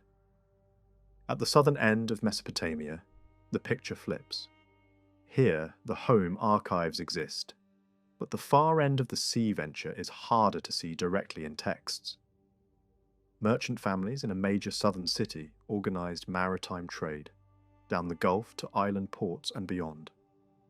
Imports included luxury goods and, critically, copper in large quantities.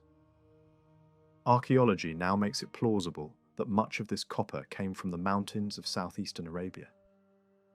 Farther east, connections to the Indus world appear through distinctive beads, seals, and weights found along the Gulf and inside Mesopotamia. These are not vague similarities. They show contact across great distances, involving goods whose origins lay far from the river plain. Exports from Mesopotamia in these seaborne circuits were often manufactured goods and perishables: textiles, wool, leather, oil, and grain. These rarely survive archaeologically, but the documents suggest that outbound cargo was substantial and organized. Some texts list valuable exotic items brought back: stones, shells, ivory, rare woods, pearls, and finished objects. There are also hints that in earlier times Mesopotamian ships may have reached farther, while later they stopped at nearer ports. That shift can reflect power changes in the Gulf, with intermediary communities controlling access. It can also reflect economic changes at home, with private ventures replacing state-funded expeditions, leading to smaller ships and less capital-intensive journeys. Sea trade was spectacular, but it was not the only artery. River transport moved goods along the great waterways, enriching cities positioned on key stretches. Overland trade continued beyond one famous merchant colony. Nomadic and semi-nomadic groups could participate in exchange and sometimes in slave trading, prompting royal orders aimed at limiting illicit purchases. Different cities developed reputations for particular goods. Specialty items could be sought in specific places, suggesting that regional markets existed even without a single unified market economy. Merchants appear repeatedly as the connective tissue of this system. The same person who moved goods domestically could also participate in foreign circuits. Merchant associations emerge as recognizable bodies, sometimes operating like guilds with officers and collective responsibilities. In some cities, these associations acted as legal authorities and as administrative arms, enforcing rules, managing disputes, and even implementing royal directives. The merchant body could be officially recognized, yet retain a degree of autonomy. That combination makes sense. Trade requires trust and flexibility. A merchant must travel beyond direct supervision, whether crossing deserts, sailing coasts, or moving through foreign territories. Goods are entrusted to the merchant, and responsibility follows. The relationship between merchant and palace can look like employment, agency, partnership, or all at once depending on the transaction and the period. There are strong reasons foreign trade is often best handled by merchants, rather than by the direct hand of the state. Caravans passing through foreign lands benefit from neutrality. Merchants who are not seen as an invading power can negotiate passage and protection more easily. History repeatedly shows trade before conquest, with commercial networks reaching farther than armies. That logic makes long-distance ventures plausible, even in periods when political control did not extend across the route. Inside Mesopotamia, merchants also provided advantages to palaces and temples. Institutions could produce or collect surpluses and then hand off distribution and procurement tasks to merchant specialists. Sometimes, the institution provided silver or copper not to be dumped into a market, but to fund a mission to acquire goods not available locally. In those cases, the merchant acts as a commissioned buyer, converting institutional capital into imported necessities and luxuries. When large empires collapsed, the balance of initiative could shift. Bureaucratic machinery can fail quickly, but demand for redistribution and foreign goods does not vanish overnight. Merchant groups, already experienced and connected, can step into the gap, continuing earlier activities under new leadership and with new arrangements. In some cities, merchant associations emerge as organizers and negotiators, dealing with palaces as collective bodies rather than as isolated individuals. Officers coordinate relations between merchants and rulers, assign concessions, and handle disputes. Local governments can even use merchant institutions to perform tasks once managed internally, because the merchant body has personnel, procedures, and the ability to act quickly. Seen from a distance, the economic world that emerges is neither purely market nor purely command economy. It is a layered system. Silver can be an accounting unit and also a real payment medium. Barley can act like money in certain contexts. Finished metal objects can drift between currency and prestige gifts. Trade can be organized by private families, yet regulated by institutions and foreign rulers. Some routes move bulk staples, others move high-value luxuries. And the evidence itself is uneven. Texts spotlight certain transactions, archaeology preserves others, and the real system sits somewhere between what survives on clay and what survives in the ground. That is why Mesopotamian trade and money remain so compelling. They force attention to the gap between value on paper and value in life. A single line of silver weight on a tablet can conceal wool bundles, fish loads, bead workshops, caravan taxis, seaports, and the risks of desert roads. The account may end with one balance carried forward, but the human world behind it never stands still. The rise of the first cities did not simply bring more people together in one place. It changed how work itself was organized. As populations grew and settlements expanded, societies began dividing responsibilities among their members. Some people produced food, others crafted tools, some managed records and administration, others organized labor or commanded soldiers. This division of roles created specialization, one of the defining features of early urban life. Specialization took different forms. In some cases, people focused on particular skills such as farming techniques, pottery making, metalworking, or textile production. This type of division spread activity across society, allowing individuals to develop expertise in specific crafts. At the same time, specialization also created layers of authority. Administrative roles emerged and systems of command developed. This produced a vertical structure of organization, forming the foundations of bureaucratic government. Early written records reveal how deeply this process had already shaped society. Lists of occupations show a wide range of crafts and professions, demonstrating that both technical and administrative specialization had advanced considerably. These activities were often connected to large institutions, such as temples and royal households. Such institutions benefited from controlling specialized work, but they also create the conditions that allowed knowledge and technical skill to develop. By organizing labor, gathering resources, and supporting skilled workers, they helped new technologies spread more rapidly. In many ways, technological change transformed daily life most profoundly in agriculture. Farming required tools, and even simple implements show how innovation unfolded over time. Early harvesting tools consisted of stone blades fixed into handles, forming efficient cutting instruments. Later, a surprising alternative appeared: harvesting blades made from clay. Though fragile, they were cheap and easy to produce using abundant local materials. Eventually, composite tools returned, combining sharp stone blades with wooden handles.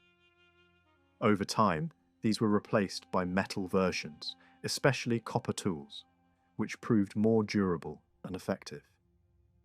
Metal tools represented a significant improvement, and large institutions often played a central role in introducing them. Temples and palaces possessed greater access to resources, labor, and imported materials. They could invest in metal production and distribute improved equipment to their workers. They also promoted the development of new farming technologies, such as advanced plows and more efficient agricultural implements. Because these organizations controlled large estates and workforces, they were often the first to adopt innovations that increased productivity.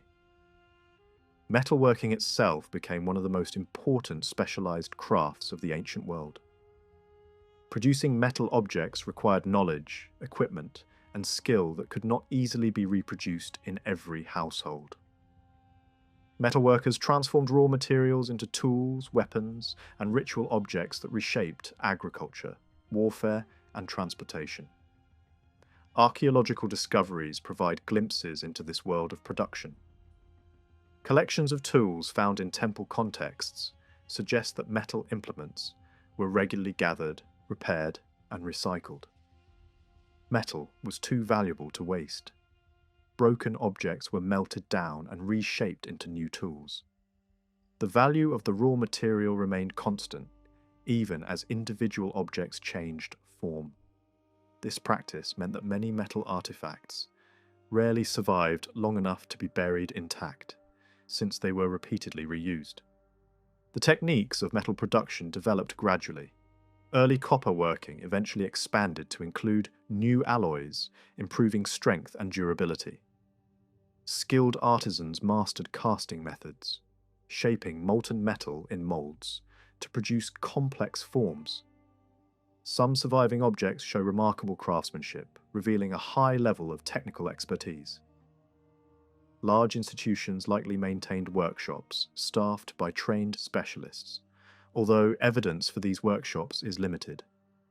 At the same time, smaller-scale production probably continued in private settings, especially for simpler items. The balance between institutional and private production varied over time. In earlier periods, temples may have served as the main centers of craft production, while later, royal administrations sometimes played a larger role. Yet independent craftsmen also existed. Some were hired for specific tasks when needed, while others operated outside institutional control.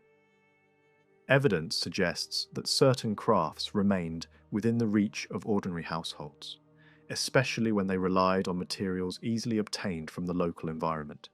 The availability of raw materials strongly influenced how crafts were organized. Activities using readily available resources, such as reed working or simple woodworking, could be carried out at home.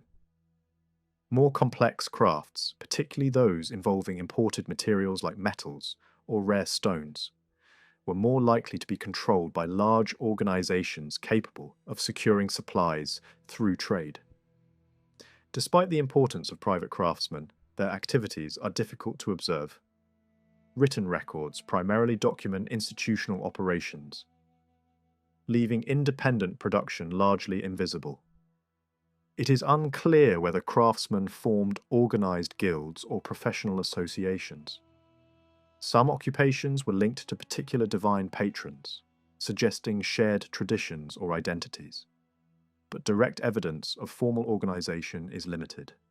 Skills may have been passed down within families, although clear examples are rare. Large institutions possessed advantages beyond access to resources. They could coordinate large projects that required significant investment and collective effort. Shipbuilding provides a clear example. Simple watercraft could be constructed by ordinary families using reeds and natural materials. However, large cargo vessels required timber, specialized skills, and organized labor. Such ships were typically commissioned by public authorities, reflecting the scale of investment involved. Institutional organization also encouraged innovation. When craftsmen worked within a stable system that provided materials and economic support, they could experiment and refine techniques. Over time, practical knowledge developed into shared expertise. This knowledge was transmitted through training and practice, shaping traditions that extended beyond the institutions themselves. Some technical knowledge was preserved through educational exercises.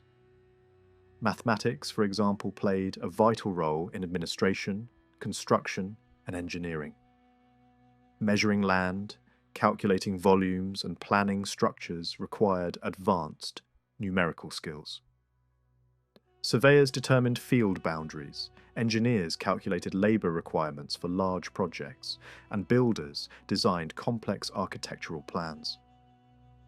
The precision seen in temple construction reflects careful planning and technical understanding.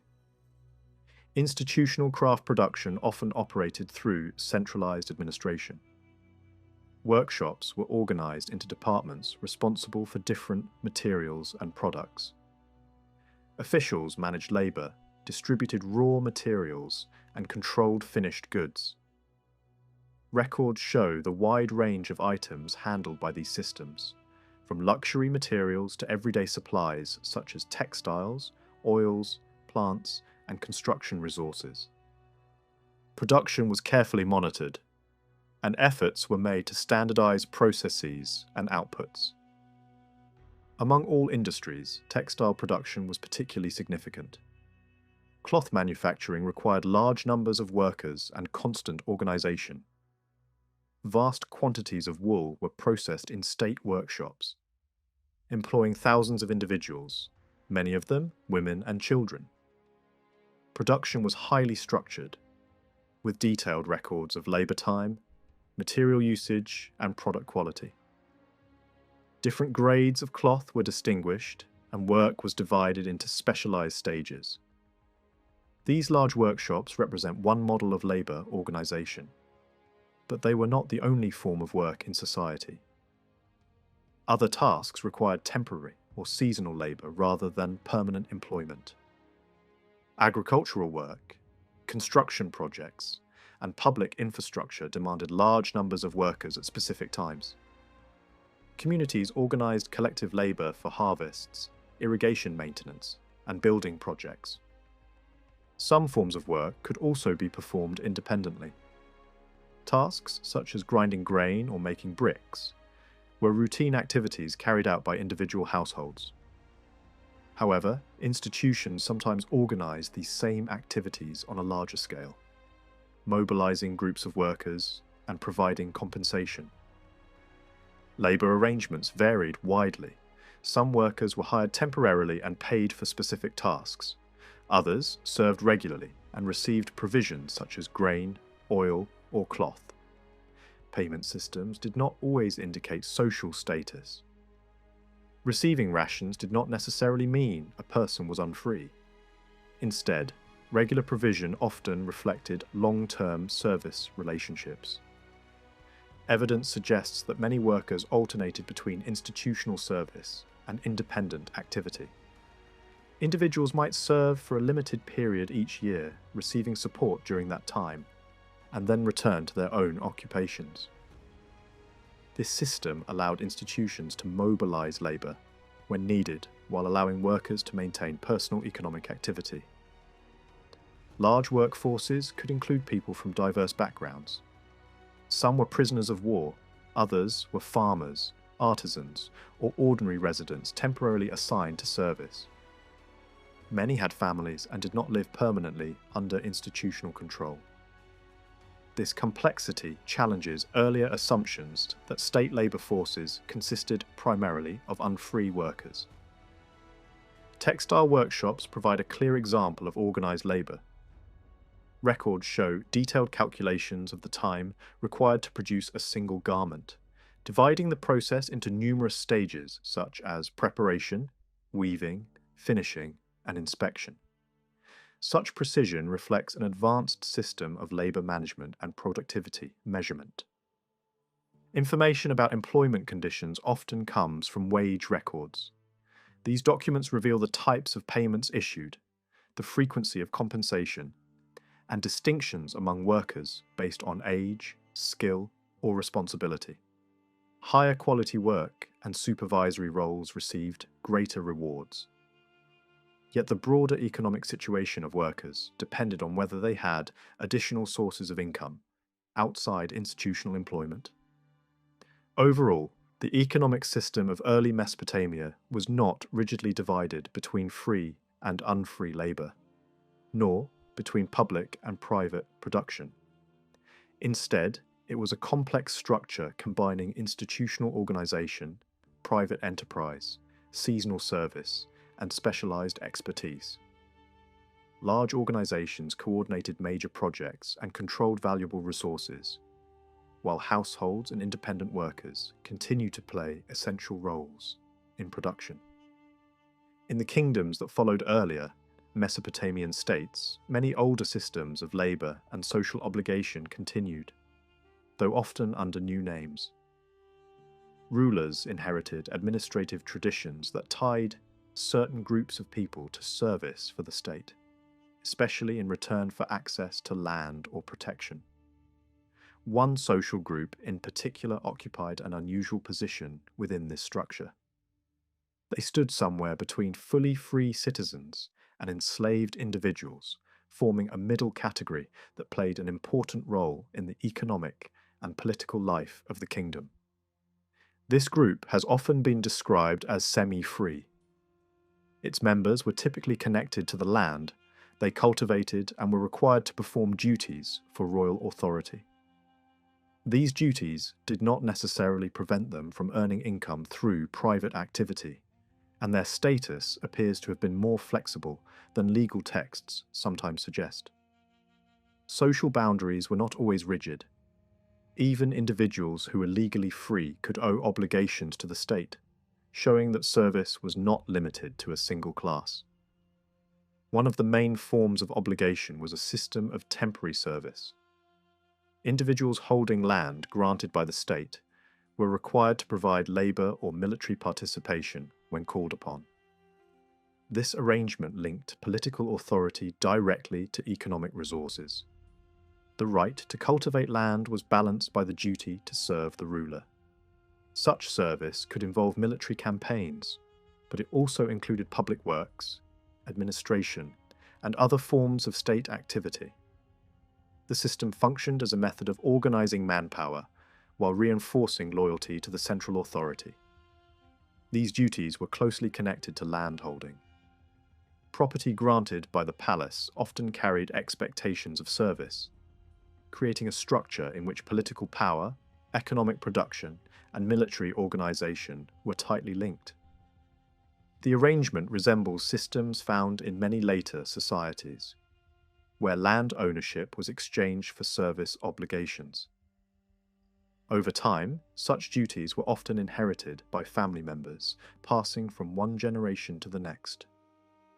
This inheritance could create tensions, as families sought ways to avoid or reduce their responsibilities, while retaining the benefits of land.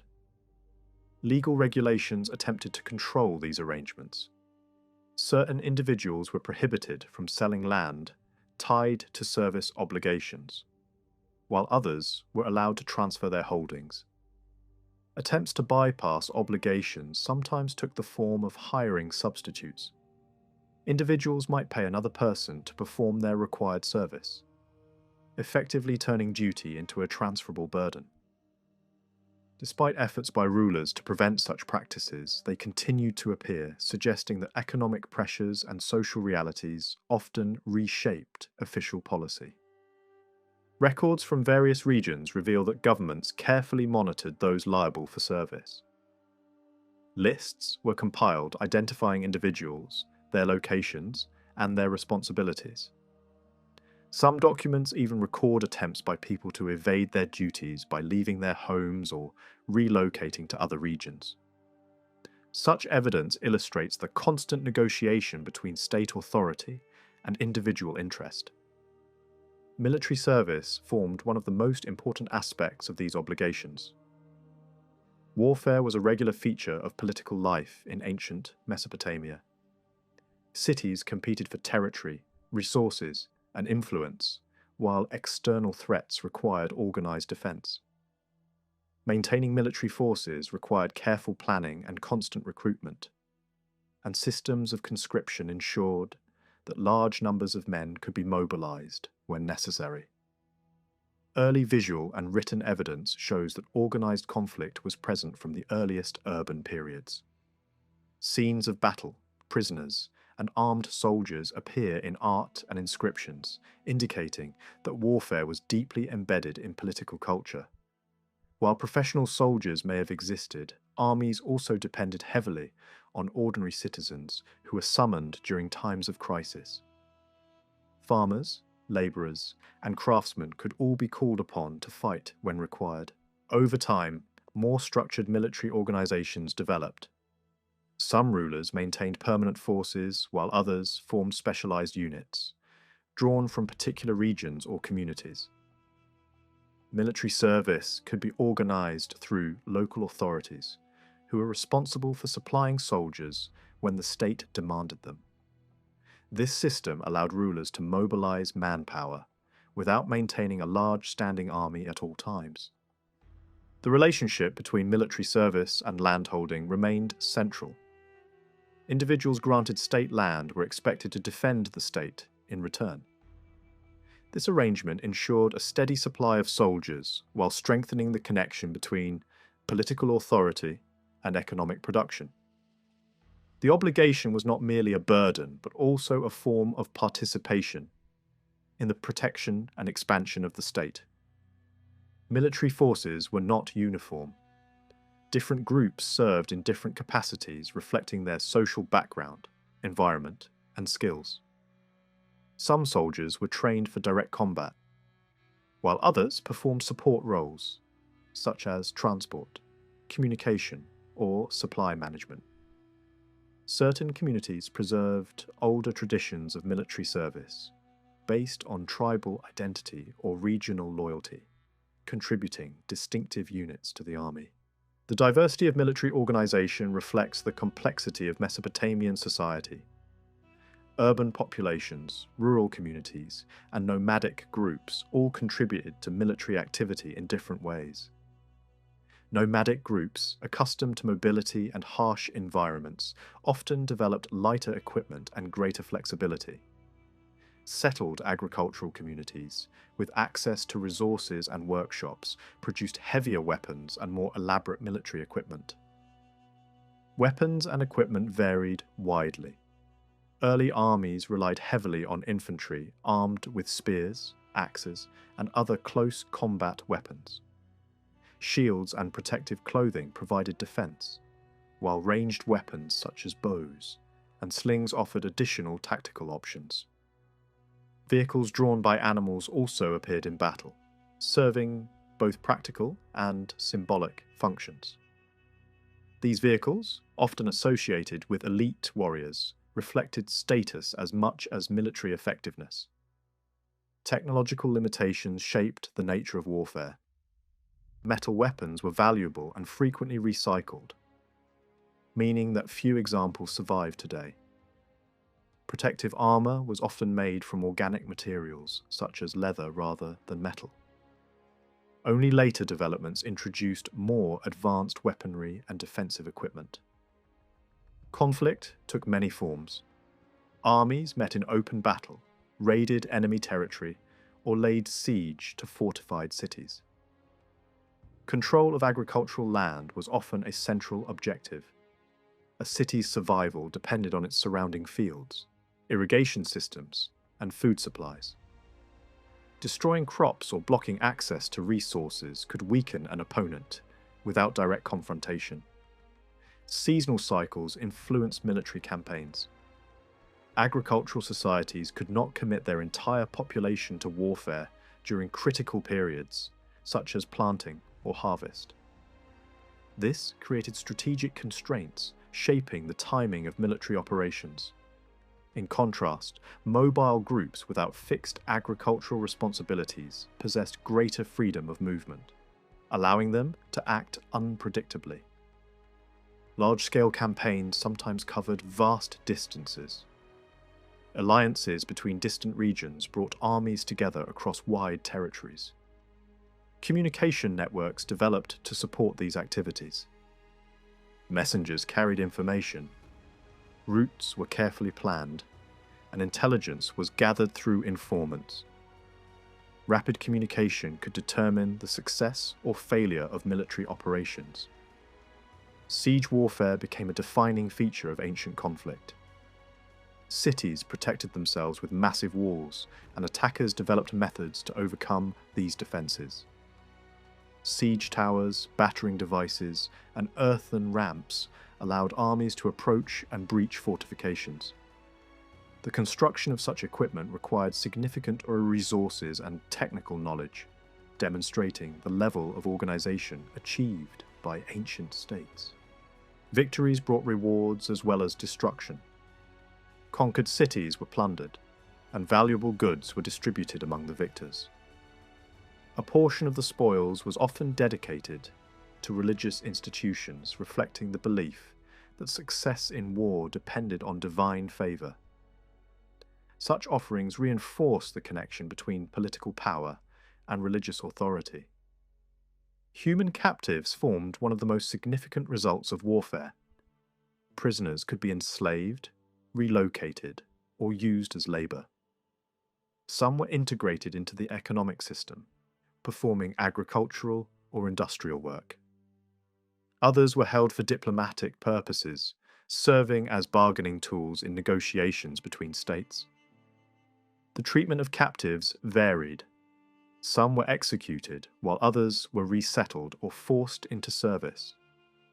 Systems of control were developed to manage large numbers of prisoners, reflecting the practical challenges of maintaining authority over conquered populations. The presence of foreign captives also influenced social and economic structures within the conquering state. War did not always lead to permanent hostility. Diplomatic efforts often followed conflict, establishing agreements that regulated relations between states. These agreements addressed issues such as the return of prisoners, property disputes, and the movement of people across borders. They also defined obligations and limitations intended to prevent future conflict. Diplomacy relied heavily on ritual and religious sanction. Agreements were often confirmed through solemn oaths, invoking divine witnesses to guarantee compliance. Breaking such oaths was considered both a political betrayal and a religious offense. Despite these measures, alliances remained fragile and could shift rapidly in response to changing circumstances. International relations involved continuous negotiation. Messengers traveled between courts carrying proposals, demands, and information. Gifts were exchanged as symbols of goodwill or expressions of political expectation. Marriage alliances created lasting connections between ruling families, linking the interests of different states. Political power in the ancient Near East therefore rested on a balance of force and negotiation. Military strength ensured survival, while diplomacy shaped relationships between competing powers. Systems of service, landholding, and social obligations supported both war and peace, forming the foundation of state authority. In the ancient societies of Mesopotamia, political authority was never understood as a simple matter of power or control. Leadership required recognition, legitimacy, and acceptance by both the people and the divine forces believed to govern the world. When representatives of different states met in negotiation, authority had to be clearly embodied in the person who spoke for each side. Yet the nature of this authority differed widely depending on the traditions and social structures from which rulers emerged. Among tribal societies, especially those with nomadic roots, leadership often followed kinship and inherited hierarchy. Authority rested on family lineage and personal loyalty. In contrast, the older urban civilizations of Mesopotamia developed a more complex understanding of power. Their political culture was closely intertwined with religious belief, creating a system in which governance and divine order were inseparable. Religion did not exist as a separate sphere of life, but functioned as the language through which political power was explained and justified. Historical events were described through religious imagery. Victories, disasters, and changes in leadership were presented as expressions of divine will. Such language was not merely symbolic. It shaped how authority was understood and exercised. Ideas about territory, dynastic continuity, popular approval, and tribal identity all formed part of a broader worldview that explained the structure of society. Written accounts might reflect genuine belief, scholarly interpretation, or deliberate propaganda, yet all reveal the importance placed on tradition and precedent. Political thought was therefore not simply an explanation of power, but an essential element of the social system itself, shaping how people understood their world. The nature of rulership in early Mesopotamia reflects this complexity. Different cities used different titles for their leaders, and these titles carried distinct meanings. Some rulers held positions connected with religious office, others exercised military or political authority, and some claimed supremacy over neighbouring states. Despite these differences, the essential function of the ruler remained the same: to maintain order, ensure prosperity, and represent the community before the gods. The installation of a ruler was marked by elaborate ceremonial rituals. Ancient traditions described kingship as a sacred institution brought down from the heavens and symbolized by objects representing authority. These included the crown, the staff of command, and the throne. These symbols appeared in art, ritual texts, and royal ceremonies, emphasizing that power was granted rather than seized. Visual representations of rulers often distinguished them through specific clothing, headdresses, and postures, marking their unique status within society. The formal installation of a ruler usually took place within a temple, highlighting the connection between political authority and divine approval. The ceremony involved receiving the symbols of rule, assuming a new identity, and publicly affirming the leader's role as protector of the people. Administrative records confirm that such ceremonies were accompanied by offerings and sacrifices, demonstrating that these rituals were not symbolic inventions, but real events embedded in political life. Once installed, the ruler carried out duties that combined religious obligation with political responsibility. One of the most visible tasks involved presenting offerings to the gods. These acts were more than religious devotion. By making offerings on behalf of the community, the ruler asserted authority and claimed the favor of divine powers. Prosperity, successful harvests, and social stability were interpreted as signs of divine approval, and the ruler received credit for securing these blessings. Another major responsibility involved the construction and maintenance of temples.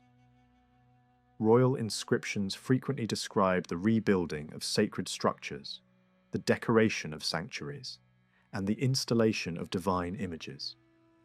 These projects required vast resources and collective effort, often involving the participation of the entire population.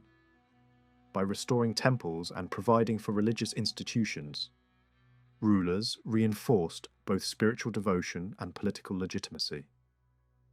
Rulers also participated directly in ritual life. Some ceremonies were regular festivals marking the cycle of the year, while others were performed in response to unusual events or ominous signs.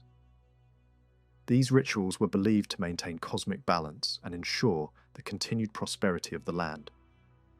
Participation in such ceremonies reinforced the ruler's role as mediator between humanity and the divine world. One of the most striking rituals associated with kingship was the sacred marriage ceremony. In this rite, the ruler symbolically united with a goddess in a ritual act intended to guarantee fertility and abundance. The ceremony involved elaborate preparation, music, offerings, and formal representation of divine union.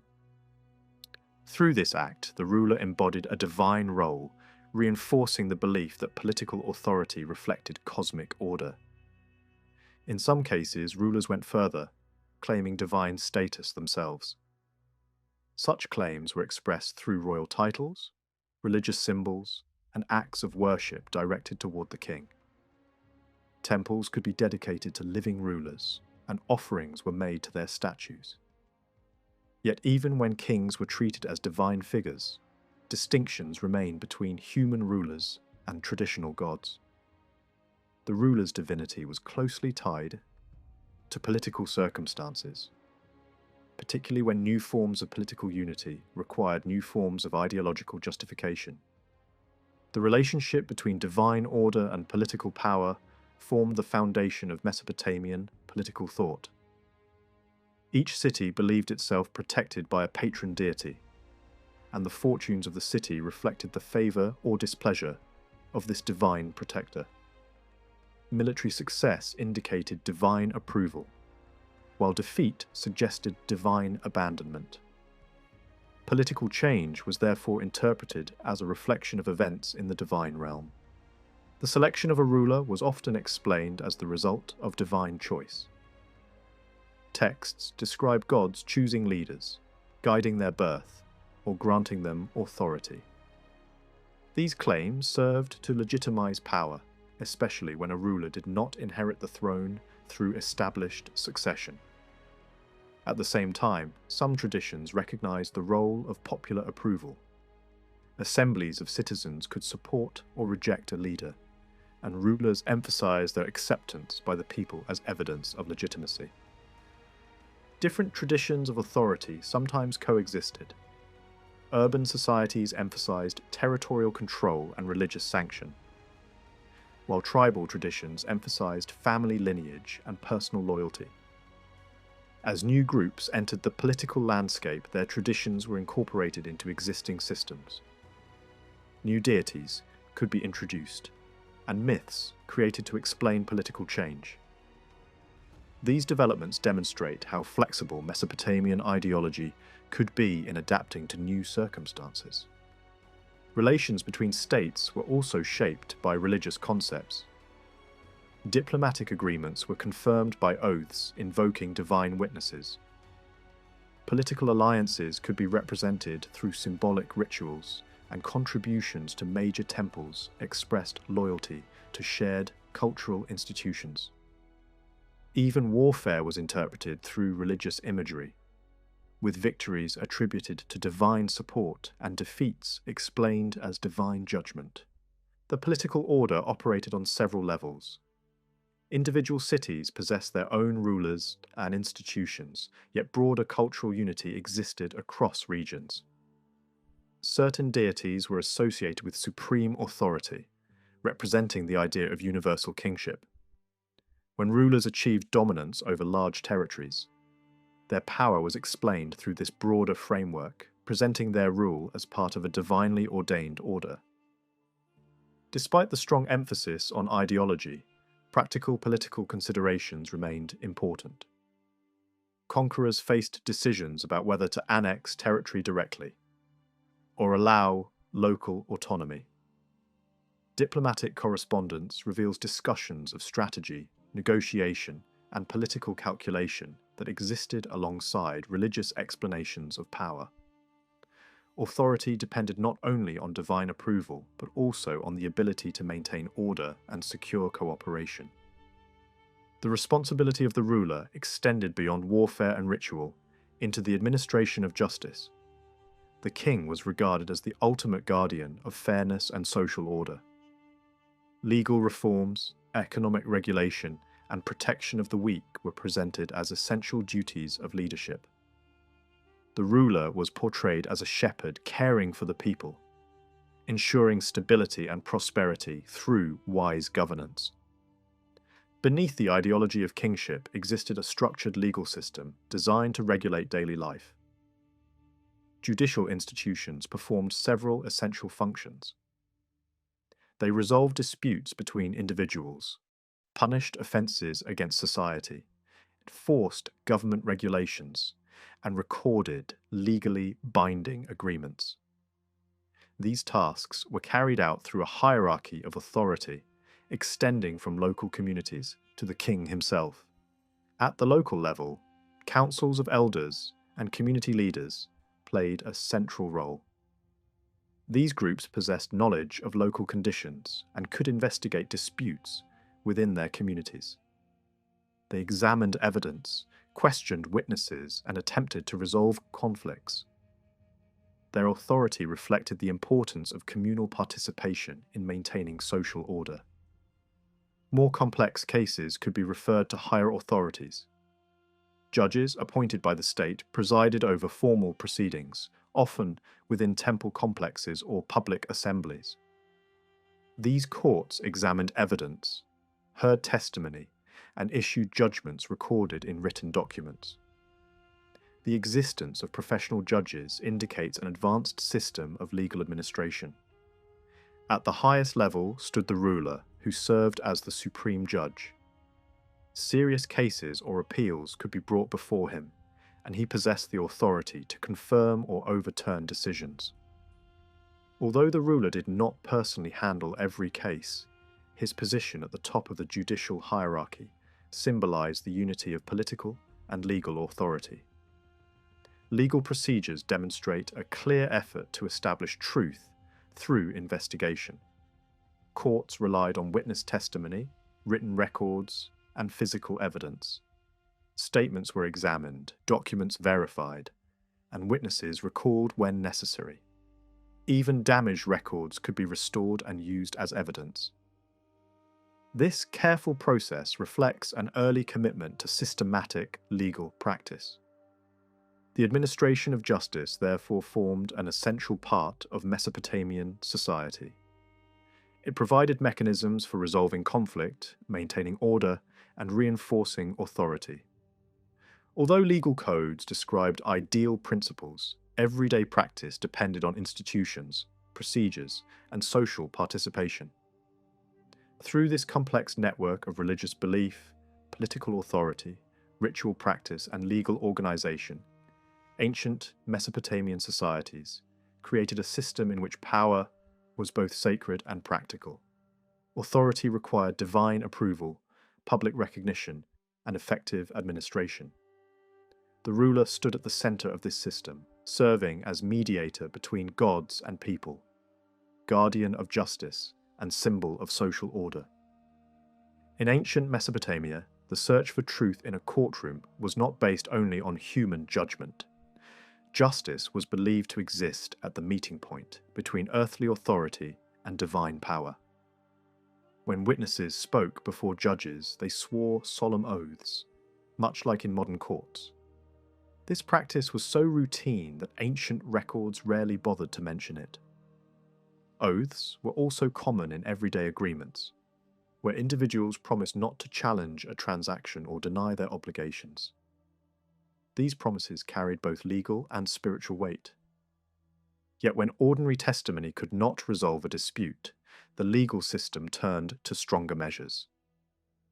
When evidence conflicted or when no witnesses existed, judges called upon divine authority to determine the truth. One method involved a ritual declaration in which a person swore innocence before a god. This practice relied on a powerful belief that divine punishment would strike anyone who spoke falsely. Fear of supernatural retribution served as a powerful force in maintaining honesty. These declarations were not simply private acts of faith. They formed part of official legal procedure. Courts determined when such an oath would be required, and a person's willingness or refusal to take it became evidence in itself. The refusal to swear before the gods could be interpreted as an admission of guilt, while acceptance of the oath signaled confidence in one's claim.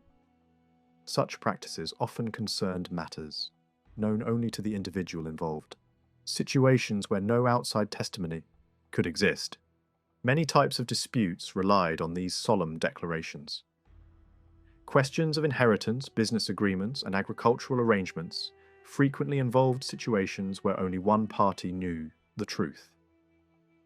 If a shepherd claimed that sheep had died from illness or had been killed by wild animals in remote pastures, he might clear himself by swearing before a deity.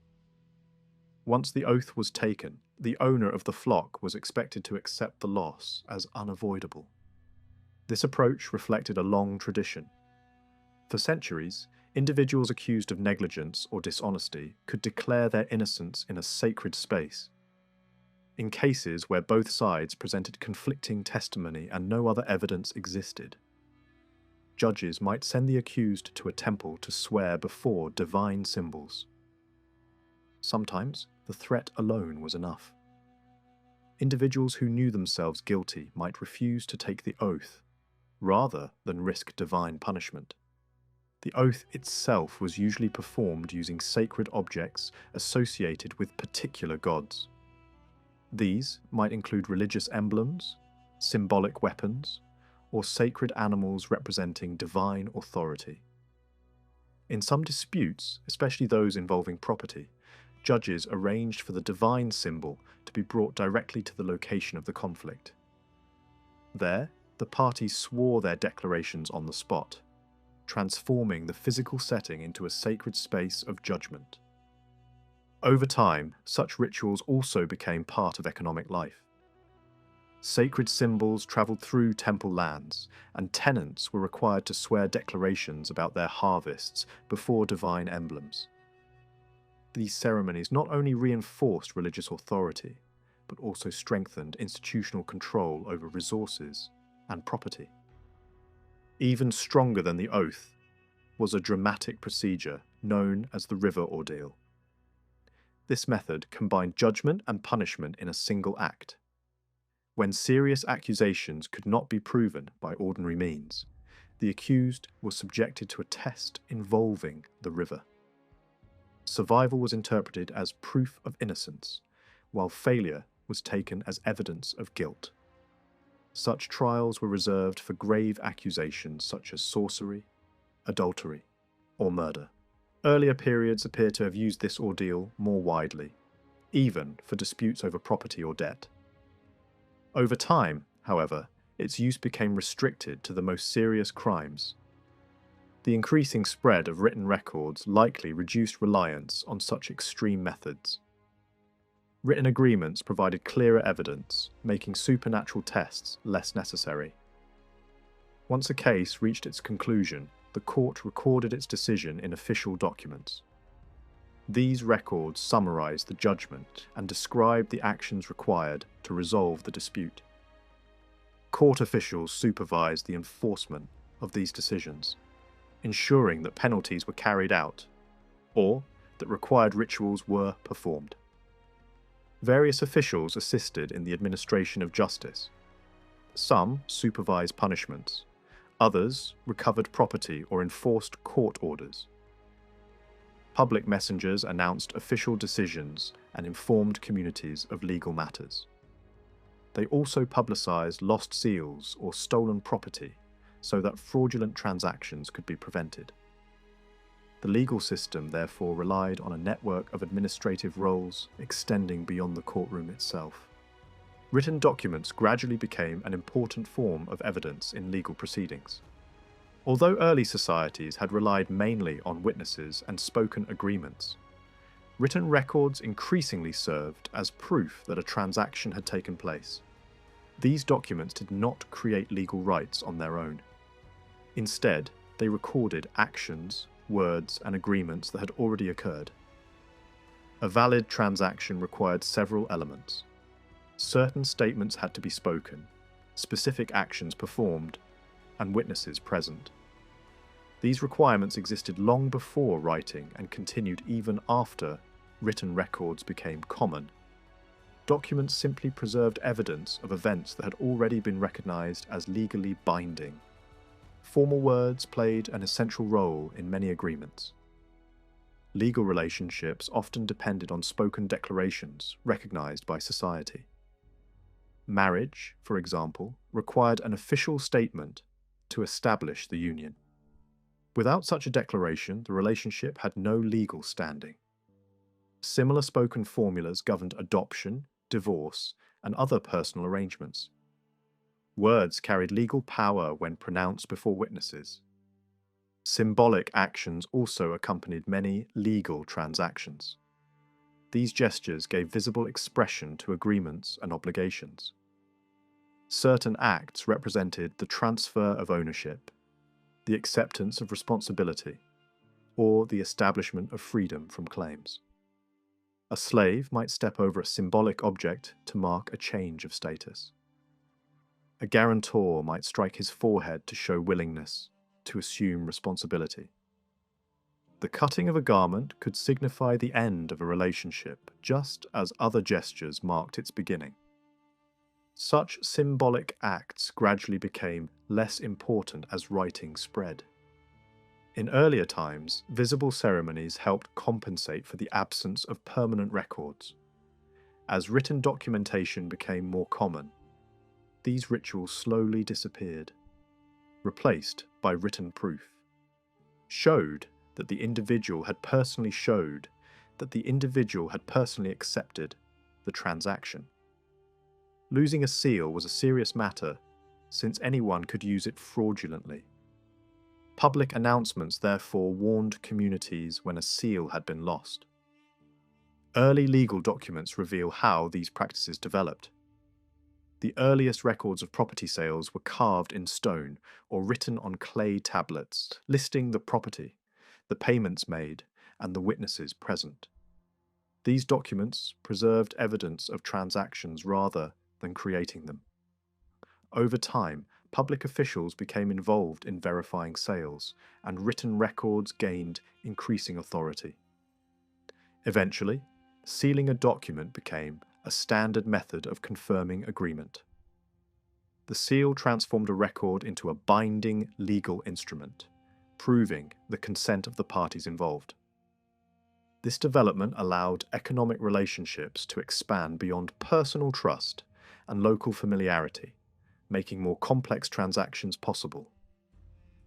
Legal systems also depended on sanctions to enforce compliance. In small communities, social pressure often ensured obedience. As societies grew more complex, enforcement passed into the hands of organized authority. Oaths remained central to this process, reinforced by fear of divine punishment. Breaking a sworn promise was believed to bring severe consequences from both gods and society. Some texts describe terrifying punishments awaiting those who violated their agreements. These threats reflected a world in which divine justice was considered an active force in everyday life. The fear of supernatural retaliation strengthened the authority of legal institutions and encouraged compliance with social norms. Alongside everyday legal practice, rulers issued collections of laws that defined standards of justice within their realms. These texts gathered individual rules and principles rather than presenting a complete system of law.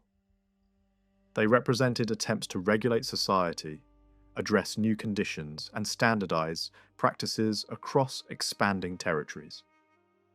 These collections did not record individual court cases.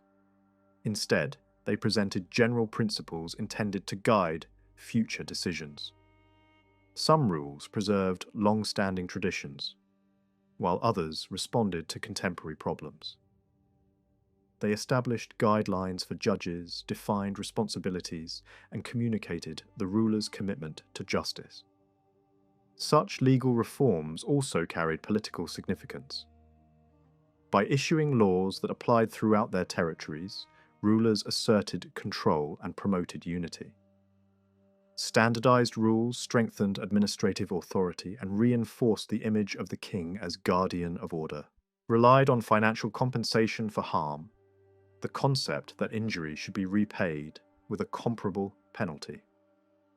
Earlier traditions often relied on financial compensation for harm, but later, laws sometimes prescribed physical punishment, reflecting changes in social and political influence. At the same time, these legal traditions preserved older customs. Responsibility for damage or negligence could be determined by comparing outcomes with those of neighbouring farmers or workers. Such practical solutions reflected communal standards of fairness, rooted in everyday experience. The actual impact of these legal collections remains difficult to measure. They represented only part of a broader system of customary law and judicial practice.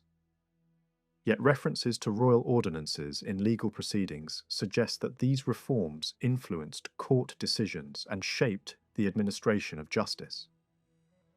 Through this complex blend of ritual, testimony, symbolism, and written record, ancient Mesopotamian society constructed a system of law that combined human judgment with divine authority.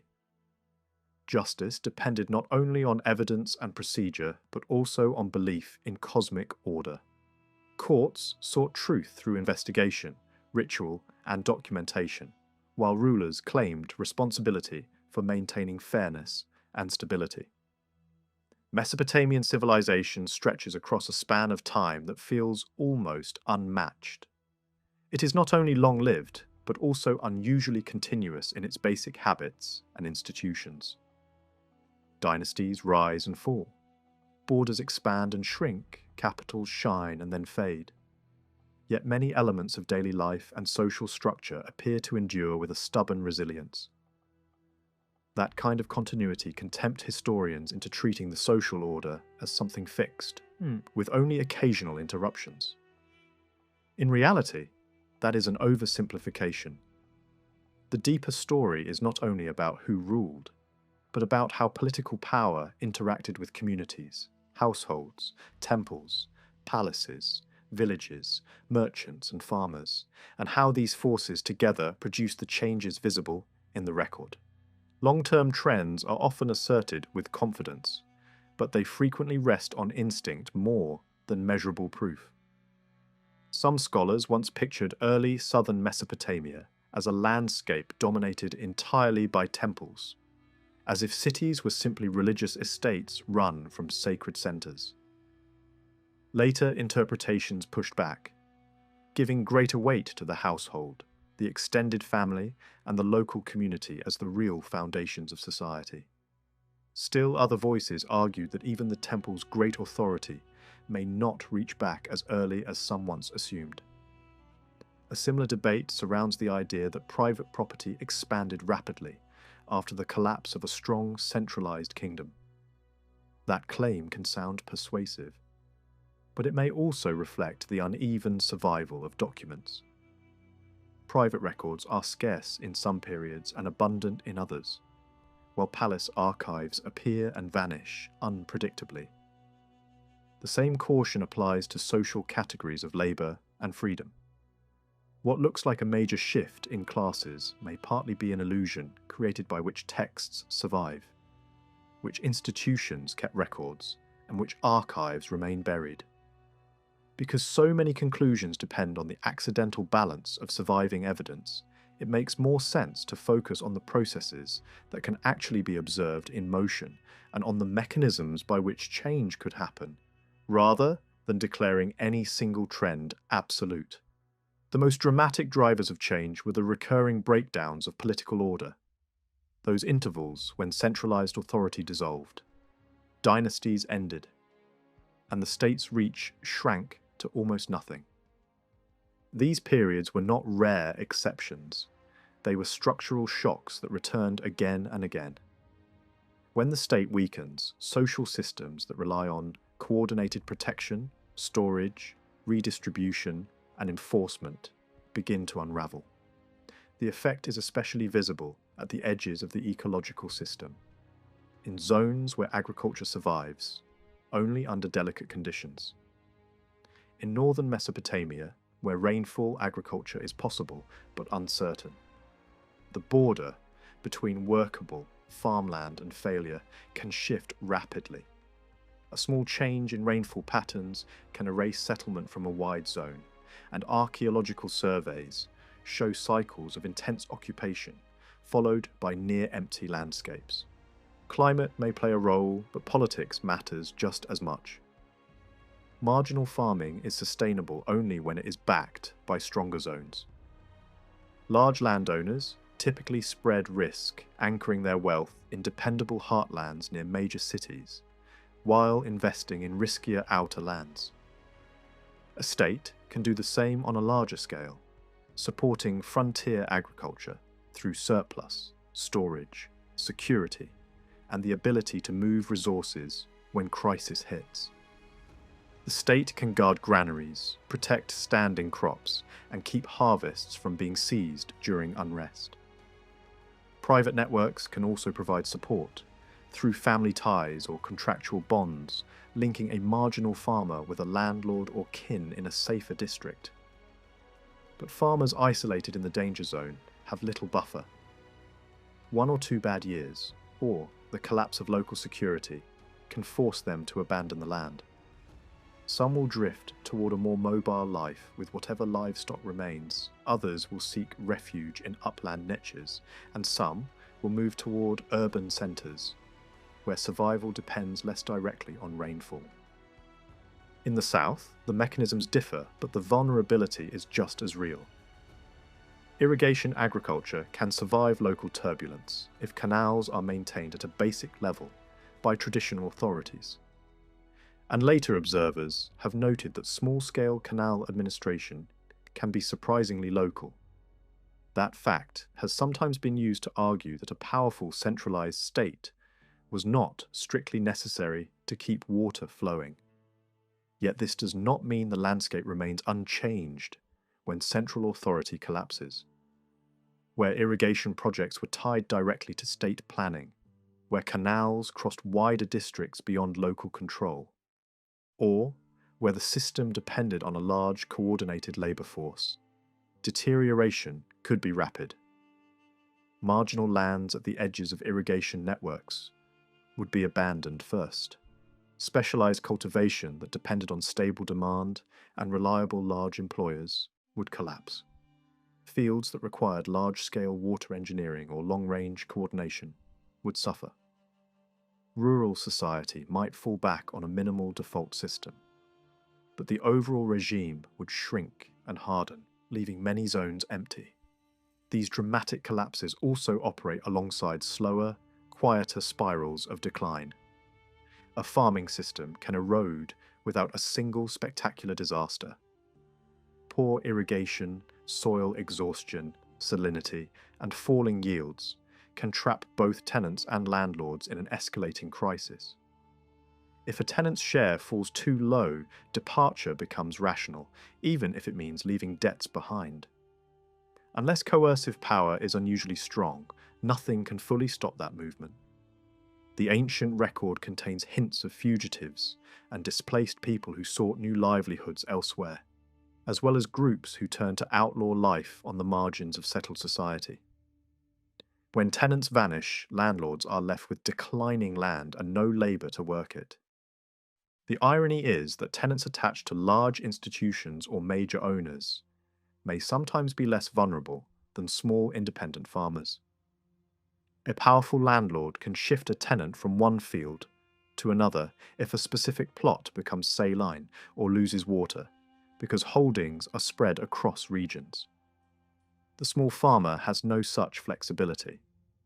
When yields fall, the only immediate option is to press harder, sow more densely, reduce fallow time, cultivate too frequently.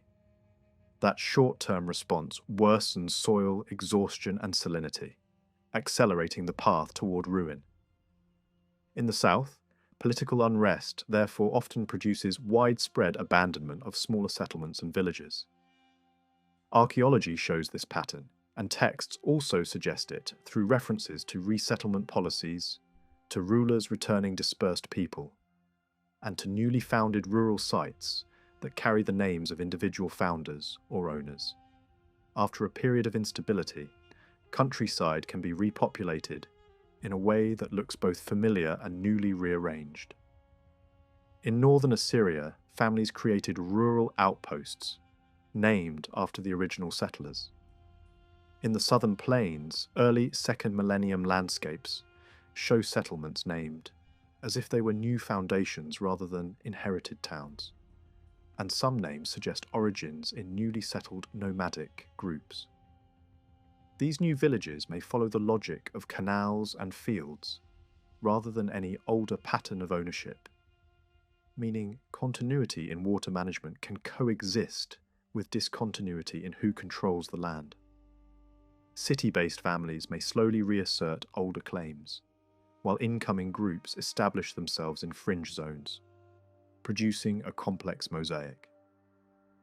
The difficulty is that the passage of time in archaeology is often too thinly resolved to separate one political transition from another. Some breaks are invisible unless settlement patterns are studied as patterns, not as isolated sites. Two different periods of stable rule may produce countryside layouts that look similar on the ground. Only the abandonment of one network of villages and the appearance of another can reveal an interval of disorder between them. In some cases, surveys seem to show two comparable systems layered in sequence, but full confidence requires tighter, chronological control than pottery sequences often provide. Ancient literature shows that people were intensely aware of what political breakdown meant. When order collapses, poems describe not only military defeat, but the shutting down of ordinary life. Fields left unsown, herds untended, food offerings disrupted, familiar neighborhoods emptied, strangers occupying places once safe. These descriptions move between politics and nature, as if the cosmic order itself has been disturbed. Flood stories and famine traditions do something similar, picturing disaster as a divine decision that disrupts both landscape and society. In some narratives, the gods decide that human noise and prosperity have grown too great, and destruction becomes the method of restoring balance. The rebuilding of order is then paired with imagined controls on future population growth. Whether population pressure truly posed a decisive threat is difficult to prove without better measures of agricultural capacity and household structure. Archaeology sometimes suggests that settlement growth outpaced what natural increase could produce, raising the possibility of immigration. But the constant interchange between settled farming and mobile lifestyles makes any simple demographic reading uncertain. When stability returns, the question becomes how much of the old order survives and how much is reshaped. One observable pattern in stable regimes is standardization. Powerful states repeatedly try to impose uniformity on administration, trade, law, and measurement. Standard weights and measures, calendars, transport systems, scribal training, accounting practices, and bureaucratic formats often become tools of control. The benefits of uniformity are practical. Legal norms become consistent, taxation becomes predictable. Trade becomes easier, and state authority becomes visible in daily life. Even when new moral codes clash with older urban habits, the drive toward a single norm remains strong. Once a standardized system is installed, bureaucracies tend to preserve it, slowing the pace of change. This standardizing force is not limited to official life. Within stable borders, travel becomes safer, exchange becomes more regular, and central standards become socially attractive. People move more easily across the realm, and the state itself relocates administrators and soldiers, carrying habits, tastes, and techniques into new regions. Over time, this can produce visible similarities in writing styles, linguistic norms, artistic preferences, and technology.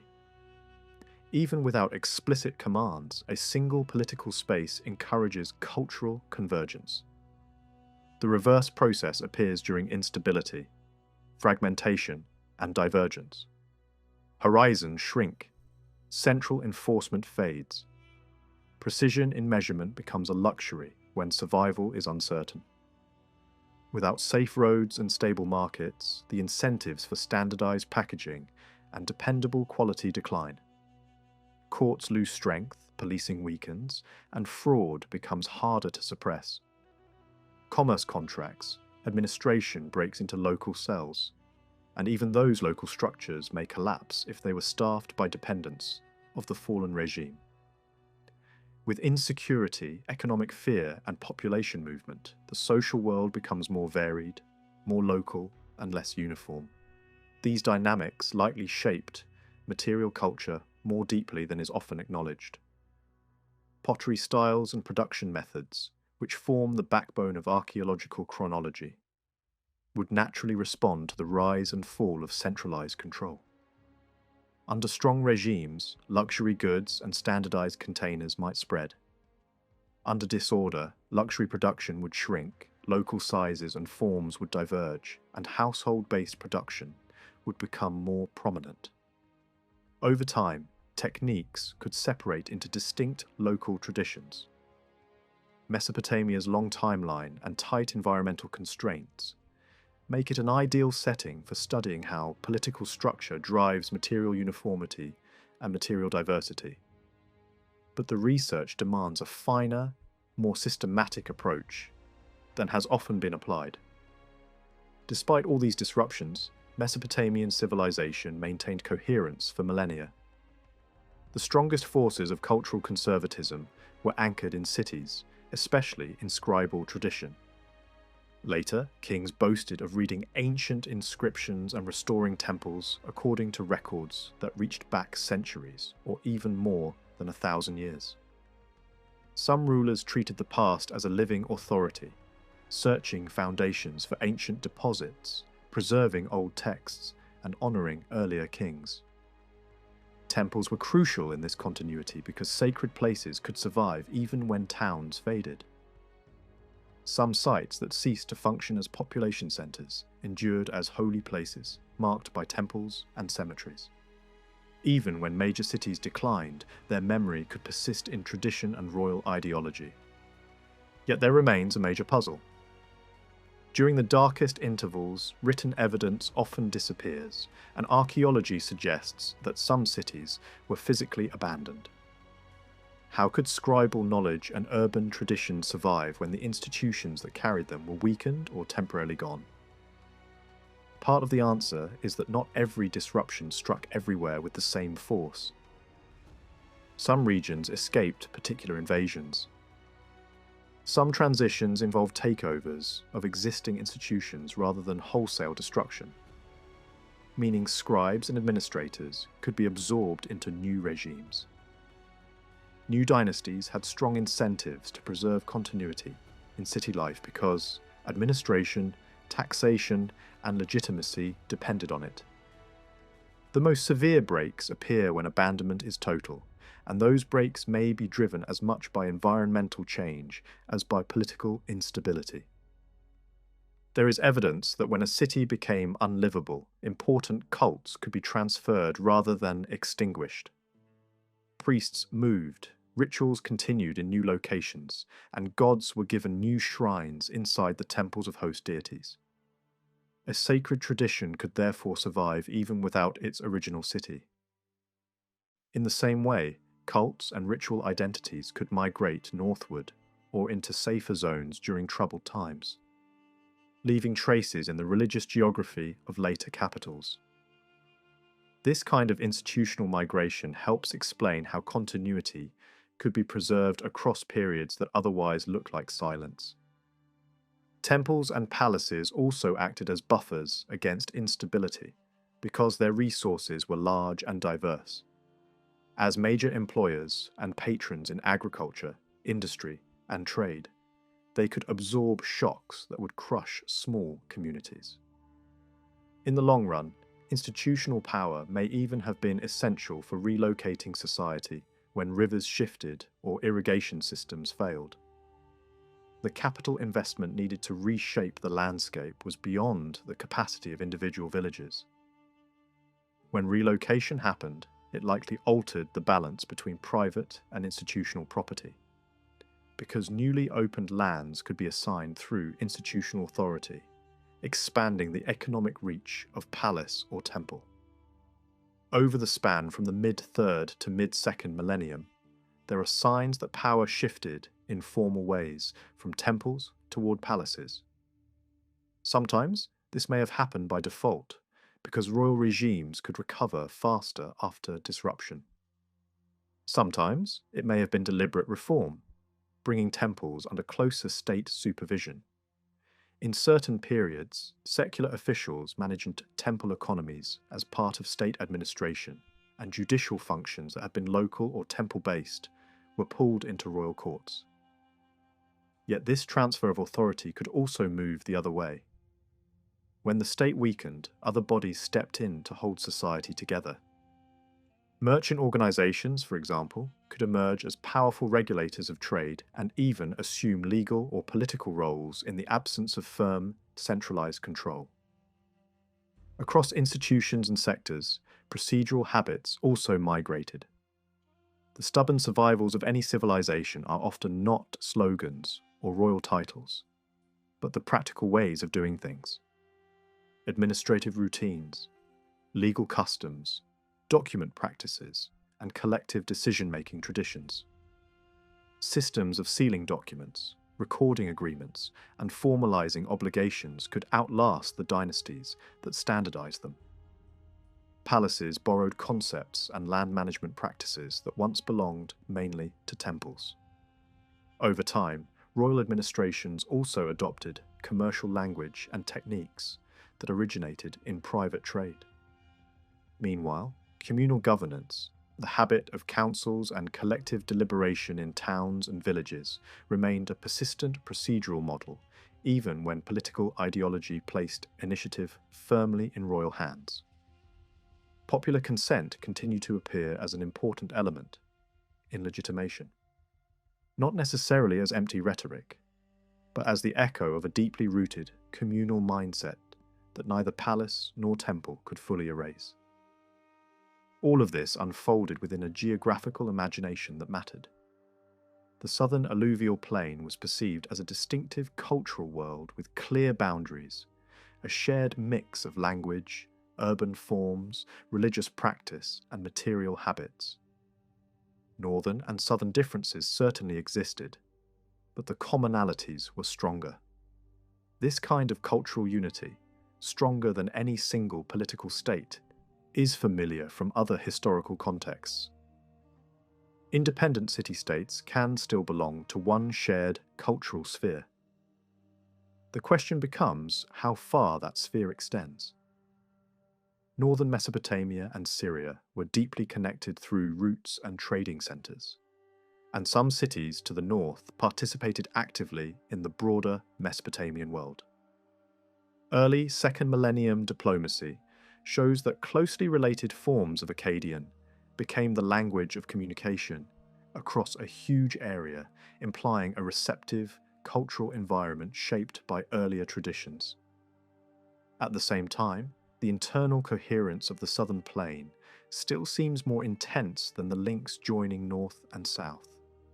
The south appears to be the place where the most extreme forms of literacy, bureaucratic organization, and urban concentration were developed, and from which these practices spread outward across the Near East.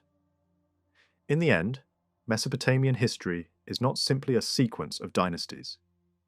It is a long negotiation between stability and collapse, between standardization and local divergence. between institutional power and private survival, between the fragility of agriculture and the stubbornness of urban tradition. Political shocks repeatedly tore at the fabric, yet cities, temples, palaces and communities found ways to transmit habits, rituals and administrative culture forward in time. The record that survives is uneven and biased, but the processes can still be traced. Disruption empties the margins, stability refills them. Strong states unify norms, weak states allow divergence. Institutions preserve memory, migration preserves cult, and procedural habits outlive regimes. This is how a civilization can remain recognizable across millennia. Not because nothing changes, but because change itself follows recurring channels, shaped by environment, institutions, and the deep structure of social life.